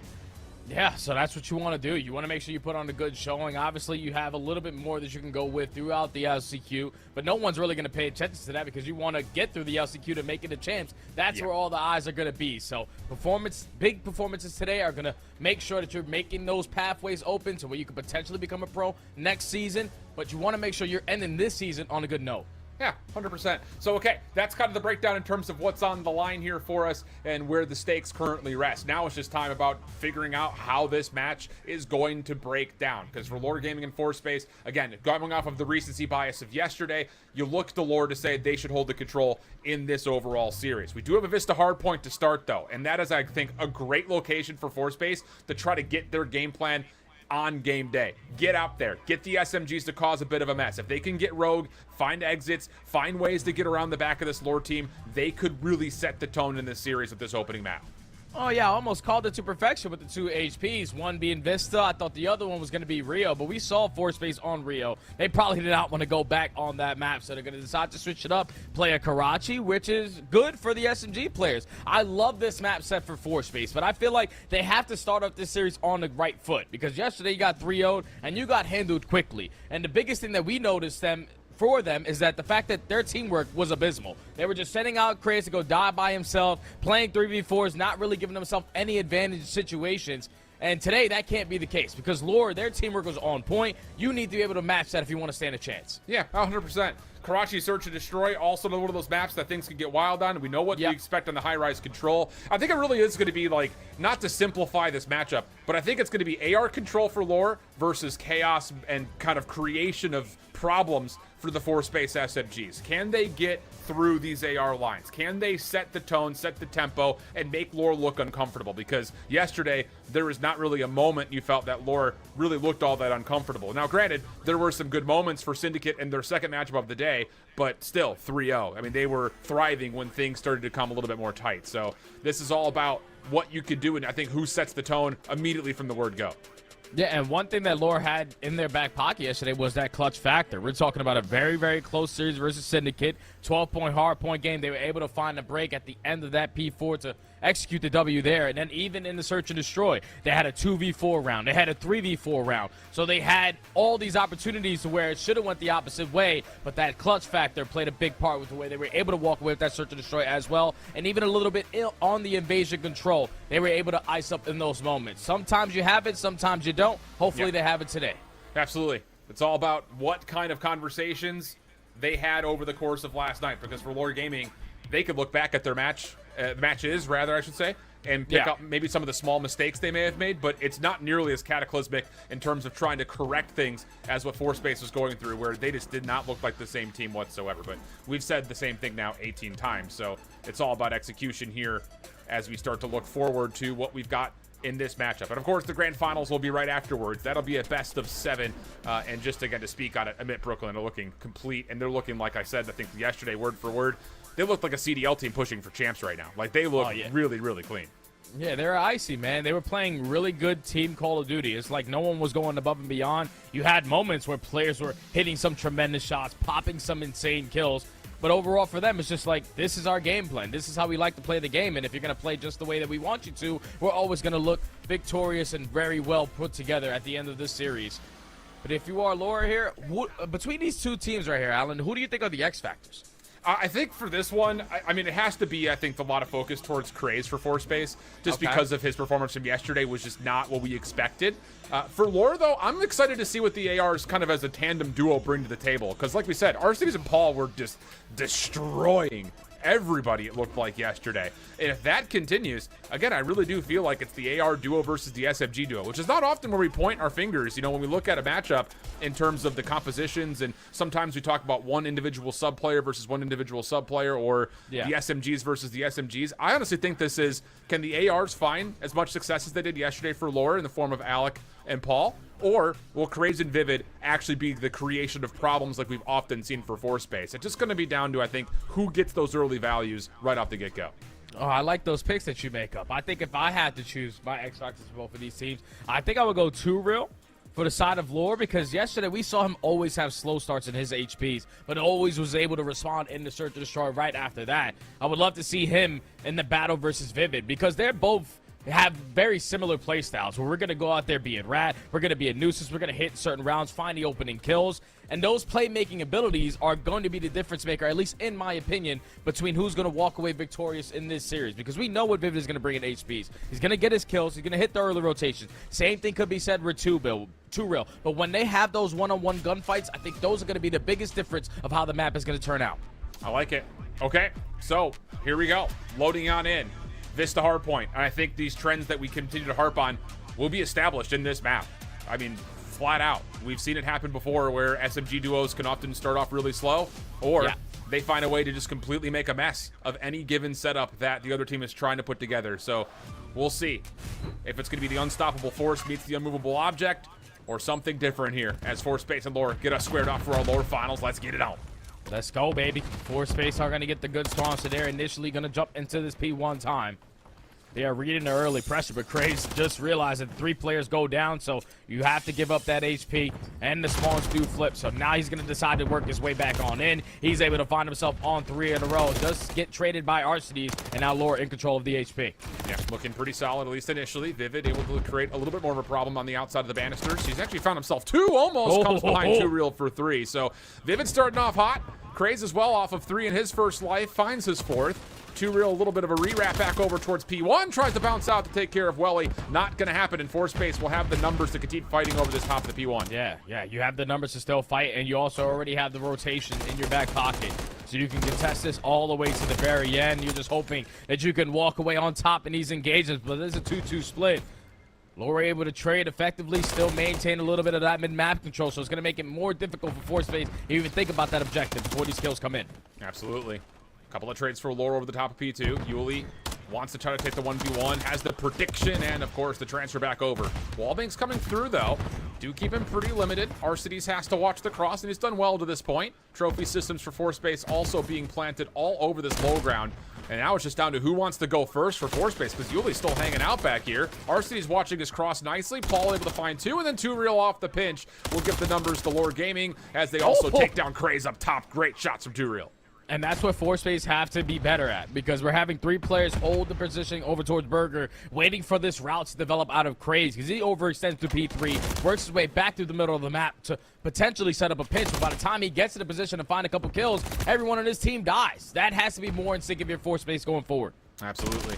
Arceus, yep, right up top. Good for 1 pistol up. That was some of the stuff he was getting away with yesterday.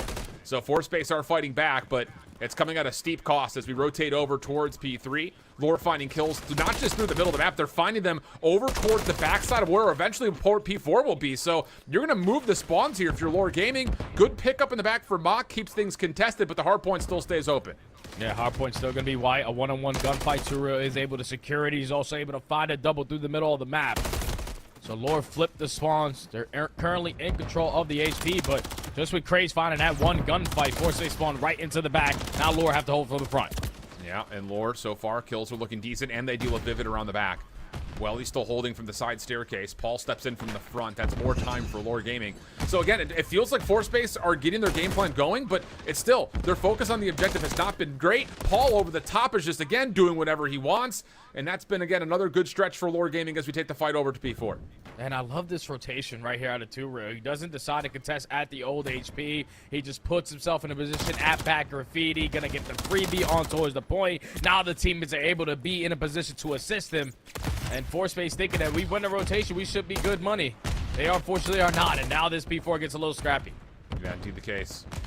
50-50 battles, hardpoint just not able to be stepped into for Force-Base. Like you said, they're in a good spot with the spawns, but RCDs is dealing with trophy systems, and it's these little advantages that Lore keep continuing to build for themselves. Good double from Craze. Mach trying to respond to Yuli over the top, not able to find the win, and then Yuli just lines everything up. Maybe a little bit of assistance from the Force-Base team shots into each other, and it's a full clean kill feed for the side of Lore Gaming. They're going to get the back 20, and this game is starting to turn into a runaway.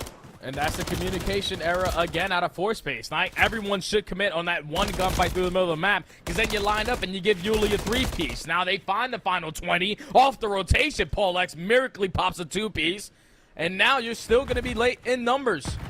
You have now, with the new hill popped, an advantage because you're currently in the hill first, but all the kills in favor of Lore, they're right into it. These are chain after chain after chain. This game is getting away from Force-Base. Yeah, very much so. I mean, we're looking at a 100-point game. More kills coming the way of Lore Gaming, and this just feels so discouraging if you're Force-Base. Yuli trying to pick up the cross out of the spawn. Kill number 5 is good, plus the last shots for number 6. And Lore Gaming are absolutely just dominating once again. Cruise missiles being earned. Yuli even picking up on where the spawns are. Lore Gaming could do no wrong.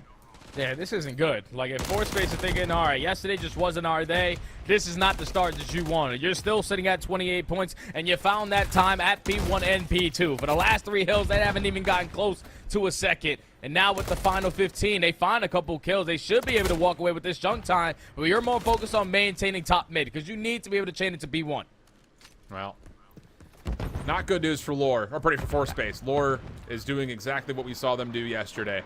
Cruise Missile going to get called in here early as the P1 hardpoint will open up. Force-Base are scattered pretty all over the map, and well, the Cruise Missile will not connect on anybody, but as they try to dodge it, Paul 2 Real finding a 2-for-1 exchange. Now the hardpoint once again open and neutral. Yuli over the top. Goodness, his predictions are perfect. RCDs trying to chase down more kills. Clean shots over the bar, but Craze will confirm the trade. Paul on the outside. Semtex up and over. Tries to flush them out, but Force-Base are holding on here, and there's a lifeline with a couple extra kills coming through. Yeah, they're still holding on, and hopefully now that they will put themselves in a position to potentially flip the spawns, but they do not. Turo still going to be the cutoff man, throwing his shoulders, has Craze absolutely one shot. But now it's Vivid's opportunity. Who's on 4 in a row? Just try to soak up this hill time. He's unfortunately going to get pushed out by Paul Lex. Lord find the break for the final 10, and they have the rotation as well. It's just not good plays from Force-Base. No, I mean, again, the killing is pretty even outside of 2 Real at 20 and 13. For the most part, no one's really letting the team down right now for Force-Base, but you could see it just in the objective time. Once again, we talked about this yesterday. Lore Gaming do not have the one hill guy. Anyone who's nearby is more than willing to jump into the hard point, and we're starting to see that come through again as the SMGs are splitting time pretty evenly. You'll even bumping the hard point a little further out, gives Paul intention of where he needs to take his aim, and it's just absolutely flawless for Lore Gaming as they're going to get above the 180 mark. Yeah, this is getting disgusting at this point. Finally, Welly's able to catch himself a double. Potentially start to build a little bit of momentum as that's now 3 dead in the feed, but the last player is still on the point. Even with the 4v1, they're still soaking up hill time. Yuli miraculously is able to pop a double to potentially keep Force-Base off, but they're still going to contest this. They're up by so much they can challenge every single junk time. Yep, absolutely. I mean, this is wow. So not the statement we wanted from Force-Base, and more of the same of what we saw yesterday from Lore Gaming. Craze taken down around the back, trying to hit her out.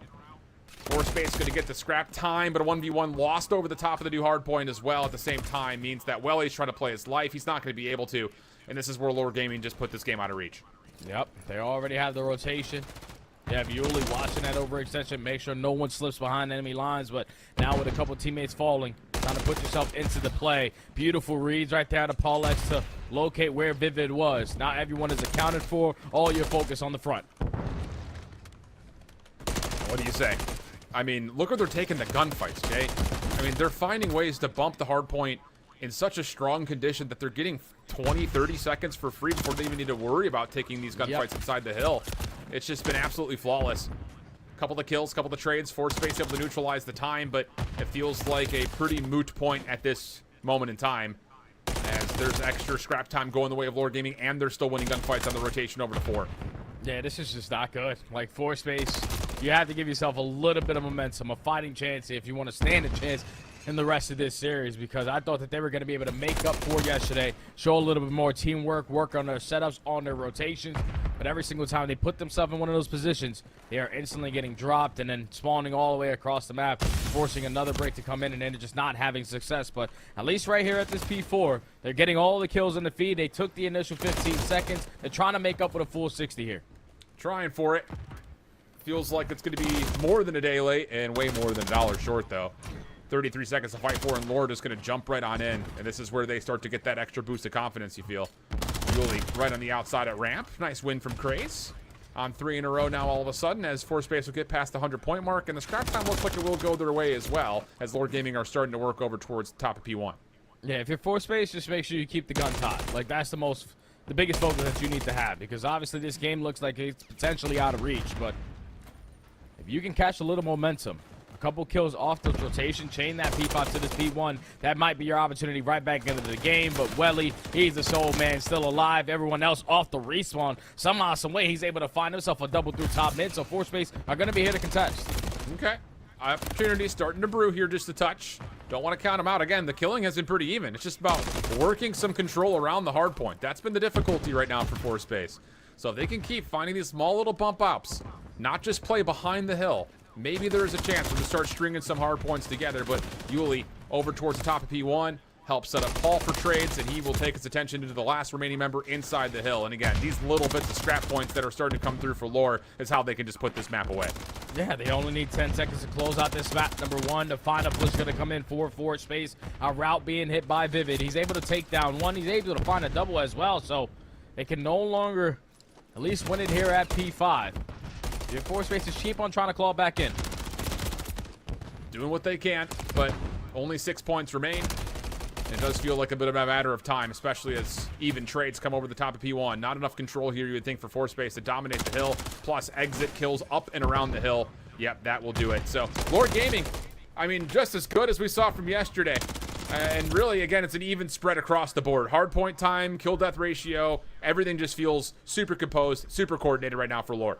You said that they're playing the same way that they did yesterday. I think that they're playing better. Because that's the way fair. that they were able to handle Space on that map, number 1, was textbook. We're talking about a P1 to P2 right off the rip of the game, where it's scrappy between both teams. But the next 4 hills, Lore were able to chain every single one of those, grow themselves on a 100-point lead, and Space was just trying to play catch-up the entire time. One thing that I really do, that I started to understand about Space's HP is that you can win a rotation, but for some reason, no one knows how to, like, take a deep breath and just relax. Yes. Allow the play to come to you. We're just always trying to send it, realizing where the spawns are. I want that gunfight to be instantly right after we get that break, and that's just simply not how you're supposed to play hardpoint. Once you get those 4 kills, set yourself up to where you can win that next wave, and then you start to hit that rotation. They're just playing a little bit too fast in HP right now.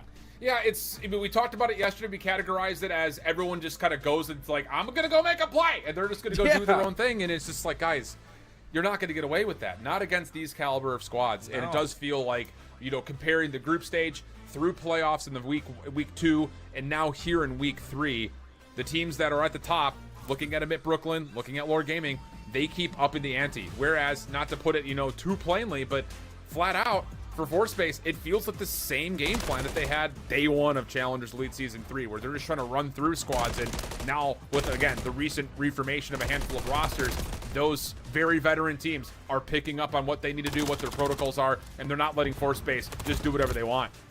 because they're making the game easier. We're talking about your winning rotations. All right, you're realizing you're spawning them all the way across the map. They're not fully sending it off the spawns. They're putting themselves in head glitches, waiting for them to turn the corner, creating layers so they can't touch that HP for quite some time. You saw it to perfection at that P3, where it was about 30 seconds uncontested, and that's due to the pressure that Lore was able to apply around that middle map area. Force Space just going one by one. Everyone trying to make a hero play, and that's just simply not how you're supposed to play hardpoint. So hopefully they can forget about that one the same way that it happened yesterday, because that game flow is absolutely disgusting. What'd you say yesterday, Alan? You could build a Walmart between them things? I think you could build 3 Walmarts and a football stadium, but how big of a difference that score was at the end of that game. But Force Space now, you need to rely on Search and Destroy, because you cannot afford to go down 0-2 versus Lore, because that high-rise control, we have it heavy in favor of them because of their AR play.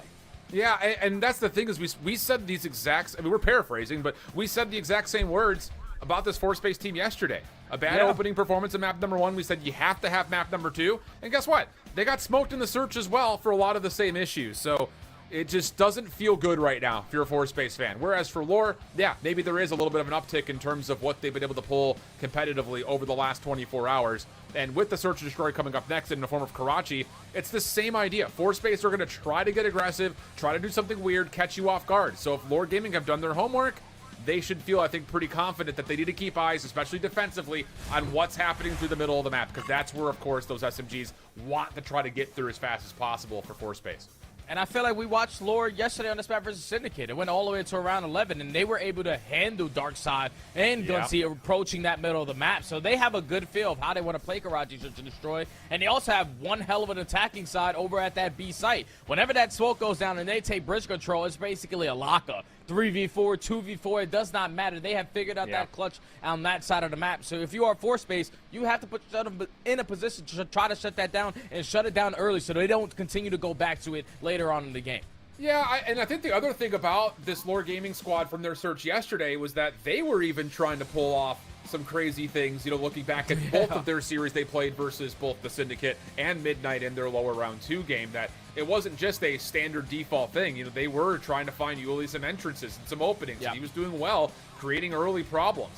Maybe not as much as we saw from him at Brooklyn, for instance, against Force Space, but same idea, that they're trying to get their subs into cheeky spots, and they're doing it with a little bit more overall kind of how do I say, certainty. You know, the ARs are there to help pick up if there needs to be a trade. Or, you know what, we didn't get that stun connection, so let's not force the issue here. Whereas it feels like Force Space, those protocols are just not as coordinated as we want them to be. So lots of things for us to consider here, especially considering the quick turnaround for both these squads after the results yesterday.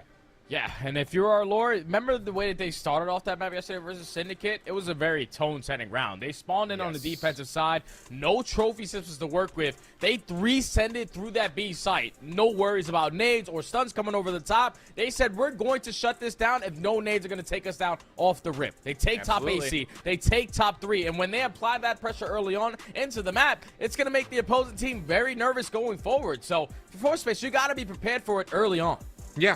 Absolutely the case. And, you know, the other issue with this map is, let's be honest, we don't often see that A site finding a lot of success. Now, Syndicate tried it a bunch yesterday, and there were some heroics that Lore Gaming had to pull off. A couple of different 2v3s, even a 2v4, to make sure that their defense could hold over towards that A side of the map. Now, the question will be, will Force Space try something similar, or will we just get the more default kind of CDL gameplay, which often just exists over the top of B, especially for opening breakoffs? That's where my questions really lie in terms of what is the game plan here in terms of Force Space trying to get this map back under their grips. And I think the perfect game plan for Force Space in this Search and Destroy would be slowing the game down, because I feel like every time we talk about them, every time someone is watching their gameplay, they're always playing at a tremendous pace. So that's probably what Lore are going to be expecting on a map like Karachi. But if you can slow these rounds down, make them think a little bit, and just cause mayhem around the map, because you know Craze is most likely going to be the island player over towards red. Vivid is going to assist them over at that bomb site. So it's going to be very difficult to try to track these guys. But if you can just simply slow the game down, allow the plays to come to you the same way you're supposed to do it in hardpoint, that might be your recipe for success. Yep. I like it. Just comes down to, will it actually turn up? We'll find out.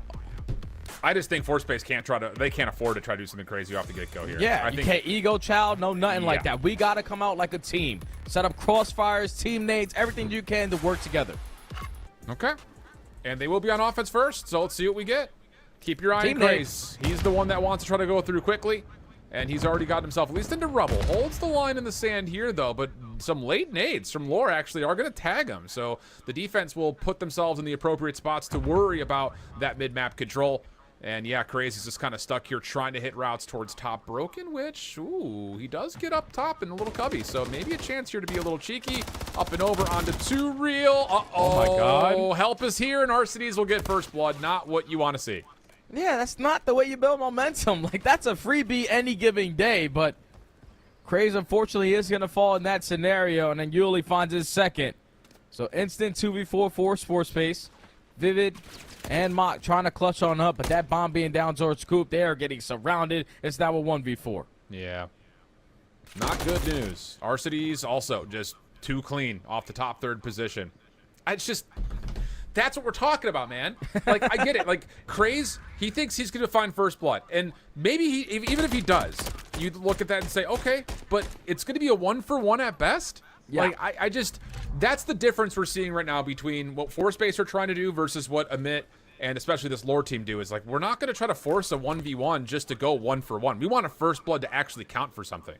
And you even saw it right there. Like, when Craze puts down the shots, it's not like the player from Lore was by himself. Arcades had backup. And thankfully, he was able to find that kill off the bait and switch.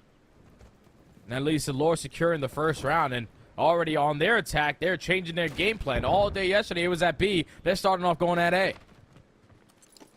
First blood good. 2 real finds it on David. Really the only defender here. Mock also tagged. Kobe? No, a little deep. Mock will get the regen, stay alive. But how do you get Yuli out of this spot? Again, this is what we're talking about. He can just stay here, be a pest, and just watch for rotators in. A little check from Welly. He does see the top of the head, but Craze has dropped. And now a little pinch from 2 real. Lore Gaming are just all over, brother. Yeah. It's Mock left in a 1v4. He's eventually going to get traded, and Lore quickly up 2-0. It's another first blood in favor of them. They locate Vivid on that corner around that buzz site. Then once they realize that the second player watching over there, he's sitting at top AC, you put down a couple shots, you back him down, you work the bomb plant. And then you put yourself in your post-plant setup that worked out to perfection. They go up 2-0. Force Space. They need something. Need something badly. And it needs to Quickly, be something too. convincing. That's the thing, is Yeah. like, a round is fine, but can they actually throw kind of a monkey wrench into the Lore Gaming setups? As once again, opening nades from Arcades this time. 3 players up the ladder. So looking for some quick high ground control, and Yuli is already to top 3rd. He can look down into market and Force Space. They're in a little bit of trouble here. Mock for first blood, but it does get traded. And Yuli, Arcades still combining for shots over the top of B. Bomb now down for Force Space. Yeah, bomb down, and then they also gain info as well onto players like Craze, who puts down a couple shots in the middle of the map. Vivid is able to win that one-on-one gunfight versus Paul, and I think Craze has found the timing versus Arcades, but he's backed up all the way to the spawn, doesn't want to play a bad position to allow him to slip on by.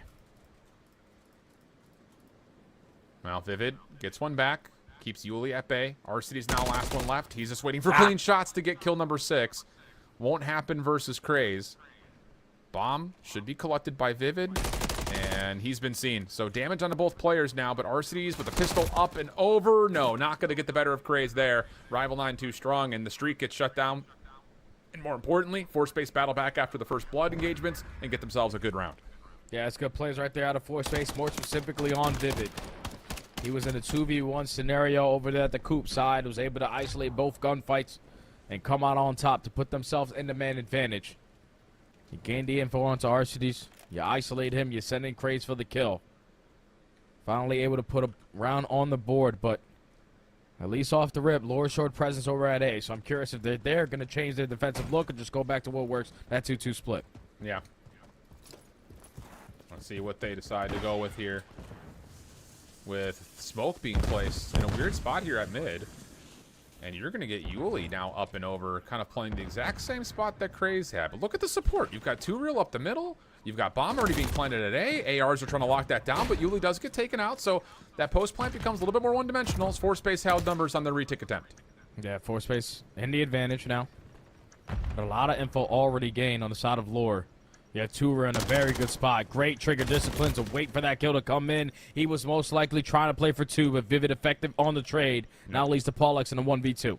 He's in a pretty decent spot, though, but Vivid is on the staircase. Doesn't seem initially. Paul very quiet. Has to check the bomb. Does so. Doesn't see the player over the top. And, ooh, Paul has been seen out. Rotates back. On the drop shot. Gets the first. Pistol looking for the second, but Mock beats him to the punch. But can he get back to the bomb in time? Ooh, it looked like he got it at like 7.3. Mock is still holding it.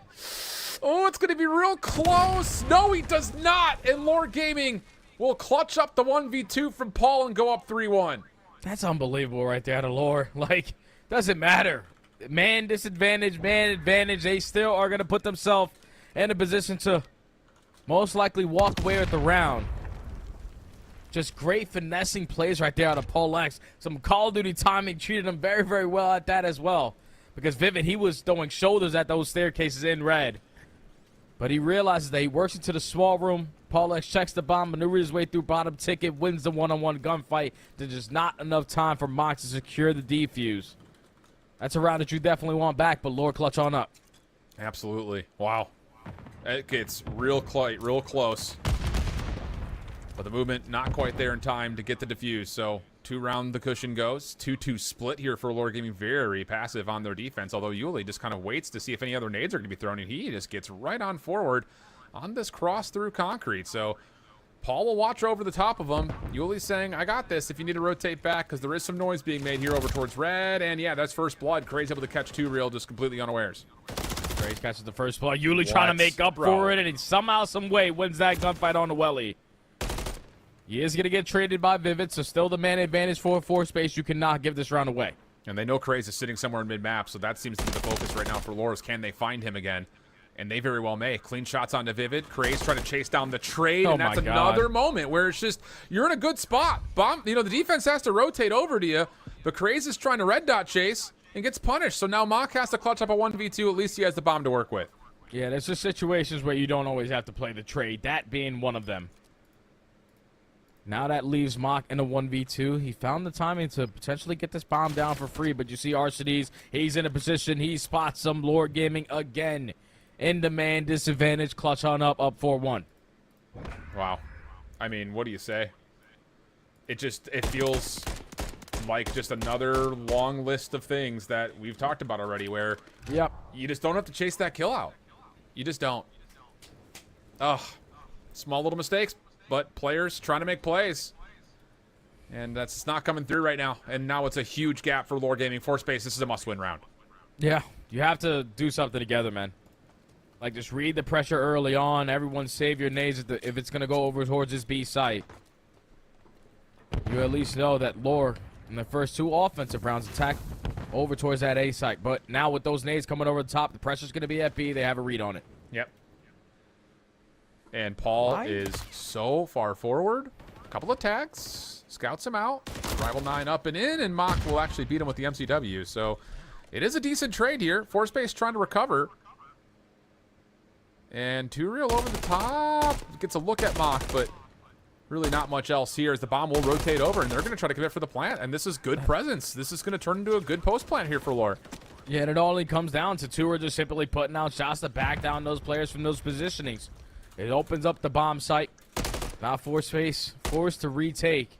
With 35 seconds left in the 3v3, you have someone trying to approach through the middle of the map in Vivid. He gets the read on Arcides. The stun is able to connect. He finds the kill. Man advantage for space. Yuli still watching the top 2 real. Small pinch, but Yuli can't keep his life. And yeah, there's no chance for 2 real to come back and recover there. If Yuli finds one, maybe. And probably, actually, if they win that round. But yeah, Force-Base, good control on their way back in. Good teamwork trying to retake through as well. Not giving anything up and also making sure that everything is covered, especially once you make that move up top to the high ground. Don't lose track of what's behind you. Yeah, that was good plays for them to realize where the exit kills are going to be at. Obviously, Vivid finds the first with the great stun on Arcides through the middle of the map. Even though 2-0 finds the trade. Once they eliminate Yuli from top bridge, that's basically GG. Especially when that last player finds a kill through the middle of the map. There's only one place to locate or at least try to contest that bomb being defused, and he does get taken down. So Force-Base, a necessary round at that, are able to secure it. Now to the offensive side they go, and if you're Craze, just run with the team, man. I'm sick and tired of down in the first 10 seconds. Yeah, it definitely is getting a little frustrating for sure. Welly also I keep hearing you hit the map. I keep hearing you hit your desk as well every time he does something like that, so I know you're frustrated. I mean, it's just one of those situations, man. Like, Welly and Craze have been the biggest playmakers for the squad, and they're a combined 3 and 9 right now. Yeah, it's not good. Stuns through. It looks like this is going to be a retake over towards the Fountain side, and Craze has done well to catch the first into Arcity. So here comes a repinch from Vivid as well, and they're going to find everything. Yeah, this works out nicely. Okay. Yuli last one left. Nothing you can do from back there, so that feels better. You put a little bit of presence. Lord Gaming read it. They try to respond to it, but you spin the web in your favor instead of jumping right into your opponent's spider web. Yeah, and that's a little bit of teamwork right there on display. Once Craze finds that first kill, you saw he was trying to find the second. I thought he was going to jump down and try to commit for that 2-piece. But thankfully, he realized that Vivid is coming up behind him. He's able to find the double. That dynamic duo, they have been working so well in Search and Destroy as of recent. Not the last couple of days, but that's one of those rounds where they have those takeover moments when they play like that. All right, here's a lot of nade focus here for Lord Gaming over towards B. Defense was trying, it looked like, to get forward here, but instead Craze pops the dead silence. He's trying to hit an early route, and he will catch 2 real. Okay, should just back off here, and ooh, really good read out to Paul X up top. So that will work out nicely. Craze will get top third, and the numbers are convincing for 4 space. Quick round, and that is a statement without question. Oh, yeah, okay, all right, Craze, I see you. You're starting to turn up, starting to feel yourself a little bit. You apply the pressure to the middle of the map. Thankfully, the team stump comes over the top, so you find that first blood. Another teamwork round right there out of 4 space. And then he eventually finds 2 with great reads on the Paul. This is good plays, good individual plays coming in and out of that young man to tie the game up at 4. Okay. And all of a sudden, what looked to be kind of a runaway map for Lord Gaming, these last 2 rounds have really spun it almost a complete 180.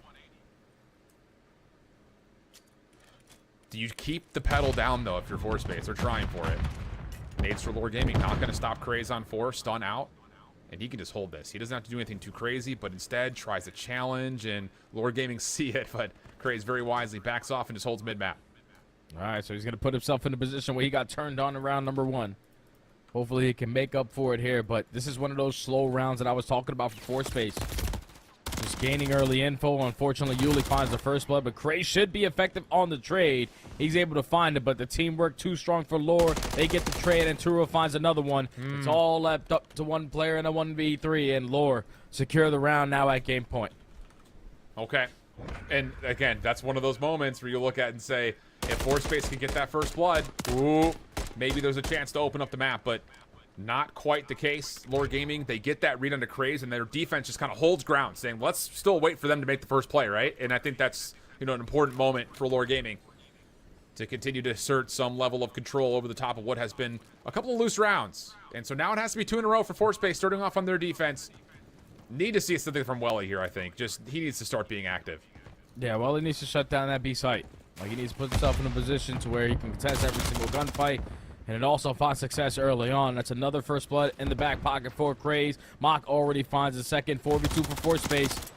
Just got to take advantage of this moment, and they do just that. Quick rounds, man. I mean, this is what we saw like on the Highrise from a couple weeks ago. Yeah. Running at you, finding the kills. And that's what comes through here. Really clean shots from Vivid. And, of course, Craze just at the same moment finds Arcity's over to the top of the B site. So here we go. Round 11. In surprising fashion, it's happened fast and furiously for 4 space. And they will be on the defense again. So if you're Lore Gaming, how do you respond after 4 space have just ran away with 2 straight defenses getting right up in your face? And they've been both at that B site, so you might just want to go back towards A, where you realize early on that their defensive setup is going to be a little bit weak, but they're just going to go right back over towards B. They're hoping that their nade is going to get them some kind of info, but that stun connecting on Craze should slow him down. Yeah, doesn't care too much. Still gets the top third. Yuli with the bomb, waiting patiently. Paul up top. The only one who could really put a response together for Craze at the moment. But this has to be point of contact. Welly's got to read this and then allow Craze to make the play. That's all that has to happen from here. Smoke is out.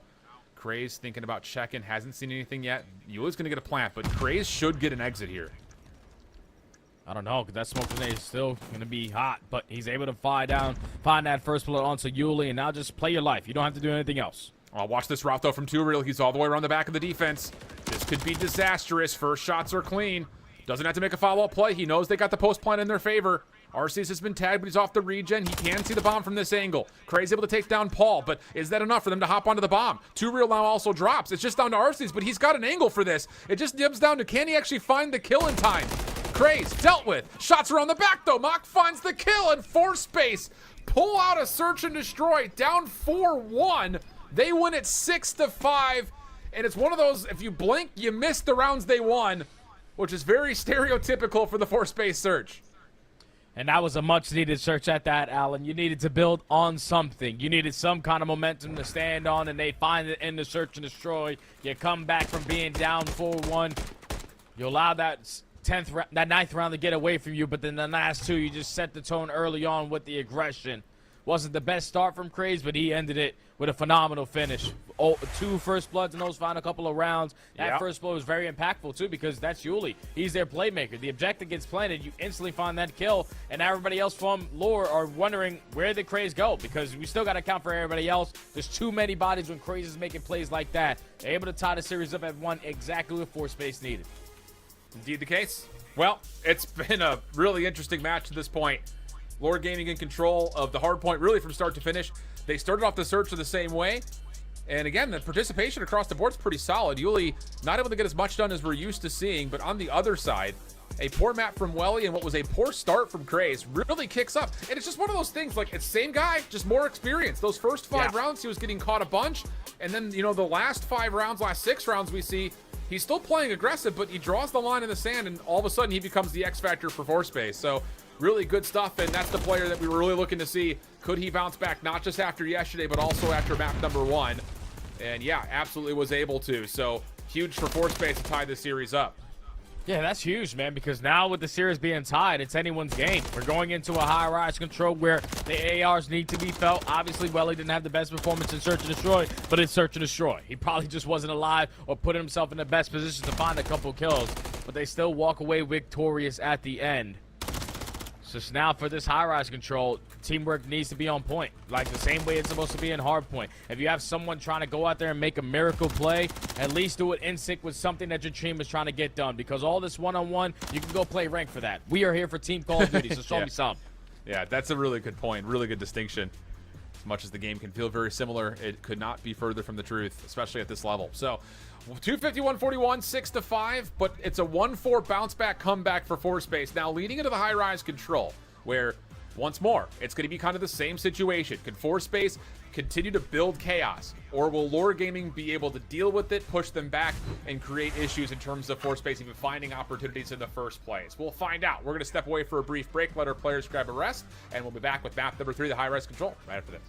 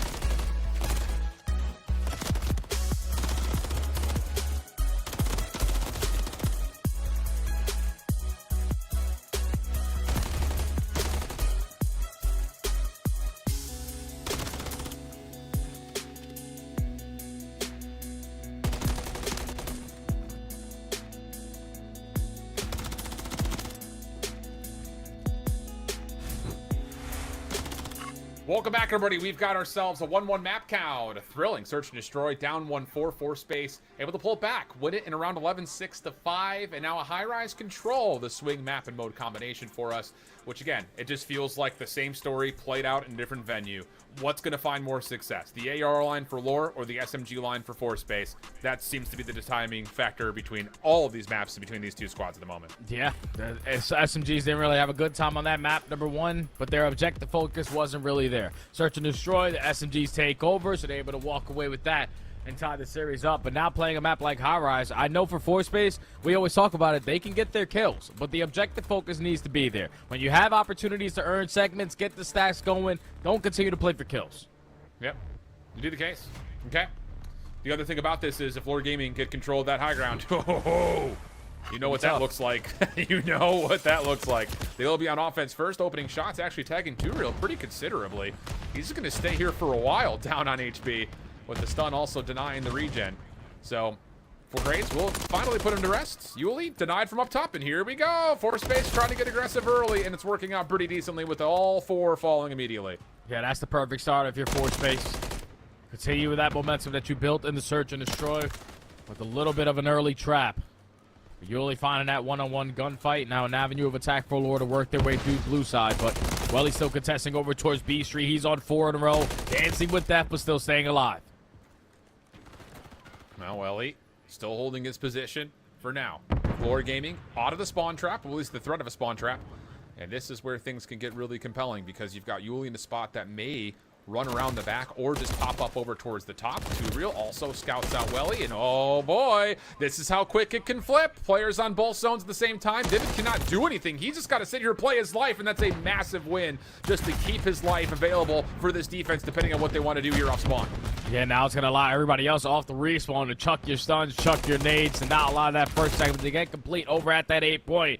And now they're also finding every single kill in the feed, so one segment complete on both sides. But all map control in favor of Sports Space with only 25 seconds left. Lore got to get a move on it. Indeed they do. Shots for Yuli. Decent, but not good enough. Oh, my God. The drop shot, this guy is everywhere. What the? My goodness. This is like a little backwards slide he just pulled right there. Shots over. Yuli, good kill. Pistol, not going to find the follow-up, but over towards B. That's where the main focus is, and 2Real takes care of Graze. That's going to be a second tick of progress. Third quickly coming through with the double stack. And I don't know how Force Space have given this opportunity up. Like, that's the ideal situation you want to be in. Time is getting away from you. Get it clean for dead. You had all the map control. But just Yuli finessing the way that he did. You're keeping players over at that 8 point, not fully allowing Force Space to dominate over towards B Street. So time does get extended. They have 4 segments to their name. And now Lore have to work out of their spawn. Yeah, absolutely the case. 16 plays 9 as well. Not great news in terms of total lives remaining.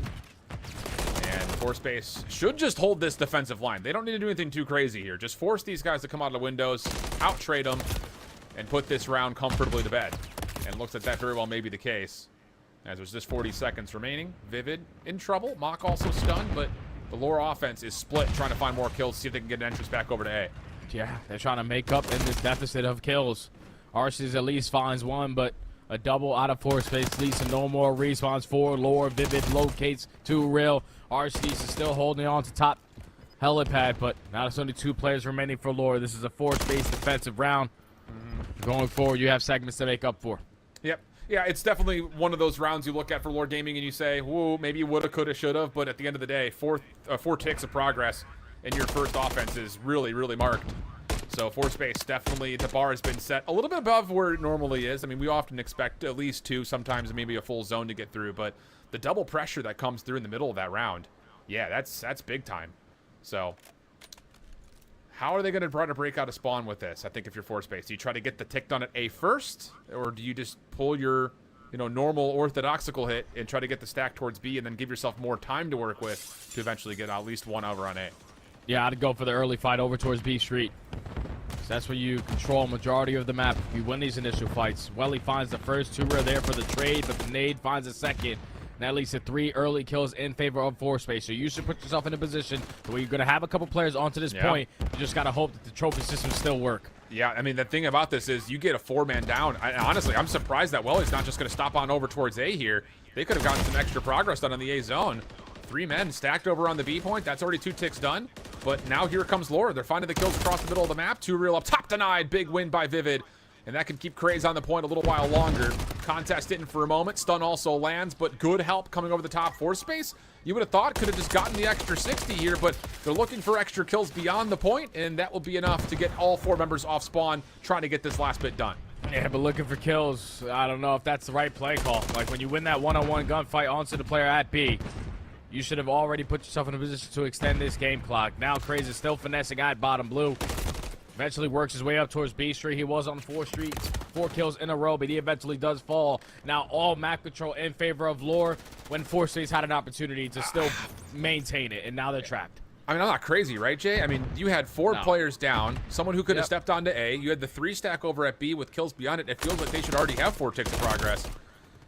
But not to be. Force Space have to work for this extra 60 seconds now. RCD's on 5. Not what you want to see if you're a Force Space fan, as kill number 6 is actually stolen away, and then over the top Craze.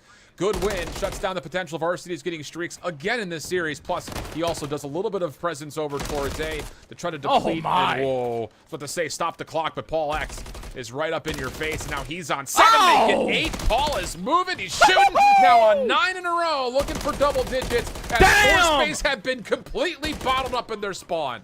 Oh my God, Paul. Yesterday, what did he do? He went on like an 8 or 9 streak to close out of control. Today, he topped it by going on 10. And they only allowed 2 seconds to get away from them. Like, Force Space, it's not all about the kills, man. You had all the map control. For some reason, when they have a 3 stack on the point, everyone is jumping on the generators to chow those players on head glitches. It's just simply not necessary. Let's get the segments. Let's think about the objective so we can have that going forward. But now in the back of your minds, you're down 2 segments, and Lore found a lot of success early on, so they're probably going to do it again. Yep. Oh, boy. And the replay of Paul just absolutely going nuclear. My God. And he's checking the hot hand right now. See how much he can get from inside the spawn. And with 2 members already making their way over towards A, Paul just has to, watch the mid-cross. He's done so well by himself here. Even the player up top, Pistol, you know he wants it. Well, he tries to fight back. Not gonna happen. Paul's on 17 as the A zone is pretty much already gone, and it just feels like the life has been sucked out of the lungs of Force Space. Oh, yeah, Force Space, they're getting overwhelmed right now. They have not been able to figure out how we're going to slow down Lore with the way that they're shooting and also the way that they are playing. And the A capture already gets complete, so now if you're Lore, you have 2 minutes to work with. You're also up by 4 lives and a lot of map control to go with it. Just 1 opportunity, 1 set of kills to get the stack going. You can close out this round. Unreal stuff, man. Wow. Okay. Well, 2 reels in your spawn. That's not what you want. Good trade. Keeps him at least limited on how amount of impact he can have, but we're at a 5 life advantage. Minute 50 on the clock. The tougher zone already gone. Paul still got a cruise missile. It's just a laundry list of things that continue to stack up in favor of Lore Gaming. But Force Space, don't count them out. Finding a couple of kills across mid-map could get them forward, maybe put a spawn trap of their own in play. They need to take care of ball, though. They're still contesting from top heli. Puts down shots, sets up RCDs for that freebie. And this might be an opportunity where you can invest that cruise mission just to gain all the info on the rest of the players. Get the stack going. Throw your trophy system down as that first segment is already in. They found 2 kills around the middle of the map. Not able to find that kill on the welly, so now it's all into Paul. Unfortunately, he falls. Everyone off the respawn. Oh, good shots as well at range. Okay. Don't call it a comeback. 4 ticks still, again, not insignificant, but Force Space are starting to get forward here. Craze watching the cross up top. Good shots on the 2-reel. Also has Yuli in his scopes, but runs out of ammunition. And he may have to forfeit this position as Paul comes up and finds the kill. Also, the follow-up really clean. Paul is, again, he is snapping. Mock also taken down to limited HP. RCD's on the cross. And this is going to allow the clock to stay paused in a minute and second. With the second tick looking pretty good with 3 men on. Third stick may actually come here too. Force Space had to go quickly. Yeah, they got to go quick. They have a couple players trying to hit the hop up. Thankfully, Craze finds that initial kill. Welly flies on in, finds a second. That leads to now being 4 dead. All of Lore coming off of the respawn. Force Space taking all that map control away, but Paul X is going to decide to invest the cruise missile. I don't really understand this play call here. Oh, they have tons of time left. I think that's the biggest thing is maybe they can find the kill and turn this into a TDM with 38 seconds remaining. Plus, you also got to keep in mind that gives them an exit to jump right out over to the B zone, which if they can get 2 players on, they may just win it right here. Vivid's not going to get up the ladder. Someone's got to come touch this. Well, he eventually able to find 1 kill, but you still got Paul nearby. Trophy system out. He wins it with the pistol. Heck of a snap, but Force-Base, hold on. No depletion on the progress. 28 seconds, 5v6. Yeah, and you got to clutch up on these fights. You already have Mach in a position trying to play for the spawners. He finds 2 real, no more respawns for lore. But it's a 5v4. You cannot afford to trade in this scenario. No, not at all. And, well, Craze Mach. They do turn this into now a 5v1, 2 real, last one left alive. So the cruise missile gets spent. And again, it's one of those like, ooh, maybe, maybe not. Hindsight's a hell of a drug, but the thing is, there was an opportunity for Lore to just jump on, stack it, and win the round. So you have to give them some sort of credit. And you also got to keep in mind that they are looking really good for potential round 5 defense. Oh, yeah, that's guaranteed because they're up by 7 segments. So there's no way in hell Force-Base are going to be able to make up for it. But if they walk away with the attack round, obviously we won't even get to a round number 5. So that's got to be your focus if you are Force-Base. Just do something together. Now you have a cruise missile as well because Mach was able to end that round on 6. No longer have to worry about the one inside of Paul. So this is the opportunity where you have to close it out here. You don't want to go to that round 5 where you're not going to have that cruise missile. Yeah, absolutely. Well, Mach, a little bit of damage done. And the question will be for him, can they find an opportunity to win this offense and avoid that round number 5 with the shots coming from Mach plus the cruise missile looking pretty decent. 2 real. Wow, just forces the issue. Finds 1, but Welly, okay, 22 and 15 on 2 in a row, and he can stop the clock at a minute 6 with a little bit of help here on B. Yeah, it's a double stack going. You know that the nades and the stuns are going to come bombarding over the top, but not a single player has a trophy system down. Just thankfully, nothing is able to connect and do some real damage for a kill. As the second segment is already in, Mach causing mayhem as well over at A. This is the ideal situation you want to be in. This might be the time to call in that cruise as well. I agree with that. It gets you the 60, plus it gets you the transition to help out Mach over towards A, but he's still holding his ground. Craze up front. This is looking pretty decent. Help on the cross from Mach. Nades coming through. This is just still 1 player on the zone, though. Craze in trouble. Gets stunned. Still finds the kill with the pistol. Can he get away with his life? Not quite. Second tick of progress. Starting to be worked on. But Welly, now the last one left as Lord Gaming are stringingly coming out of spawn 1 by 1. Please call in the cruise. Yes, Mach. This is the perfect opportunity. Your teammate is in a very difficult situation to be in, but he's still able to find 1 kill. You're giving all the info now to the teammates who are alive. Instantly going to put themselves back in a position to work this point and also set up Craze on the pinch to find 3. That might be just enough to end the game. Looking good for it. Mach is on the point. Well, he's still watching over the top of him, though, so he's got to win this 1v1, and he does. Just stay down, Mach. You're the only player inside the zone. He gets taken out.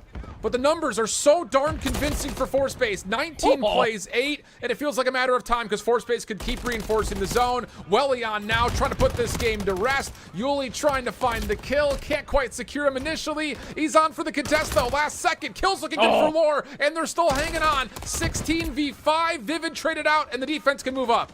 And now you just got to play TDM if you're Force-Base. No more respawns left for Lore. Everyone just go for a team chow to put yourself in a numbers advantage every time. How do you get this done if you're Lore Gaming? 4v13 feels like an impossibility. But they're in good spots, and they're getting more high ground control. There's also still so much time to kill. So Force-Base, you just have to stack up, play your trades, win this round, get out of here 2-1 up. That's exactly what they're trying to do, but RCDs are still contesting them over at this blue area. Thankfully, Craze finds 1 across the map, so there's only 2 players now to account for. Yuli is located. RCDs is traded. This is it. Yuli, last one up. No, not going to happen. And how about Force-Base? I mean, it got down to the wire there, even in that last round, where it looked like they were going to be completely out of the picture. But, again, heroics come through. Mach calls in the perfect timing on the cruise missile, and Lore Gaming just completely held to the windows. And, again, it's Craze. He just gets up on top of the window. He doesn't try to go too far. Just holds the AR, holds the kills, pops up a second time in the same spot for a 3 spree. And he ends up going 29 and 25, 22 non-traded, but not even top damage in the lobby. That's still held by Lore Gaming. So a very peculiar control, but Lore Gaming find a way to get at least what looked to be 2 straight offenses completely brushed aside and Force-Base steal away the map. And there was a difference tremendously in the slaying. Like we said it, that Lore have great ARs that can contest, but the SMGs need to play well. Both of them go 15 and 30. You're not going to win controls if you're going double negative. And then also, they had opportunities on their attacking round. Just comes back to when Paul X called in that cruise missile. Like, when you're off the respawn, all your teammates are off the respawn. All the information that you're going to get, you could have known before that cruise missile even gets invested, because now everyone off the respawn, someone's probably sitting heli, someone's playing propane, someone probably in the B point, and someone contesting us at this left side window. It just wasn't the right situation, the right timing to call in that missile. I thought when he was sitting at top propane, you had all B street control. All you needed was that cruise missile to get invested. You gain the info, you get the stack, and you secure the round. And that's exactly what Mach was able to do for his attack. That was the difference for me in the game. It should have been Lore up 2-1, but with the mishaps out of the cruise missile, they go down 2-1, and then Mach ending that round on 6 in a row. Just too much pressure, too much aggression from force space with the cruise missile in the back pocket. They handled that last round with ease. Yep, absolutely. Wow. I mean, again, just so surprising to see how this all unfolded. Considering that, again, it just feels like how we talked about the last map in particular. It felt like a map that was very decidedly in control Lore Gaming. But Force-Space continued to just have this gear that they can get to, and once they get to it, it's hard to stop them. And it just comes out of nowhere. It's like legitimately going from 0 to 100 in 3.3 seconds. I mean, they're so quick to turn things up when they find the opportunities, and that was again the case, especially in round number 4. And now that's 2 rounds in a row now where Force Space have been able to edge it out in those final moments. Clutch factor in the search and destroy, clutching up on the control, especially to win it on an attacking side to close it out. And now you're feeling fantastic to go into this Karachi HP. You just got to make sure that you're doing everything together. And that's what we saw on that control. Based off of that map number 1, though, it's like you get yourself in a setup, you win the rotation, you win that one gunfight, hold for a second gunfight. Don't just continue to go forward. Put yourself in a setup and continue to work as a team to try to close this one out. Well, we'll see if that can continue to be the case, because for Force Space, it's coming out of nowhere, but it's coming quickly. Yeah. And for Lore Gaming, now all of a sudden you start to sweat a little bit, because, I mean, what does that do to your mental? You're sitting here saying, we're up 4-1 in the search, looking like we're dominating these guys. We're up big time. We're getting a lot of offensive success. And then all of a sudden, whoa, we're losing this control. Now you got to jump into a map number 4 where, I mean, do you even remember what happened in map number 1? Because you're starting, I think, second guess maybe a little bit, Jay, just based off of how this has gone to this point. I think if you're looking at it, though, if you're Lore, you can just look left to right, or at least listen to your headset for your teammates and just realize we are outplaying these guys. We are just making a couple little mishaps. It happened in the search and destroy. It definitely happened in that control. But if we don't do that, we should be able to handle them the same way we did on that map number 1. Chain a couple hard points together for Force Space to play a little bit quicker, to try to make up for those points and make those mistakes. That's what Lore need to do. They need to have a hot start here, so then you're forcing Force Space to try to play catch up the majority of the game. Well, okay. I mean, again, just really surprising how this has happened to this point already. Hard to say how things are going to go from here, though, because, again, it just feels like one of those maps, or one of those modes, rather, that this team can just absolutely show up and run through you, talking about Force Space in particular. I think the thing about it is, will that actually occur, which has been the storyline, really, from the entire way through this. I mean, legitimately, it has been a wild story watching this team just kind of step up out of nowhere and all of a sudden take a map from you. So question marks here in terms of the composure for Lore. I mean, they've been in this position before, though. That's the thing about it, is they're not unfamiliar to not just being down, but being maybe even caught a little bit by surprise. And now it's just about, again, can you go back to your game plan and trust that the work you've already put into this point will continue to be there for you to get to that high-rise search? I think they definitely do. I think they definitely trust that game plan, realizing, like, okay, we do the little things right. We should put ourselves in a good situation to make that Game 5 happen. But if you are Force Space, this is an opportunity that you have to capitalize on. They played these guys in the elite stage, in that winners bracket side, and they were able to close it out in the 3-1. Completely different maps, but Karachi, after the last 2 maps that they've had, they have all the momentum. Now you just got to continue to have that here. You have to have a good start. All right, that's the frame up. Again, just feels like the same story, different map, where who's going to find the most successful? These SMGs continue to be able to just turn things up and take over in the blink of an eye. Or can Lore Gaming count their numbers, do their diligence, hold off this SMG line? As it feels like once they get going, it's hard to stop them. That's been the case in both the end of the search and destroy as well throughout that last round in the control, as Force Space will be the first team trying to break through this setup. Opening nade decent from Welly, but traded back by Yuli. So, again, just neutral as you would often expect over the top of P1. Yeah, but at least a majority of the kills do go in favor of Space, and I'm pretty sure someone is going to lag out, so we're going to have a lobby reset, and that's low-key a momentum killer. Like, you find 3 kills right off the rip, Space is thinking, all right, guys, we're just going to continue that momentum from the last map. But something happens, and now an unfortunate reset is going to now put the game at a pause. But we'll be back shortly. We'll be there shortly. Indeed. Hopefully it won't take too long for them to get re-lobbied up. And, you know, I think the thing here, outside of just the implications of this series, how much does Admit Brooklyn look at this series and say, oh, we're playing Lord Gaming? I mean, they're playing clean. And all of a sudden it's like, wait a second. Do we need to get ourselves ready to play Space? And I don't know. Like, do you feel about, like, I think Admit Brooklyn want to play Lord. Just due to the fact that I think it's a more structured game. It's more predictable. But at the same rate, you also dominated Space yesterday. I mean, do you feel any particular way if you're Admit Brooklyn watching the series right now? I think I'd 100% rather play Space. You already was able to take care of them and take care of them with ease. You made them look stupid around the map when they were playing COD. So I would want to play that team. But honestly, you would be prepared for either squad because obviously you're the team that goes through the winner side. You're super confident. You're feeling like we are the best team in this tournament, the teams that are left in the tournament. So it doesn't matter who we're going to play. Okay, it's fair. Just curious because it's one of those situations that you look at and you say, oh, hold on a second. We thought we were going to be playing these guys. Now all of a sudden we might be playing those guys. Anything can happen. It's one of those situations, but should be a fun one, I think, just to see what happens with that grand finals. And I think more importantly, it is one of those situations that, you know, you're looking at this from the perspective of Mid Brooklyn. You're thinking that if, you know, more gaming are having this much trouble with Space, we're going to win this thing if we just play our game.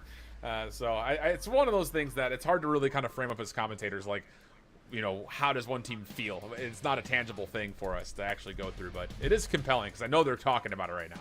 Oh, yeah, 100%. And the good thing for them is that they are still preparing for both teams because obviously in the beginning of the series, you have no idea who you're going to play. You feel a lot more confident if you just wanted to against Space because you've already beaten those kids. And then on the opposing side for Lore, even though you haven't played them so far throughout this elite stage, it's still a team that you know will be able to contest with you guys. So either matchup will be great, but either matchup is going to be fine when they get there because they don't care. They're going to be feeling good. They're going to try to walk away victorious. I like the comms. So here's a refresher about how things have gone if you're joining us here late. Again, it was a dominant opening map from Lore Gaming. And it really didn't feel like the SMGs, again, could do really much of anything. Vivid had a good map for the most part, but it just, the ARs were so dominant. Same thing was coming through, though, for the high-rise control until it wasn't. I think that's the biggest thing, so.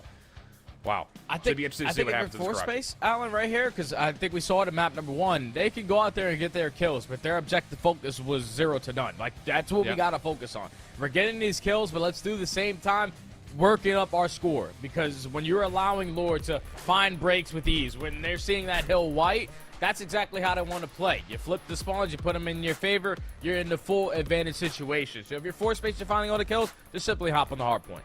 Okay.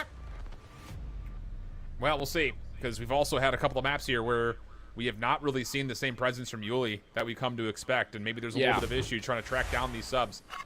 That's going to have to be definitely one of the playmakers for us to take a look at. Same can be said, though, for Welly. A couple of maps that we just have not seen the same presence from him with the AR in hand. So it'll be Vivid and Craze on one side with the SFGs.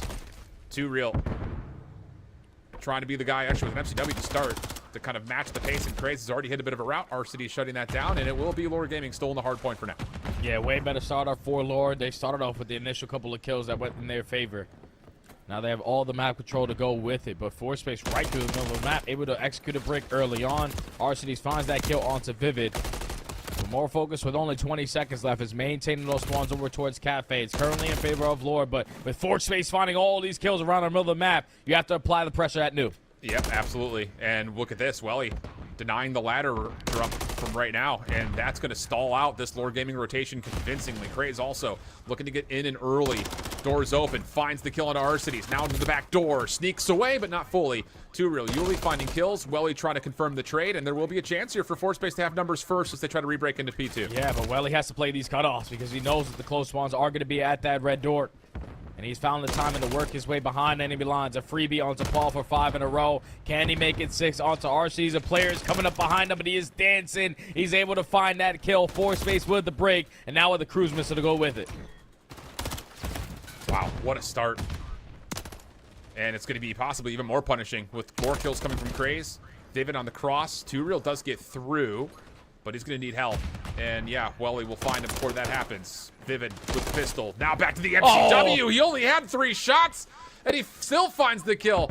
Now just John Wick's up the rival 9, ready to get on rotation to 3 and 4 space. Have set dominant control of the tempo of how this map's being played right now. Yeah, this is beautifully played right here out of 4 space, but not finding any kills off the rotation is now going to slow down their gameplay a little bit.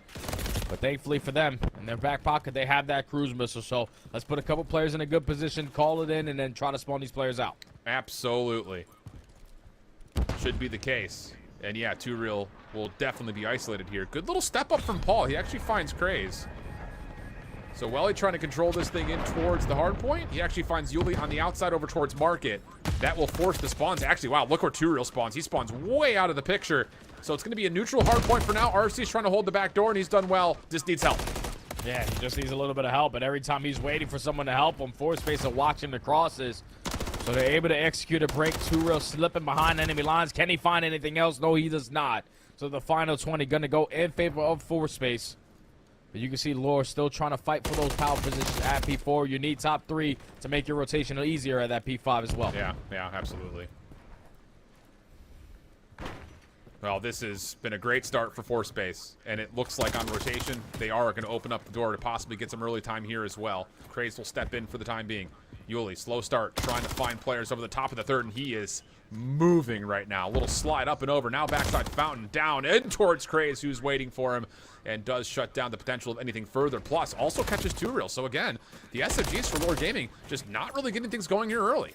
Yeah, they're not having fun. They're going up against gunfights versus Craze, and even Welly at times with that AR in hand. They're both sitting at double positive. But so far up by 50 points. They're trying to flip these spawns single-handedly is Craze. He is on 4 in a row. He knows that the pressure's still going to be on him, but he's still dancing, trying to finesse and just play his life as long as he can. Yeah. And he's going to get a read that Paul's playing around the back here. Good shots. Our cities for the trade. So that will stave off the 4 space rotation, plus also stops Craze from getting a cruise missile. 2Real trying to catch one on the exit from the old time.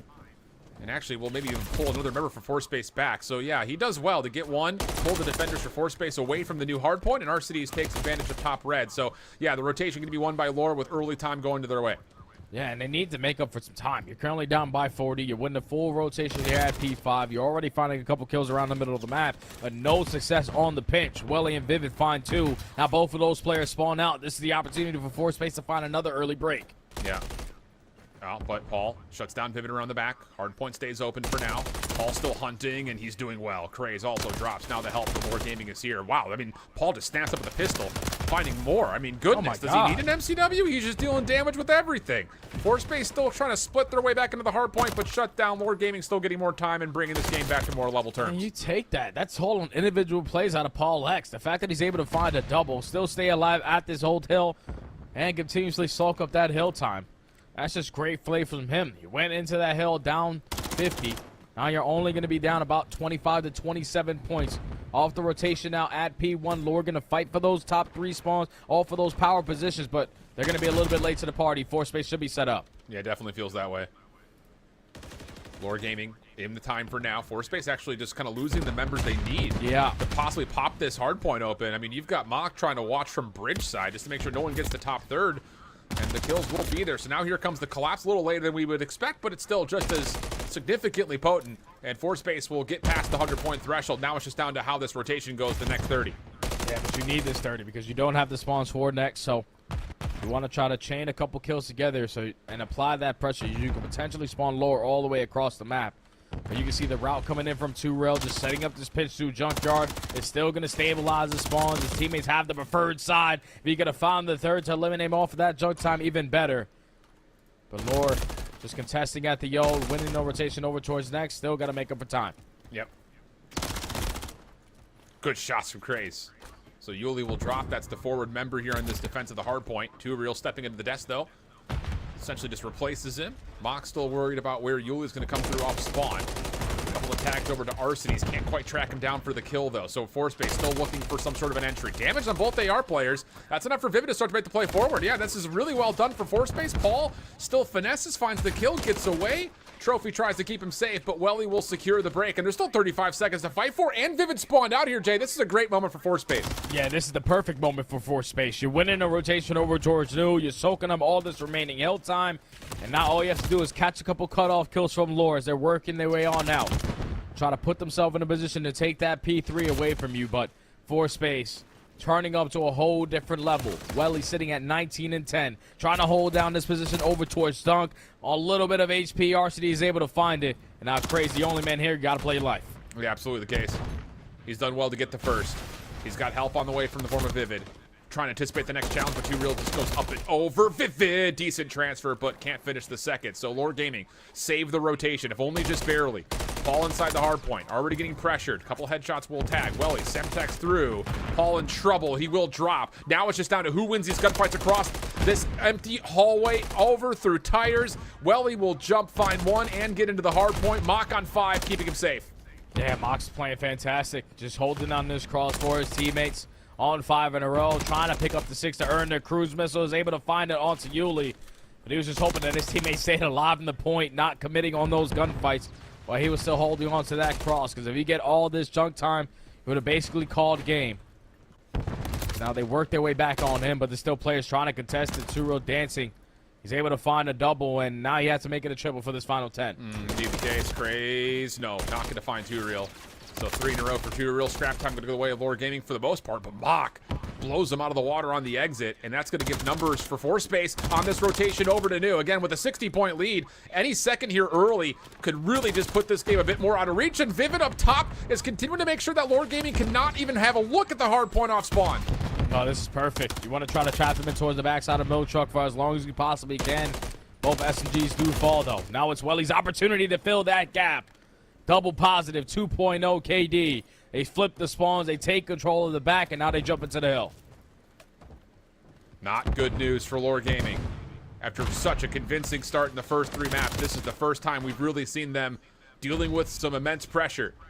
But they've clutched up before. Can they find a way to do it once again? Welly on 5. A cruise missile is everything right now for Force Space, especially with this rotation currently underway. Mock could use his if he needs to, but a second one, that's pretty much game.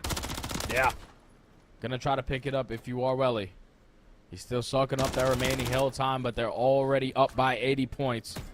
Now Lore have to make up for it, but you have players contesting for those spawns. Vivid wins that one-on-one. You take control of the back. All of Lore trying to hold on from the front, and they do a great job of that. They find a double. They're still holding on to the HP. Yeah. Too Real, up and over, finds Welly. You gotta get this time, though, if you're Lore. Someone has to pop off, especially right now with the cruise missile being called in. They're trying to exit Arcides. Wait, Arcides and Yuli is going to find 2. This is all about Lore trying to be funneled into the interiors so Force Space can find the kills, but that doesn't happen. And now all of a sudden you got Arcides on 4 in a row. Lord Gaming can reaffirm some control over the hard point as well with 25 seconds to fight. Yeah, this is perfect. You fight for this final 20, you walk away with it. You're still going to be into this game. But you have to do more than just one task. You have to take now the power positions over at 3. So you can work for that rotation at P1. With Arcides finding himself on 5 in a row, a cruise missile could be massive in this moment. He's just going to sneak his way around because he's the only player in a position to make a play happen. Yeah. This is not time you want to see just idly go the way of Force Space if you're Lord Gaming, but you also don't want to throw away these power positions. Arcides looking for kill number 5. Doesn't get the last bullet.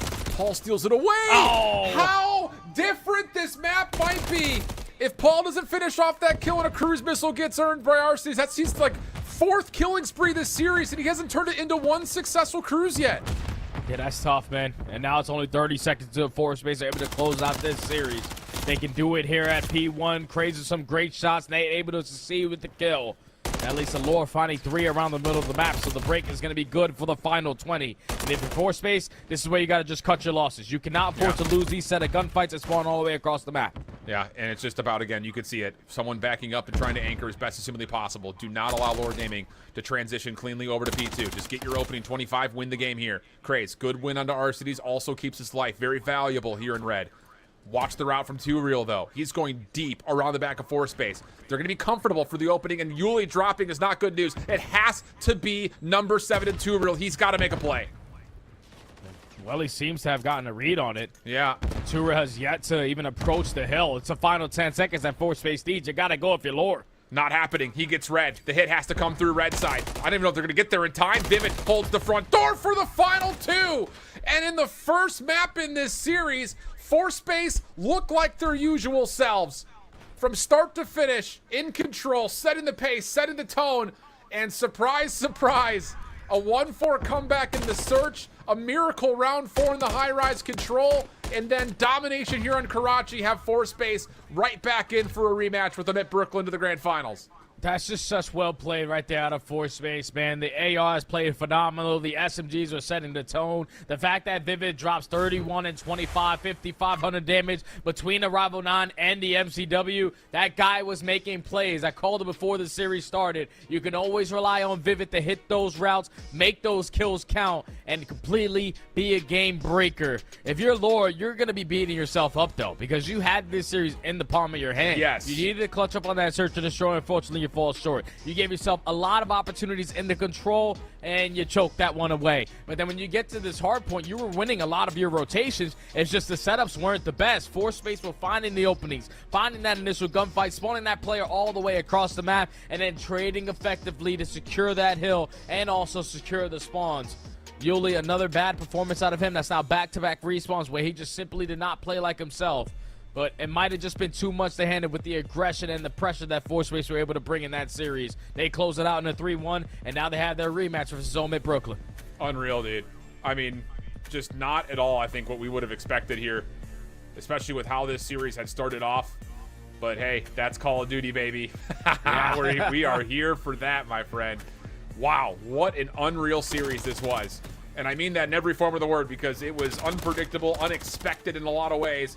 But it's two different hard points that go in completely different forms. I mean, Force Space absolutely wrecked in the first hard point, but they turn around and send it right back to Lore Gaming here in map number 4. And that's what you need to see if you're a Force Space fan, in terms of them building some hope for what they could do versus Submit Brooklyn. You needed to see a map like this. You didn't just need to see search and destroy rounds that were won in the first 15 seconds. You didn't just need to see Mock popping off with Craze and a one offensive round of Highrise, because they were getting beat up. I mean, they nearly lost that in 3. Almost losing both of their defenses on high-rise control, but they survive, and then they get one good round of control. But here in this Karachi hardpoint, that's what you wanted to see. Absolute control, really, from when we got through the first set of hills from there on out. Yeah, and that's perfect plays from Force Space, man, to handle the adversity that Lore were throwing at them. We talked about it before the series started as well, that Lore versus Syndicate yesterday had that clutch factor. In the round 11s, they were able to walk away with it. In round 4, in the control, they were able to clutch on up. And even in the final moments in the HP, they had that clutch factor. Just did not have it today. Force Space, just way too much to handle. But it was still a good performance from Lore, because I felt like they were outplaying. I felt like they were outplaying Force Space, at least in the first 3 maps. The only difference was that map number 4, where their teamwork wasn't really the best. Yuli wasn't finding his kills. Rotations were on point, but the setups after that were not the best as well. Just not their day of Call of Duty. No, legitimately, you're going to look at this if you're a fan of Lore Gaming, or if you're someone who works for Lore Gaming, or you're someone who's just a player. This should have been a 3-0. I mean, it really should have been. 4-1 up in the search. Now, granted, I'm not taking anything away from Force Space. Lore didn't make many mistakes there in the search. And Force Space did play good, you know, in those last handful of rounds. But you're up 4-1, my guy. I mean, that's probability-wise, you win that search. Same thing with the control. You're one tick of progress away from winning both of your offenses. It could have been a 3-0 in a lot of ways, but Call of Duty, baby. That's what we love to see near the end of the season. So with that, we've got our grand finals set. It's a rematch of the upper bracket finals, with Force Space looking at least marginally better than they did yesterday there in that last map. But Omid Brooklyn looking like a powerhouse. That's going to be our rematch for a best of 7 grand finals. We need to step away for the teams to do the vetoes, and we'll be back as soon as they're ready to go with the full series layout after this.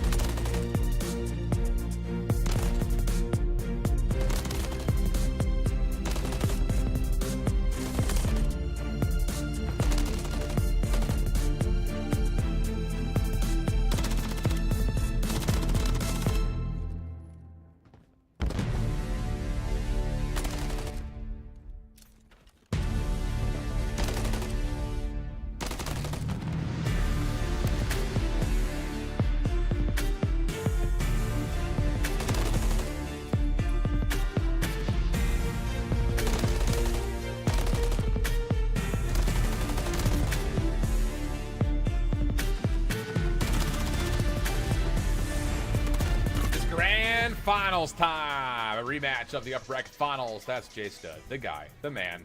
Looking good, looking fresh as always. Thanks, buddy. Just how do Thank you. Thanks, buddy.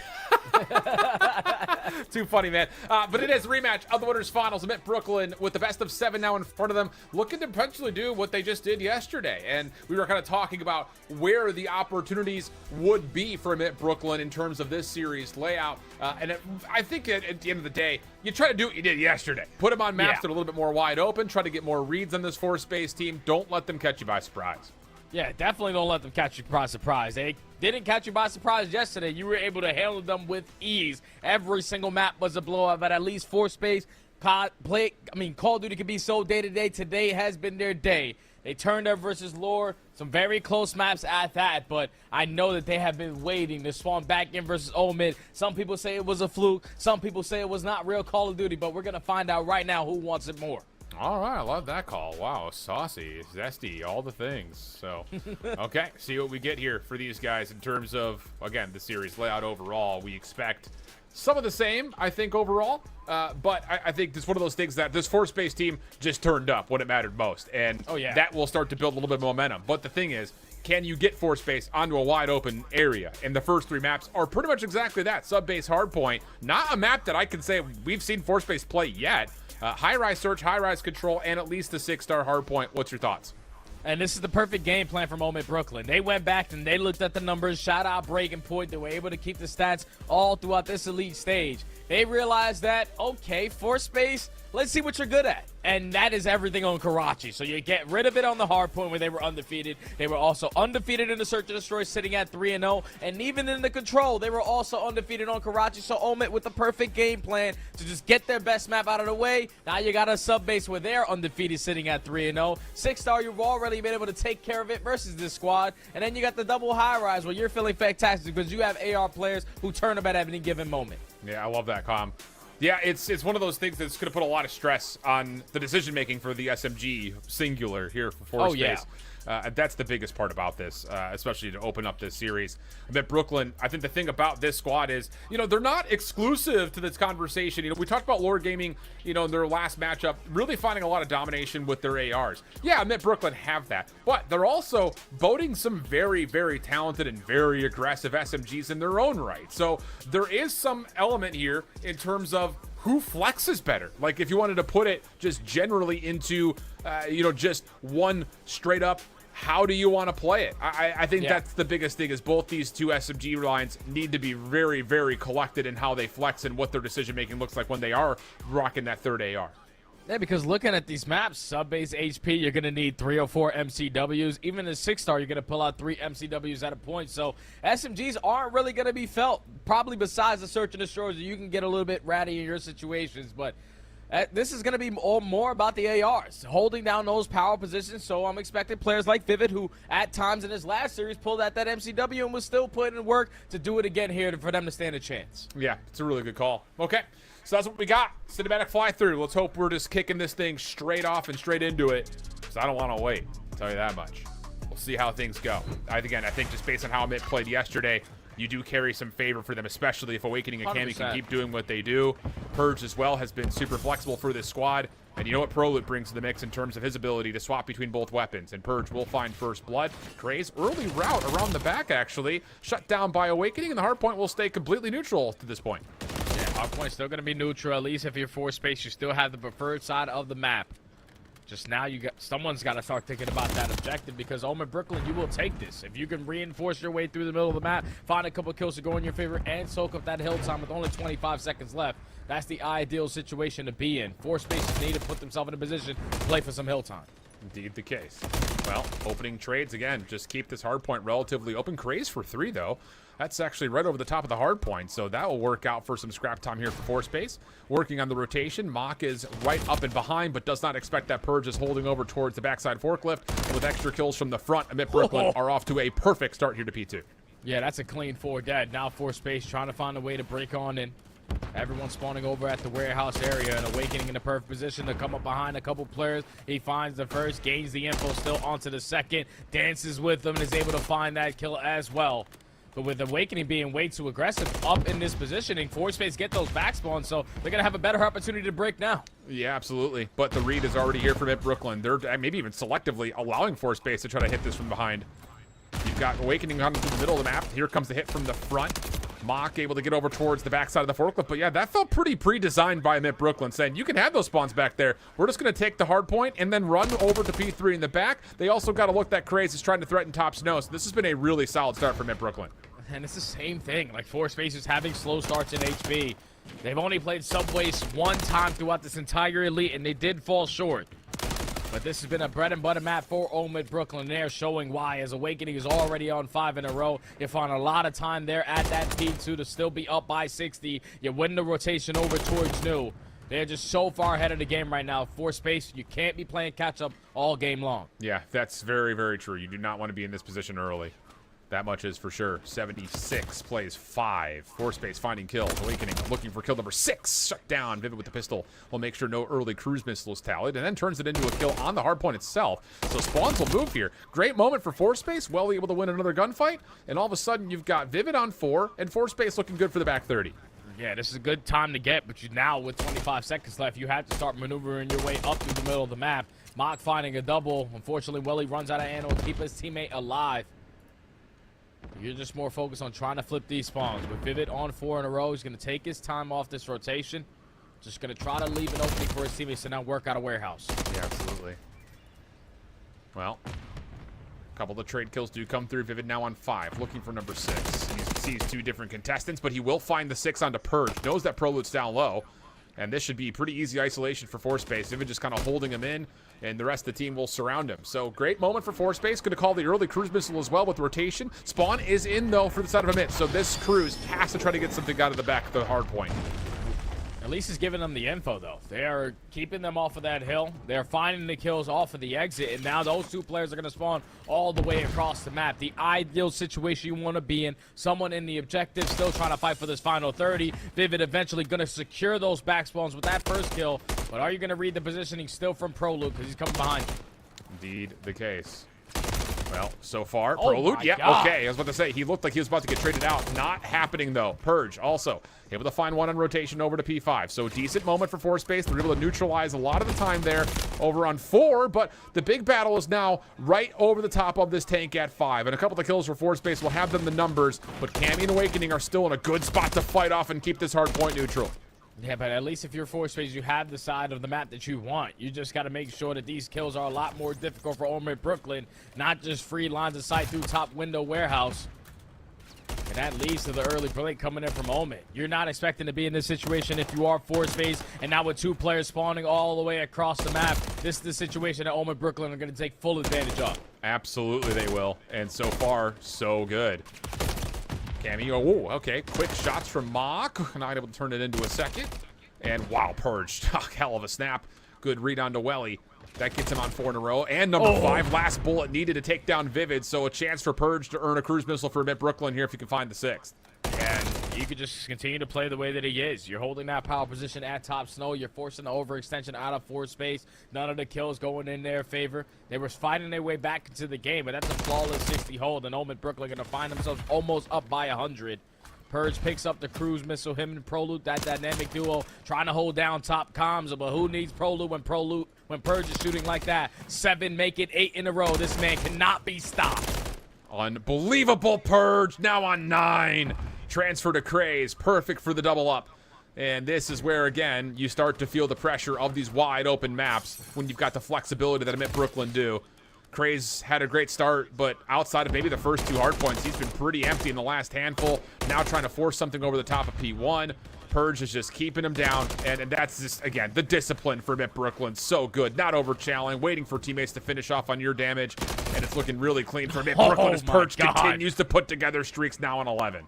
That's 11 in a row, man. Like, this guy was Mr. Do-It-All yesterday alongside Awakening. Just the absolute playmaker. Eventually, he does get shut down off of that 11 streak, but that's already job well done. Now the teammates are here to help you. They find 3 off the rotation. They are currently in control of those back spawns, but the new hill now pops. You got to take care of Craze before finding this break. Yeah, this has been devastating, to say the least. Uh-huh. I don't know how else to put it, Jay. It's been devastating. So now you're stuck with your back against the wall early if you're force space. It does feel a lot like map number 1 in their lower finals, doesn't it? Where it's just they're getting decent kills, but they cannot turn it into hardpoint time. Where on the other side of it, Brooklyn, except for Cammy, have all pretty much gotten about a minute worth of hill time. And the kills continue to go away from Brooklyn. This should be surely right around the 200-point mark, unless Craze couldn't keep this under contest. And he's done well to get to 4 in a row, but trades are out, and Mid Brooklyn can go right back into the hard point. Yep, they're going to take this final 20, going to breach that 200-point mark, and now force space have to make these kills count off the rotation. Vivid finds the first onto Purge, but keep in mind they also have a cruise missile. This is probably one of the hills, though, you don't really want to invest it, but if they're feeling themselves the way that I think they are, you might just call it in to try to end it here. Yeah, just really set the tone early. Why not? Feels that way. Well, we'll see how things go here. Because at the moment, force space are finding the kills around the hill. Proloot stays alive. That may be what they need to call the missile in. Oh and my God. They don't even need it. It's just straight kills on the setup of force space. Spawns will move, and Mid Brooklyn could just win the game here. Yeah, they can still win it. Someone just got to get into the point. You have Purge cutting off through the middle of the map. He's able to find a double, trying to make it a triple, but Welly being one shot is not going to go for that Eagle Chow. At least if you are force space, you were blessed enough to have those back spawns to still stay into this game. But Omen Brooklyn have been in control from start to finish. Everyone is streaking. Yep. Brother.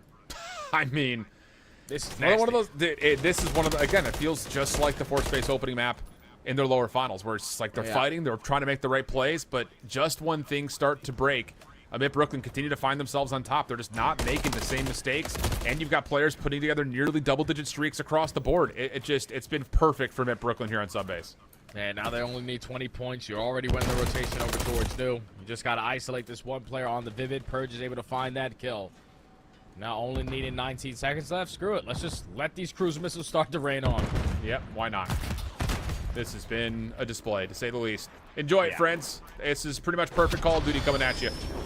Cruise missile called in, and just as soon as Cammy drops it, Awakening actually drops with it, so force space actually still secure their break, but there's more. But wait, there's more! And it's just one of those situations that it just goes from bad to worse so darn quickly. Follow-up kills also looking good for Amit. That's all 4 dead, and that should be the game.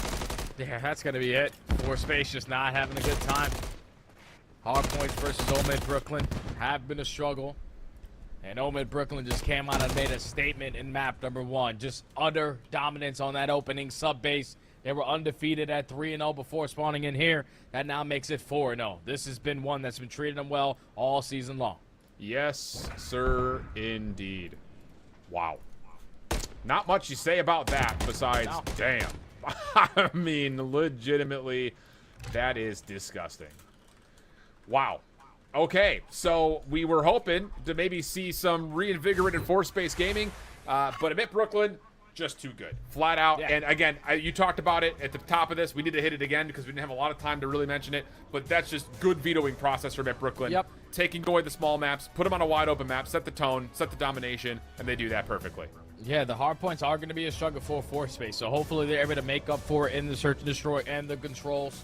Thankfully for them, the next map they're spawning into is a high-rise that's needed. They played against this squad yesterday. If you're force space, you went up early. You went up 3-0. But then after that, Omid Brooklyn tied the game up. They eventually started to pull away with it. And it was just early success in that first blood fights. Like, yes, sir. If you're crazed, we can't afford pushing in towards bottom blue by yourself. I actually went back and talked to him about that situation. And he was telling me alongside of Vivid, that's usually what they do together. Just that one round, for some reason, Vivid decided not to go with craze. So it made him look a little dumb. But you need to make sure that your teamwork is on point because Omid Brooklyn just not slowing down. Everyone's shooting straight. Everyone is in sync. And when you're allowing Purge to have the highest slaying map out of the Fex player, keep in mind, Awakening can shoot, Cammy can shoot, but they both run ARs full time. The fact that Purge comes in here and goes double positive on an 11 streak just absolutely takes over this map number 1. He's going to be a problem. You have to stabilize him and you have to do it quickly. Abso-freaking-lutely. Wow. Big statement. Big statement. And again, it's just one of those situations that you just never want to go into a grand finals, map number 1, and have that happen to you, especially coming off of your first good map on the week, really, for force space.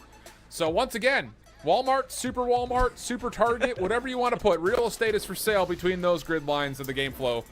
And it just never looked good, really, for Forespace. I mean, it just felt like from that first P2, man, it's like you called it. Lit Brooklyn, oh, they lost spawns, but it felt like, yeah, you can have those spawns. We'll just take the free rotation to P3, thank you very much. It's just, wow, that is a stark comparison, to say the least. And again, for Mid Brooklyn, fantastic news for them, moving into a double dose of Highrise next. Yeah, this is going to be scary, man. Forespace, they need to respond, and they need to respond quickly. Obviously, the Highrise Search and Destroy is a run it back, but that Highrise control is also going to be a big one. You're able to ice up versus lure, get a couple segments done, but it wasn't really as clean as you potentially want it to be. You just need one of these next 2 maps to go in your favor, because when you get to the Rio Search and Destroy, they got a little bit of great gameplays on that one, but then at the end, like at the evasion control, even though they fell short yesterday to Omit, you could just tell that they were not in sync. So at least for Forespace, they realized we're just not going to beat these guys if our teamwork isn't there. So going forward, obviously the map number 1 doesn't treat them well. You just have to do everything together, because Omit Brooklyn, that's what they are so good at. Indeed. Yeah, it's this Search and Destroy. Stop me, Jay, because I'm going to say the same thing 3 times in the same 3 series layouts. For Forespace, you have to come out and win this one.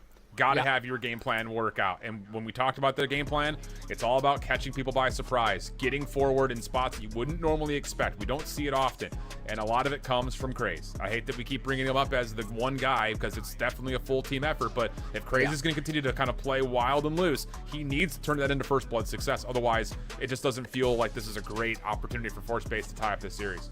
Yeah, they need to be calculated risks. It's basically a perfect way of summing that up. You can't fully commit in 1-on-4 gunfights. If you're going to do something, make sure there's a game plan around it.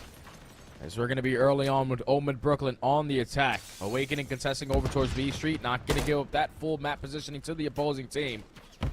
But he's just hoping that he can find a little bit of info to send his SMGs in.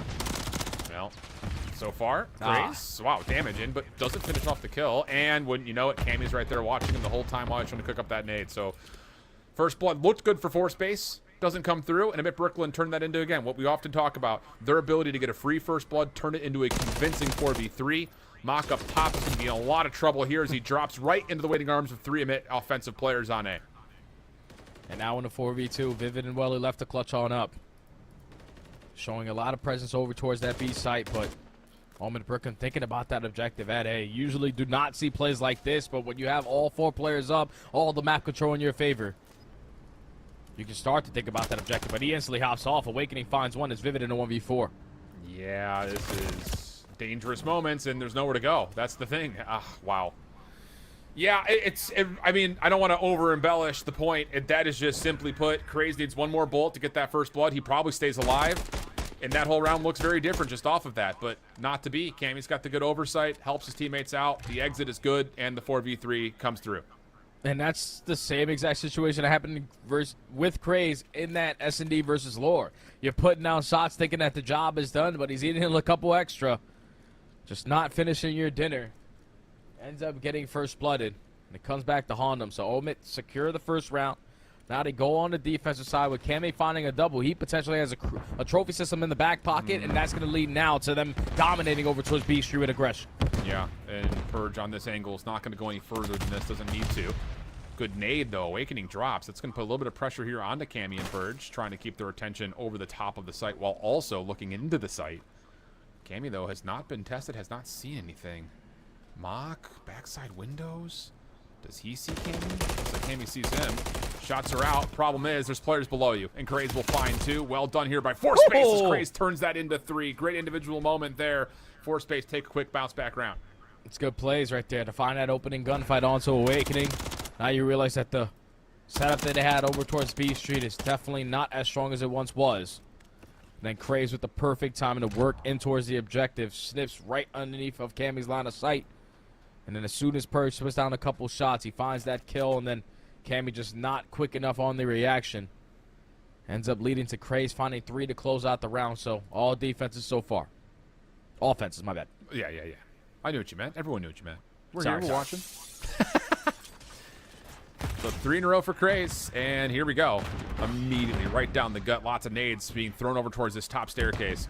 Purge kind of finding some success on his own aggression, but it is first blood from Vivid onto the bomb carrier of Proloot. So now Craze is a lot more free, unless it's seen by Awakening, which it is. But Craze tries to get away. Well, wallbang shots it looked like came through, or maybe through the glass.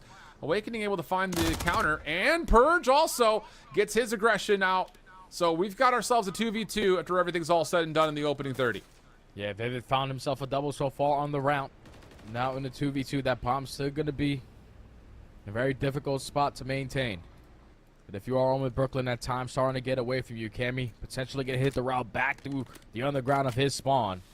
And I don't know if Vivid has gotten a read on it, but it seems like him and Welly are waiting for him to turn that corner. Yeah.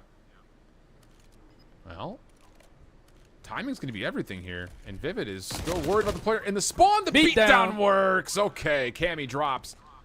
And now a lot of pressure onto Purge. Whoa, a little bit of stray shooting going on right now. Needs to collect the bomb. Seeing if he can scout out players. There's the snap over to 1. Doesn't finish off well. He wants to try to chase him down with the Arrival 9 in hand, but can't find him inside of the one place he hasn't checked. And that's enough for Welly to turn up, find the kill. No worries there. Thankfully, Force got themselves a Vivid, where his reaction time is unbelievable. He finds the initial 2 kills, but the beatdown secures the round. And that's just a situation where it could have gotten bad. If you're Force, you find the initial first blood, that's when that mid-round adjustment has to come in, because you're playing for that first kill. Now that you get that first kill, they have to now make the play. You still don't have to commit on your initial play call, and I think that's why Craze still committed on that gunfight through the back of the spawn and got picked up by Awakening. Just got to play the numbers advantage. Get ready for the adjustments, because Omid Brooklyn, they're always going to throw something different at you. Indeed the case. Well, opening damage from Mach. Stun to follow up. Wait, he just throw a stun and he still shows us he has it? Wait, I'm confused. That's weird. Ignore me. 4v4. Craze still holding on the bomb. Stun will allow Amit Brooklyn to get some information that there is some presence in the underground. Purge going to step up with that, and while he does, he finds Craze, bomb carrier, and first blood down. Yeah, it's the perfect timing for Purge to execute on that jump up. Can he find a second onto Mach? Yes, he does. Curious to see if Mach was a little bit weak, but Vivid with the response. Now finds himself on 4 in a row. Eventually, he is going to fall to the hands of Purge, who's now working on a potential ace. Just got to gain the info on the Welly. And wow, okay. They find him. Find the win. No worries. Whoa.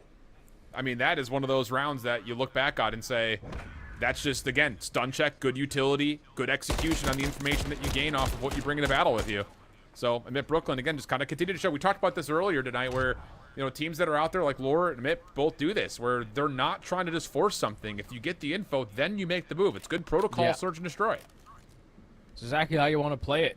Just using the info to your advantage to make those rounds a lot easier. No, the initial play calls are always good to have, but the mid-round adjustments are everything, and Omen Brooklyn able to do that to perfection there.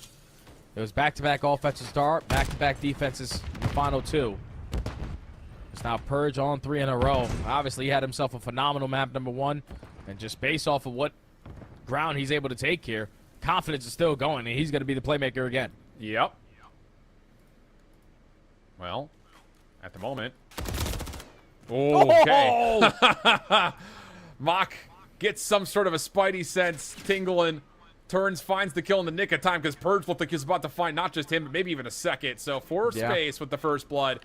And now Proloot, the one that kind of has to force himself to make a move, clears out most of this B street, and Welly's been seen. So he's got to hit the deck. Proloot able to find the kill on a Vivid. And up and over, hold on a second. Proloot may have just made the absolute god play. Pistol out, having a hard time to see him in the smoke. And in that process, force space continue to stay alive, at least for now, 2v2. Yeah, it's 2v2, but Cammy's able to spot Welly, so 2v1, all left up to Craze. He has the info onto Cammy. He's still holding down his pre-aim, but great shoulders from Cammy. Is going to stall Proloot to at least try to assist him, but who needs help when you're shooting like that? Omid Brooklyn able to ice up in that scenario after getting picked off early. And that was all off the information that Welly was able to gain. You seen him sitting on top of Pain. He was watching that bottom pit. He realizes that his spawn door is open, so he gives the comm to Mach, and on the perfect timing, they find the first blood, but it doesn't lead to a round win. Force place, Omid ice up. Yeah, great stuff. Holy smokes. What a map this has been already. Okay, this is when you would start to see force space maybe try to get more aggressive again. Craze has often Found a lot of initiation here through the bottom side at blue. Vivid reads that there's trouble from Awakening, gets the door closed. Awakening still waiting for the gunfight. I mean, right underneath this is Purge, but he gets caught welling on the cross, and that's just really good from Force-Space to hold off the emit play through bottom, but it does get traded back. We stay 3v3. And that's also the bomb carrier Craze, who does fall. So now the rest of Omid Brooklyn, who initially dominated over towards the B Street, they send it with aggression. Now at least to Vivid in the 1v3. He was the only player to at least give up that info early on that he was playing towards underground. But Omid Brooklyn there just waiting to gain that info before they strike. Yeah, Vivid's stuck at the moment. Just, again, how do you even isolate this? How do you even attempt to isolate this? And with Cammy on 4...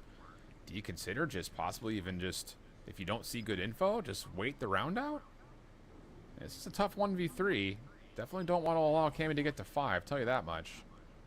So Vivid will get to work up top, just being very cautious on what he's peeking. Cammy's gotten the scene, and that will be the kill to Cammy. Killing spree, 5 in a row. And I bet Brooklyn go up 4-2 with the potential of a streak next round. And that's another situation where Force-Space find that early first blood, but they put too much focus on one side of the map, thinking that Omid Brooklyn are going to play slow. Like in the 4v3, someone's going to try to make a play, and unfortunately you leave that blue positioning open, and that allows Cammy to take advantage of that spot, find that kill on the Craze, and then once he finds that kill on the Craze, just way too much for Force-Space to try to put their focus on. They all fall like dominoes one by one, as Omid Brooklyn with 3 rounds in a row have blown this game wide open, up 4-2. Not what you want to see here, especially if Cammy can get this next elimination. You know he's going to be hunting for it. He's just going to play an easy cross. See if you can just hold on as Purge has gotten through underground. Both these teams just running at each other. Right now, Purge is not getting any info. It's the same exact round that they had previous. They're just waiting for Purge to give them a little bit of information of how their setup is looking, but Cammy's going to get it, and unfortunately does not win that gunfight versus Craze. No cruise missile earned, but it's still going to be in the hands of Purge, who's behind enemy lines. Yeah, Pro Loot. Shots up to Welly. Long-range shots from Purge. Can't quite lock it in, and now he's going to get shelled out by Vivid. Oh, how things go from great to disastrous in the blink of an eye. One elimination traded back by Pro Loot, but still the issue remains with 33 seconds. How do you get onto either of these sites? And the answer is you don't. Mock watching over the top of B deals with Pro Loot, and now they know that Awakening is still playing over towards his spawn, and you just don't give him the time of day here. Make him come over towards you in the openings, and yeah, he's going to be completely crossed up between 3 different Force-Space members. Yeah, I'll probably just jump off the map here. Don't want to allow them to work on some potential streaks, but Force-Space with the adjustments on their defense. Apply their pressure through bottom blue. That Vivid and Craze dynamic duo. They dominate on that side of the map. Then when it gets mixy over towards B Street, just Cammy falling first and then allowing Force-Space to dominate over towards Heli. When you try to apply the pressure over towards B Street, just way too many bodies to account for. Force-Space able to stop the bleeding. Now down 4-3, but now you got to have a little bit more success on your attacking rounds.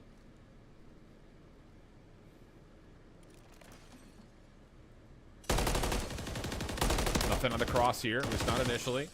One player does get tagged up. That's Cammy, who gets over towards the A windows. Craze trying to get aggressive. He's got Welly with him, but Proloot is watching it. It's just, we've seen that play before from Force-Space. Yep. And it just doesn't seem to ever really give them the fruits that they're looking for. I mean, legitimately, all it takes is one stun, one cross being watched, and Welly around the back isn't going to get anything there. It just feels so risky from Force-Space, and I bet Brooklyn are now on map point just like that. I just don't understand the play call off the rip. Like, are you trying to work for an A plant? Like, that's very difficult to do on a map like Highrise because you can see that bomb from so many different angles. So I'm just curious on why they committed so hard on that play, and they send Craze out by himself at Propane. Everyone else is playing in the back of their spawn or in bottom blue. And once he falls with the bomb in hand, that's basically a GG on the round. Yep. So you have to make up a better game plan if you are Force-Space, and now more than ever is that your backs are against the wall. Omid Brooklyn, game point. Yeah. Nade stuns over the top for Mid Brooklyn, all headed over towards the middle of the map. Purge. That stun doesn't get as deep as he would have liked, but what? Wow! Through the walls? It looked like that was barely even affecting the shots whatsoever. Trades quickly, though, for Force-Space down B alley, and we get ourselves to do an early 2v2. Proloot feeling the pressure, throws a smoke right into the rear end of Cammy. Keeps them safe for the time being, but that will dissipate, and Force-Space can reposition. I think they saw Proloot on the slide over. Feels that way. Yeah. Yeah, Mock was able to spot him on the crossover, but is he going to spot him off of the juke move as he's going back? Now over towards B with Cammy taking his top propane positioning. Proloot and Cammy gain info on both players, and now they're going to start thinking about that objective. Yep. Well, eat. Other side of the green tarp. Just watching to see if there's going to be a cross to A. And he will not have a chance to get under the staircase to see the exit. So mystery here for ForceSpace on their retake. Prolude. How active is this? Reads Welly. And Mock has been seen coming out of the windows. Just down to 2 HP. Not a good situation. Prolude wraps back over. Extra shots over to Mock. Decent attempt at the gunfight, but two players, Shermit, were there. They get the kill. They get the trades perfectly in the middle of that opening. It was just chaos. And with that, Amit Brooklyn off to the races here in the grand finals. Now 2-0 up with 2 convincing map wins. Yeah, and this was a lot better of a high-rise search and destroy than it was yesterday. It went to a 6-4, this time a 6-3. You're able to clutch up a little bit better. But I think it's just the impactful plays that Purge was able to make around the map. Prolude had his moments. Cammy almost earns himself a cruise missile. Yeah. Awakening was dominating over towards B Street. But the fact that Purge, with the rival 9 in hand, finds that first blood the way that he did in that last round. Like, my jaw is to the ground. He melted him through the wall, and then he started off the trade fights. It turned into a 2-on-2. You gain all the info. You put the bomb down, and then Prolude with the routes. Just way too much to handle. ForceSpace not really locked in right now. Down 0-2. They got to figure it out next in this control.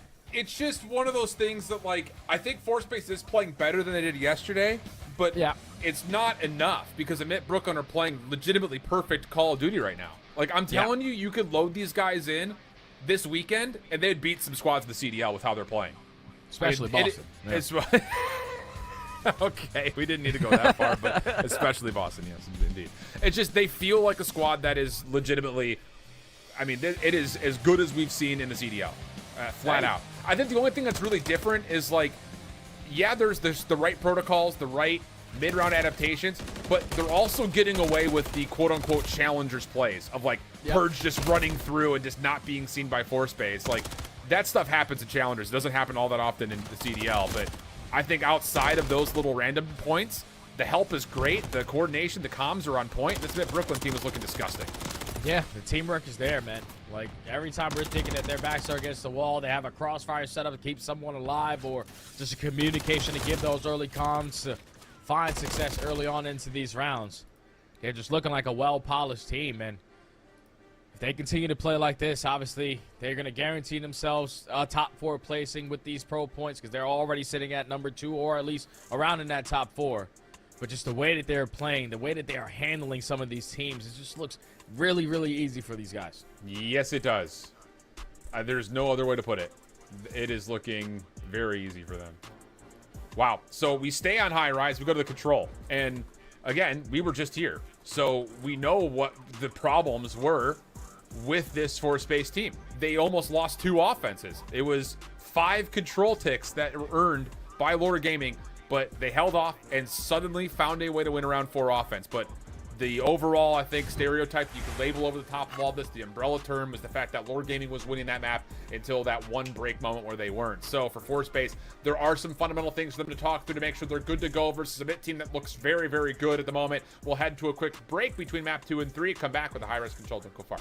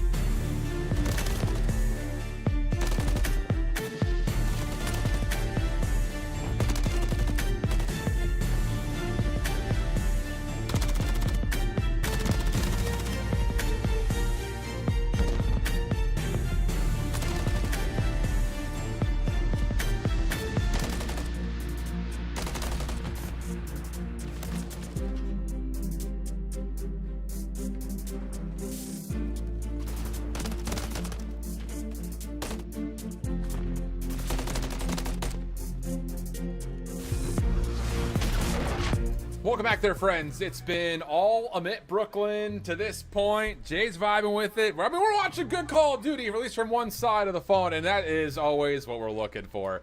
Thing is, for Force Space, they're running out of time here. The high-rise control coming up where, again, we set it up before we went to break. It didn't feel great, even though they did win it versus Lord Gaming, largely due to the fact that their defense just barely hung on to the 2 rounds that they won.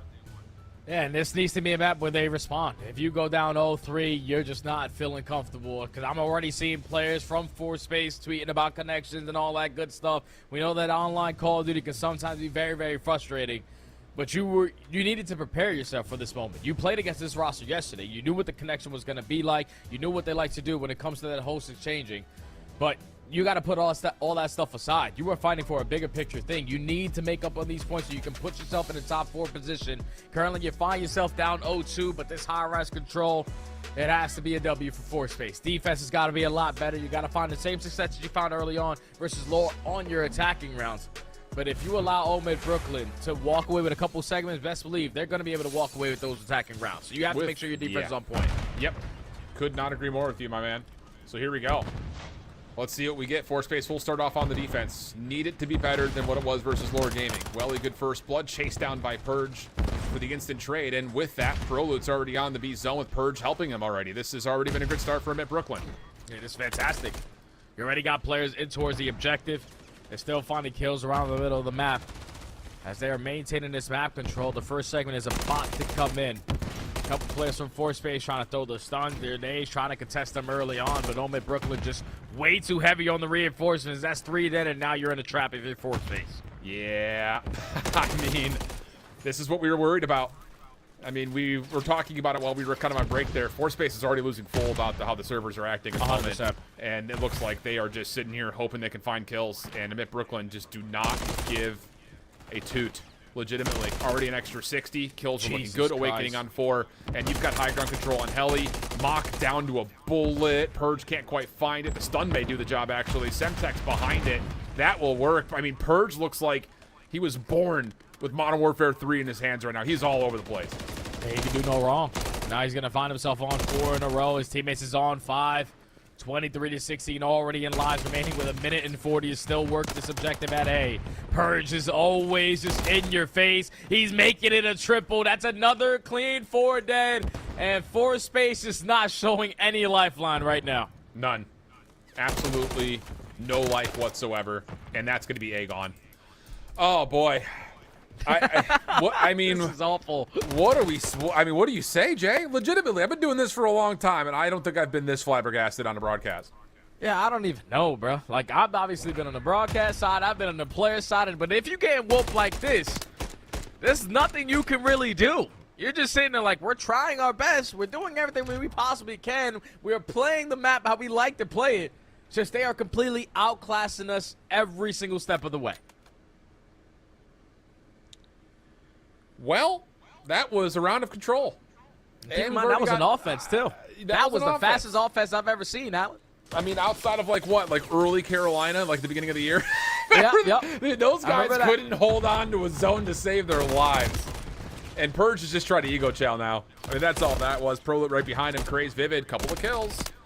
And all of a sudden, that's all 4 dead. And we've got progress happening on both zones. Cruise missile called in early. This is decent for Force Space. It's a good situation to be in. Also, the cruise missile's not able to connect on anyone, and you already have players playing for a couple spawn kills. As it's now Vivid's turn to line a couple up. He's only able to take 1 down before falling. But those are gunfights you don't really have to commit on. If you're Welly, you can't die in that situation, because now you're leaving your teammate out to dry. He's going to fall in the 3v1, and now everyone coming off the respawn. Yeah. Well, Force Space? I mean, is there some sort of ping buff when you're on offense? Because... Probably. Okay. Amit Brooklyn are struggling at the moment to get things going with, well, I would say the defense still kind of stuck in spawn, but the problem here for Force Space, as much as the kills have been great, once again, the objective focus has been a little bit absent. Mock trying to hold down the trigger, someone else is going to come to that gunfight. I'm telling you, this is how CDL would play it. You do not over-chow. I'm tagged, I'm not challenged, someone else get this gunfight for me, please. And Cammy, who gets down to 59 HP, will just hold his life here with help all around him. So just as much as Force Space had a great break off, now Amit Brooklyn starting to force their way forward with this defensive line. Yeah, and with such a great break-off, you're expecting them to have more segments down at B. You're getting every single kill in the feed, but you only have one to show for it. And now, without having that stack ability on any of these objectives, you keep on leaving one player on the point. That's when you're allowing Omid Brooklyn to just give themselves more time to work their way back in. Oh, now, with only 20 seconds left, you just have to commit over towards A because you have no B street control. Not what you want, especially with mid-map starting to be pushed up by Purge. David with the kill. Prolute around the back, though. Cammy's trying to hold from the front side of A. Craze good win. Clock will stop at 13.6, but we're still out in the open, and Awakening is going to punish you. Prolute now around the back, making sure that Force Space can't get their reinforcements here, at least not cleanly. Purge looking for the contest. Shut down, Force Space. Second tick going to be locked. Pistol out for Cammy. Only gets one of the two. Awakening following behind. Welly trying to keep the play alive, and Craze will be there to bail him out. Now it's just down to Vivido on the site. Third tick of progress, and maybe a 1v1 for it as Prolute hits the opposite side. And this is Mixy. This is Mixy right now from Force Space. It's only one more life until no more respawns for Omid Brooklyn. So they're not going to really contest over towards B Street. They're just hoping that a nade or a stun is going to be able to find that first kill. But time is now going to be extended. Force Space trading more efficiently. Craze and Vivid turned up to a whole different level. No more respawns for Omid, and that's going to be around for Force Space on the attack. Huh? How does that happen? I don't understand. I don't understand, Alan. I don't get it. I really don't. Oh my goodness. The life count comes into play. I mean, it really did feel like when we were watching for the perspective coming out of spawn, it's like they're finding all these Force Space players for free on top of the A zone. Yep. But Vivid keeps his life. Craze comes back in to help.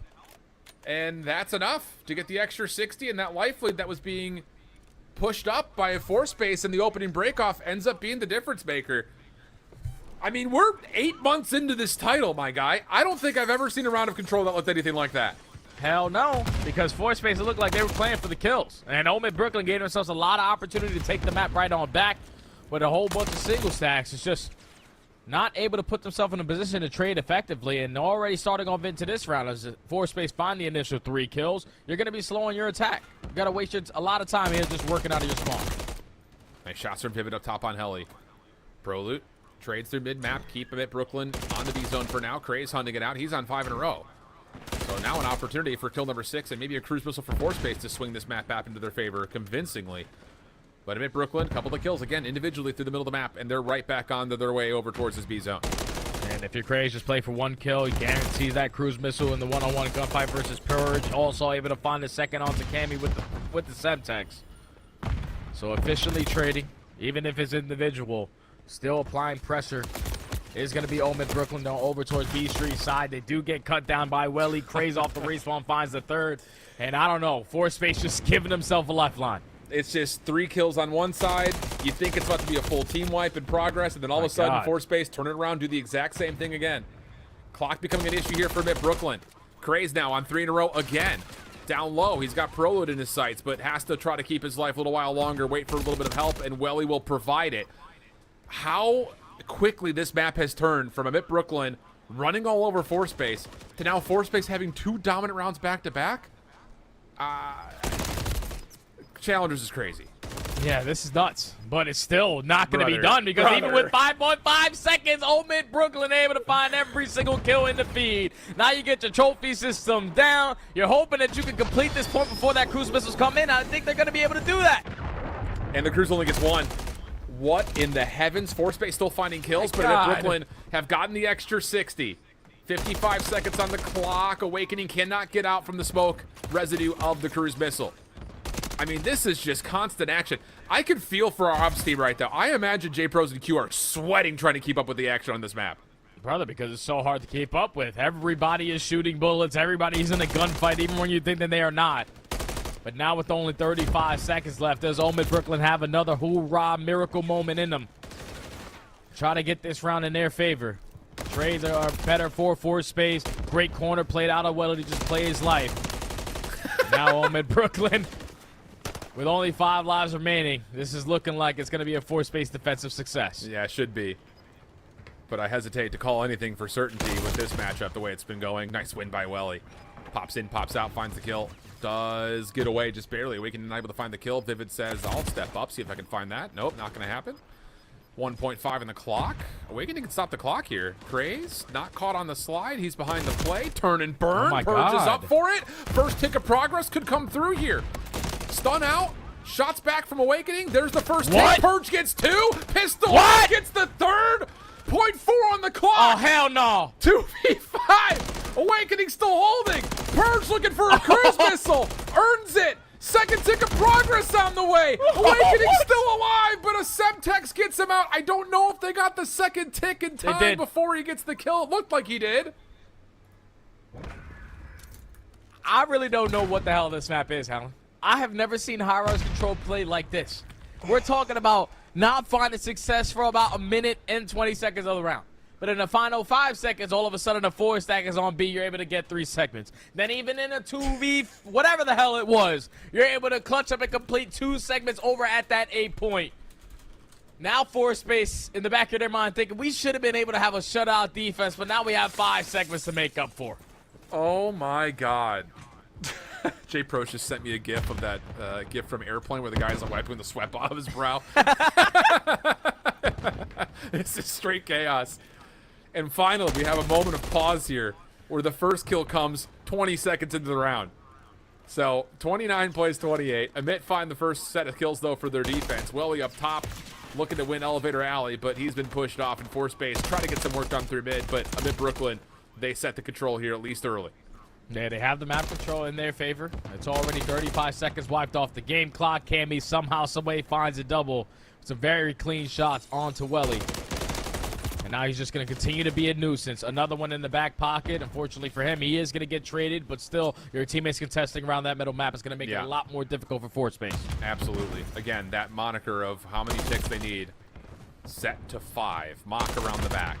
Catches Cammy for free. That's 3 dead. The only one they're missing is Purge. Vivid will jump onto the zone. Mock playing a little bit of Guardian here over the top of the event spawns. Vivid clearing out the space. Here we go. Mock now on 5. Can he get kill number 6 for another cruise missile? Sure seems likely, especially if he can get this regen off. Stuns and nades are out, but Cammy holds the angle, finds the win. It's going to come at the cost, though, of at least, well, 2 ticks of progress, you'd think, but the cruise missile gets called in, pushes Welly off the zone. He slides back over. 26 seconds on the clock. He's still playing for kills, though, and all the same thing's happening for Vivid.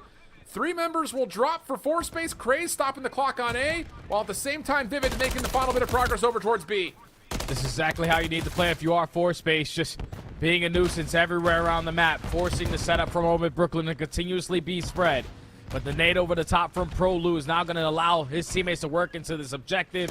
Cammy finds one over towards B Street. Purge still dancing, trying to locate where this last player is. And it's still only 2 segments of 4 spaces named. 7 seconds to go. They're going to have to do it again on offense. Yep, looks that way. 2 seconds. Does anyone get there? Kills, trades, likely not enough, and no. So our first normal round of high-rise control comes in round number 4. But it's just one of those things with the way this map has gone, and especially with 4 space finding that win we talked about in their lower finals on their offensive round 4. It doesn't feel like this is necessarily terrible news for 4 space because anything can happen in the brink of an eye.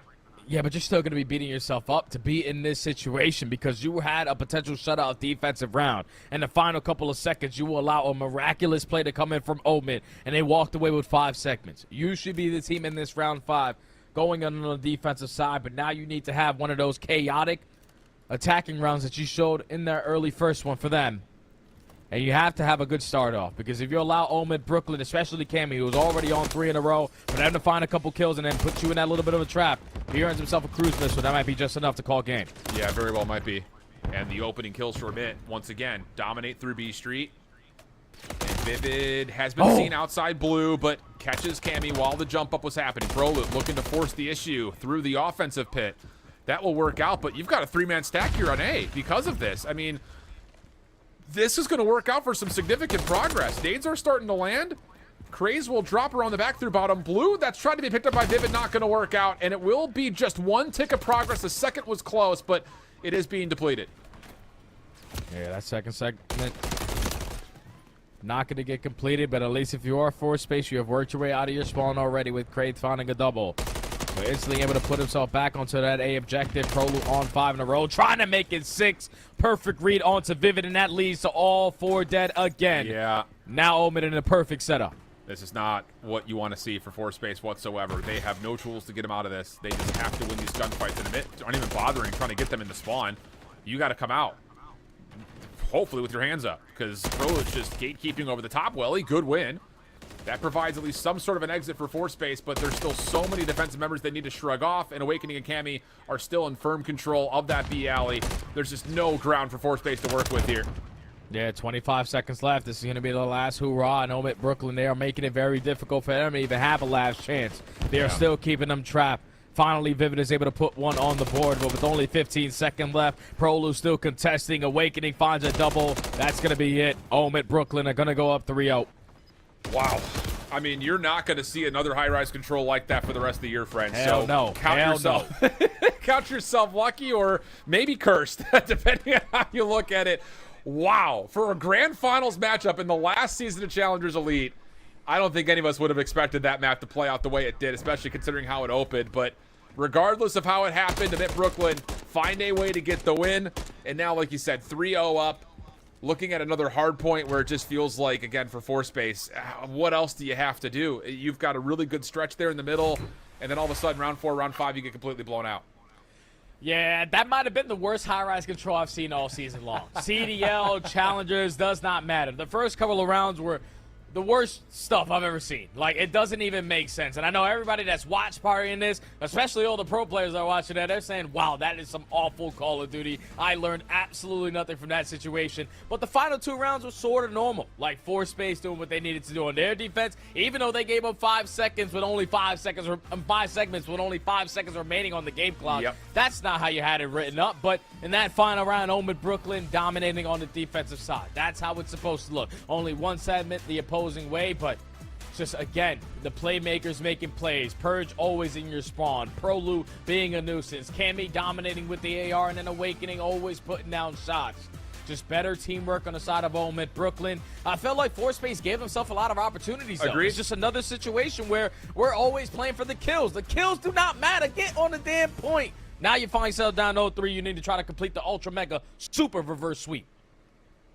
That was, and the thing about it is, like, Challengers has always provided this kind of mixy chaos that the CDL doesn't always have. I think a lot of that is simply off the fact that individuals are more than happy in Challengers to try to force another gunfight.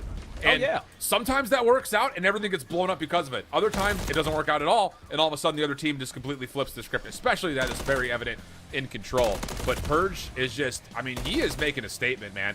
And it's one of those that we've seen Awakening do, Cammy do, Arcides do, where it's just like, I don't deserve to be here. I'm challenging everything. Play around me if you want to. And at different moments in time, that worked out beautifully for him, in particular this map. So now going forward, obviously the confidence is roaring through the veins of the Omid Brooklyn players. You're up 3-0. You're going into a 6-star HP where you were able to take them down pretty easy. At least in one of your matchups. They've only played this map one time together as a roster, and they are successful with the first. But 6-star is going to be everything for them. If they can close it out in 4, this will be probably the most dominant elite stage that we've seen out of a team. Oh, without question. I mean, it happens every now and again. We talked about Boston Academy kind of in the first set. We talked about FaZe Black in the second set. And those didn't really fully come true. But Amit Brooklyn, coming off of what was a very strong group stage for them, now through a 3-0'd FaZe Clan Black. They had that banger map 5 versus Houston Spartans in that same week. But outside of that, where Frosty was kind of the X factor for that Houston Spartans team, it has been clean for Amit Brooklyn, both yesterday and today. Of course, playing the same team in 2 separate days. So they are 6-0 in map count versus Force Space, with just one more hard point to go before they find themselves crowned as the North American champions. And of course, the other part about this is the pro points that are on the line here. For Amit Brooklyn, they're currently sitting in 3rd, but with Houston not making it in toward these final couple of matches, they're going to earn a lot of points, and Amit Brooklyn may actually bump up into the 2nd position in terms of overall leaders in North America. No one's going to catch FaZe Black. That much is for sure. And, again, for Houston and for Amit, they should be fine to be in the top 4 for the auto qualification to champs. But coming in as the 2nd seed will make your group that much easier inside of champs on LAN. And then it could hopefully set you up to be a better position for what will be a double elimination playoff bracket if you can get through your group stage. Oh, you definitely want to go out there and get that 2nd seed then, because you know that champs is going to be, on LAN. So you're going to go up against rosters like FaZe Black, and if you get that 2 seed, you won't see them all the way to the final dance. Yeah, pretty much. So you want to try to improve that seeding as most as you possibly can, and Omid Brooklyn now only one map away from doing that. If you are Force Space 2 or sitting at 150,000 total points, obviously you're guaranteeing yourself second, so you will each get 10,000. That'll put you at 190, but you're still going to be out of that top 4. It'll jump you up to that 5th spot, but it's not going to be enough. So you have to try to figure out how to fight back into this series, and if you fall short here, that next Challengers Cup, you got to be one of the top teams at the very end. And then even then, you're still looking at a likely LCQ run out of Force Space. It's just the gap is just so big at the moment, especially with Lord finishing, like you mentioned, where they did. So it definitely feels like our top 4 is pretty set, but not going to say that with any certain guarantee because anything can happen, and roster changes can still also happen before that LCQ deadline, and that may determine who finishes in that top 4 position because people be mathing, my guy. They get their PhD in arithmetic come the last week of the season, I'll tell you that much. But, you know, this series is far from over. At least I hope it is. I don't want to see another 4-0. We had that throughout the elite in stage number 1. But we don't really want that to be here on the closing of the season in the elites. Force Space, they just need to show a little bit of fight, man. This has been a team that's caused them problems all throughout this elite stage. Just haven't been able to take a map for them. But backs against the wall, everyone is counting you out. Sometimes it's probably the best opportunity to play your best Call of Duty. And it's just one map at a time. It starts with the 6-star hard point. We saw it based off that map number 1. You just started to lose focus of the game. You literally allowed Omid Brooklyn to chain 3 or 4 hills together, and you were just always playing catch-up. So it has to be a better start off of your Force Space. You can't go down 17-5 and then be late on rotation, still challenge all this junk time, because then you're playing right into what Omid wants you to do. Yep. Okay. That's the breakdown. Has to be executed, though, for Force Space. We have to see it. And then even still, I mean, you talk about the Omega Super Sweep that has to come through. The Rio Search, I don't disfavor Force Space on because they can get up and aggressive, but we know Omid Brooklyn have good counters for that. The Invasion Control doesn't feel great. So there's still a long path here without question, and it doesn't look all that great, especially with a couple of missed opportunities, not just in that control, but maybe also in that first Search and Destroy. But we'll see what we get here on the 6-star hard point as we load on in. Omid Brooklyn looking for the clean, polished sweep, where they wouldn't drop a map outside of the Houston Spartans in their playoff bracket. That's impressive considering the run they had to go, starting with that first opening matchup versus FaZe Black. And that series versus Houston Spartans was in a reverse sweep as well, so they have just been getting better and better in every series that they have spawned in. And so far, this is the best one that they have been in. Now, into the 6-star HP we go. They're starting off with the initial time. They're also winning a lot of these gunfights. That's already 3 dead in the feed, and they are applying the pressure to try to flip the spawns. They can do no wrong. Yeah, this is, again, one of those breakoffs that just absolutely comes through the way you want it to. So full team wipe already in the mix. Cammy just waiting to see if anyone crosses up through middle. Good trade from Mock. Vivid also opens up a little bit of an opportunity to play this back over towards the hard point, but Awakening in prime position. Prolude covering his back. And once again, it's just everything's being watched. Everyone's got their job. Everyone's got their responsibility. The protocols are perfect. And Force Space, once again, just not able to get through this doorway at Aqua. And you could just tell right now off the gameplay that Force Space seemed to be a little bit checked out. Like, they're just going one by one, not really executing team pushes. And every time they try to execute a team push, someone is getting picked off early on. So Omid just staying on top in the engagements. But now if you are Force Space with control of this P2, you have to make up for some time. Yep. Small pause there. Omid Brooklyn maybe getting a little bit too frisky. A lot of individual chows out, but oh my God, individual chows are working. Oh my. Cray is able to get his first kill on the board, but Omid Brooklyn a little bit mixy, not just on the hard point, but staggered spawns here for both these two teams. A bit split back and forth. Omid Brooklyn kind of surprised the Force Space contestants, but now it's just kind of the play from the vent versus the play through the pool. And Cammy jumps on in, finds Welly, and Force Spaces do not have the numbers to keep challenging this, especially with the trophy system getting placed. Yeah, and this is a good time to fight for if you are Omid Brooklyn, because you don't have the spawns over at the next hill. So Force Space able to work their way back on in for the final 20 and win the rotation, but players like Prolude here to contest early on. He's able to find one, but the trade is instantly going to be in. But the rest of Omid Brooklyn have worked their way up to the map. You were not expecting this if you were Force Space. No, not at all. And Awakening, really good discipline. Knows that there could be a player still holding in the back. He finds it, gets the kill. Trade from the front is decent, but the status of the hardpoint plus the spawns will be in control for Omid Brooklyn. Force Space able to try to knock on the door here early from the front. Lots of nades up and over, have dealt with the majority of the trophy systems, but now it just comes down to can you find an entry through, and Proloot, the trigger discipline, catches 2. Purge from the front does the same, and the SMGs from it Brooklyn blow away the force space break. Yeah, and this is where the game can start to get out of hand because Force Space, they walked away with the final 20 at P2. They had bodies off the rotation. It's just Old Mid Brooklyn cut their losses at the Old Hill and just sent everybody off the roto. And we're able to now turn this P3 into a full 60 for them. So can they be able to breach that 100-point mark unless Craze has anything to say about it? Purge reads the route. And now you're going to try to hit that rotation where you breach that 100-point mark. They are just next level right now. Okay. Force space. Chance to set themselves up around New. Hunt is on for Awakening, and Welly cannot lock him down fast enough. So now you've got a player in the back that, okay, Craze is able to finish off. The only hit now has to come through security. And here we go. This is what you want to see for Force space. Lockdown control. Don't be surprised by these awkward hits. Force them to do the worst possible thing, which is hit from the front. Craze trying to get aggressive. Only gets 1, and now all of a sudden with, wait a second, Vivid is watching through mid. He's not even a part of the play, and Amit Brooklyn is walking to the hard point. It just doesn't make sense. Like, I can understand Craze loves to be super aggressive, but in no situation, you know where the pressure's coming in. You don't have to send it on them because you're simply going to get outnumbered because you're the only one being aggressive on that angle. Thankfully, you still have teammates holding down the middle of the map, able to reinforce their way through mid, connected to still hold on to this time here at Statue. But it just has to be a lot better, a lot cleaner if you're Force Space. Well, a little bit of scrap time goes their way. Craze has gotten some wins over towards the aquarium, so that will lead to some hopeful bar progress here for Force Space as well. But once again, look at Awakening. Goes completely unchecked. Craze good for the first, but can't transfer to the second. Purge even gets the read towards Welly, but the AR just too good at that range. Doesn't change the fact, though, that Mid Brooklyn go from scrap into initial. Force Space a chance to challenge up close and personal. Awakening will drop. Craze jumps back in, and we've got an absolute 50-50 fight here over the top of the bar. Yeah, it's mixy. Stun grenades, everything getting invested, and thankfully if you're Force Space, you now have an opportunity to chain that P4 to a little bit of this P1 time. You have Old Mid Brooklyn trapped in towards the back, so eventually that decision is going to be made where they're going to decide to cut their losses and set up fully off the rotation. And I think that decision has already been made because you can tell how slow they are playing. They do not want to fall here short. But if they come out with the trades, they're still going to apply the pressure towards Old. 2-2, they work back into hell. Yeah. Good kills from Awakening. Welly trades, looking for the second. And now it's just down to Force Space, not just winning this time here for the scrap. Keep this game tight, but can you figure out what the Emit setup looks like around P2? And I say that with a lot of emphasis because they're not really even in P2. They're just around it almost completely.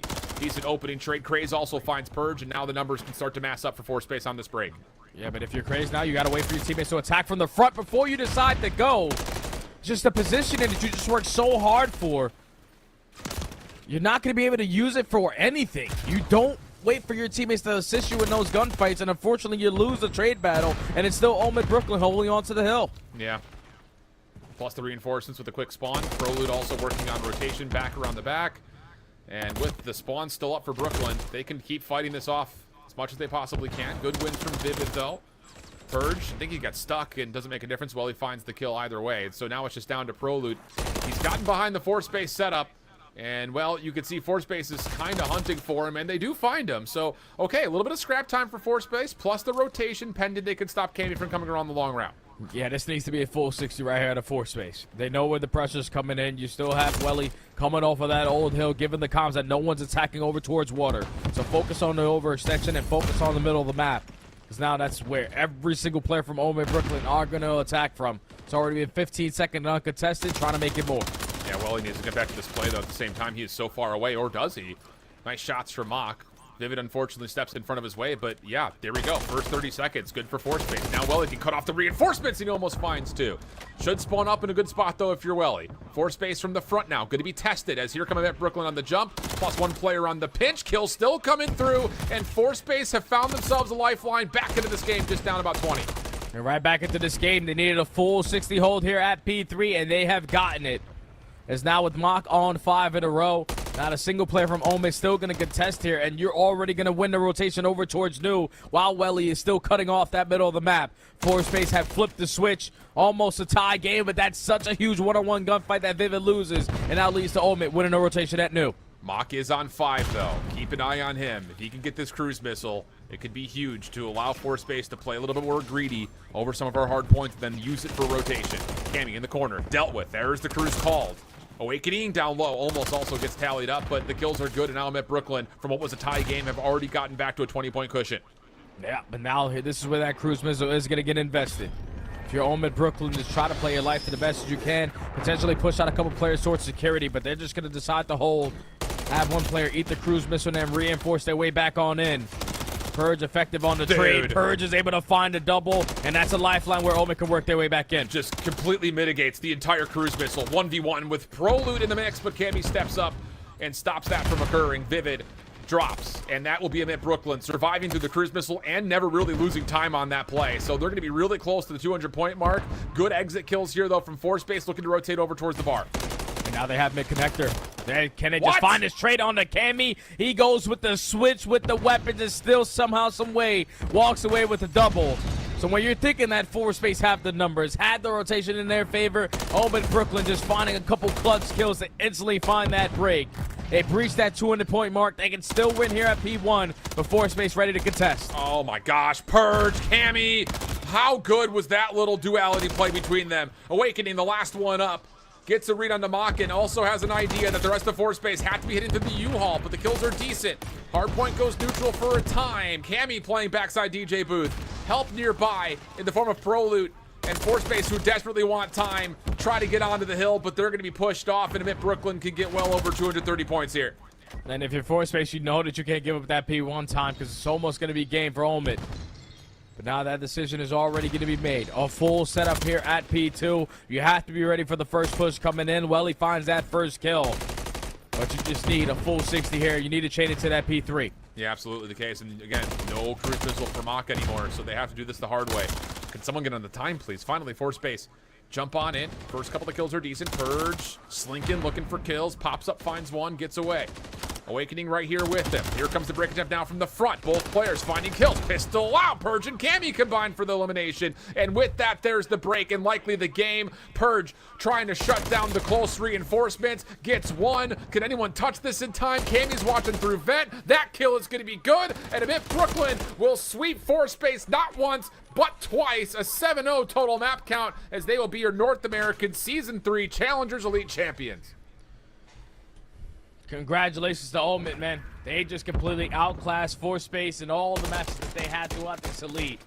They were just simply the better team. Better in the hard points, more clutch in the search and destroys, and a lot more efficient in the controls.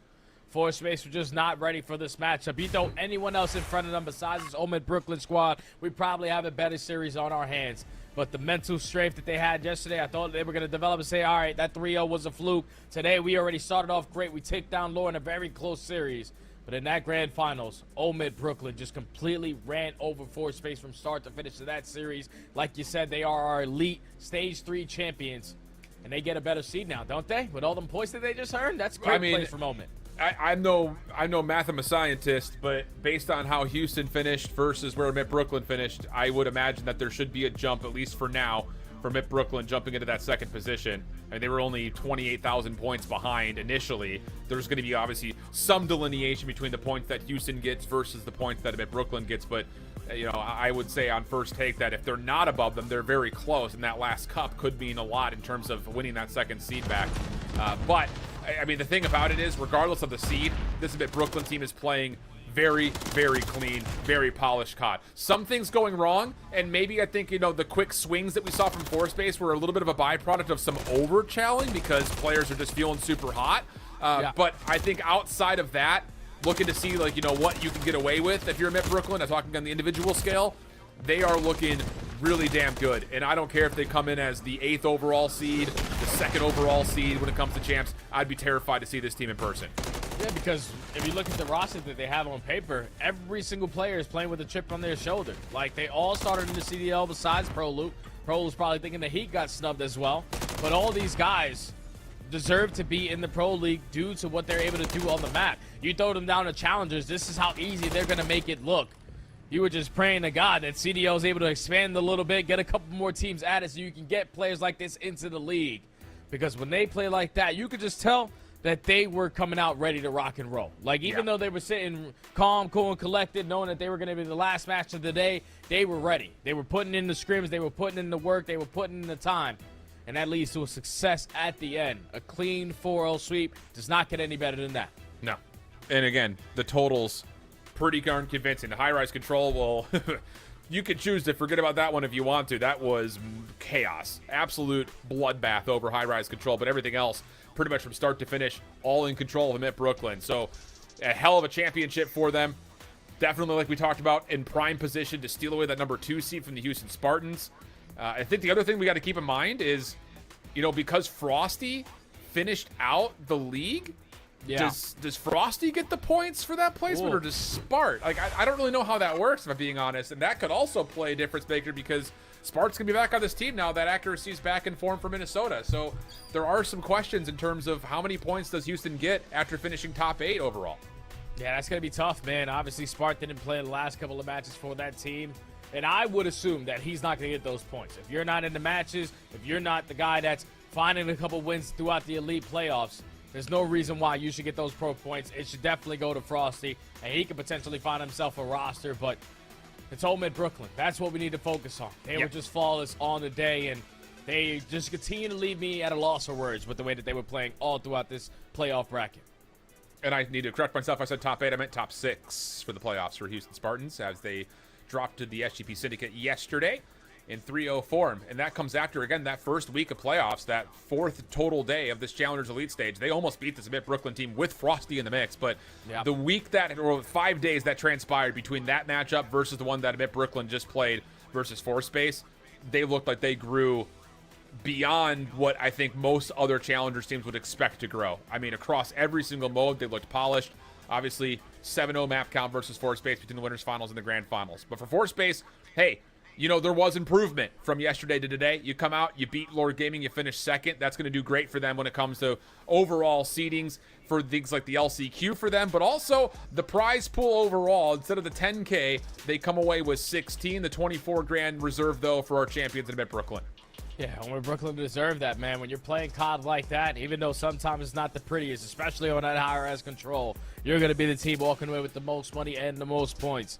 But the focus now a little bit more on Force-Space. Like, what the hell was that? Like, what did they show us for the first 3-4 days of this elite when they go flawless throughout the stage? They start off this tournament by only losing 1 map to Lore. But then after that, it's like, what's all the stuff that you were doing to get to this position? What happened? Because it looked like they were completely clueless. Like, all 4 players were out there playing rank play. There was no teamwork. It was nothing that they could even grasp on to try to stay into this series. And Omen Brooklyn just ran away with it. Like, that's just unbelievable out of Omen. I think the thing for Force-Space, you're going to get a weekend of the Cup to try to figure things out, but then the LCQ, you're going to play up against squads that don't have the same kind of structure that Brooklyn and Lore do, and you better come with a complete game plan, because the later that LCQ tournament goes, the more you're going to face squads that look like this. And I think the thing about it is those protocols need to be there. But for Brooklyn, like we said, they are your champions. They will definitely guarantee themselves a spot at champs, with at least a top 3 placement overall for North America, the pro points. It just comes down to, can they find a way to steal away that 2nd seed. Everyone chasing FaZe Black, though, when we look down the road towards champs, which is, of course, the next major broadcast we have on top of the LCQ, which is happening over the weekend of July 6th and the 7th. So make sure you mark your calendars for that, and we'll catch you guys this weekend for 3 full days of CDL action. Bye-bye.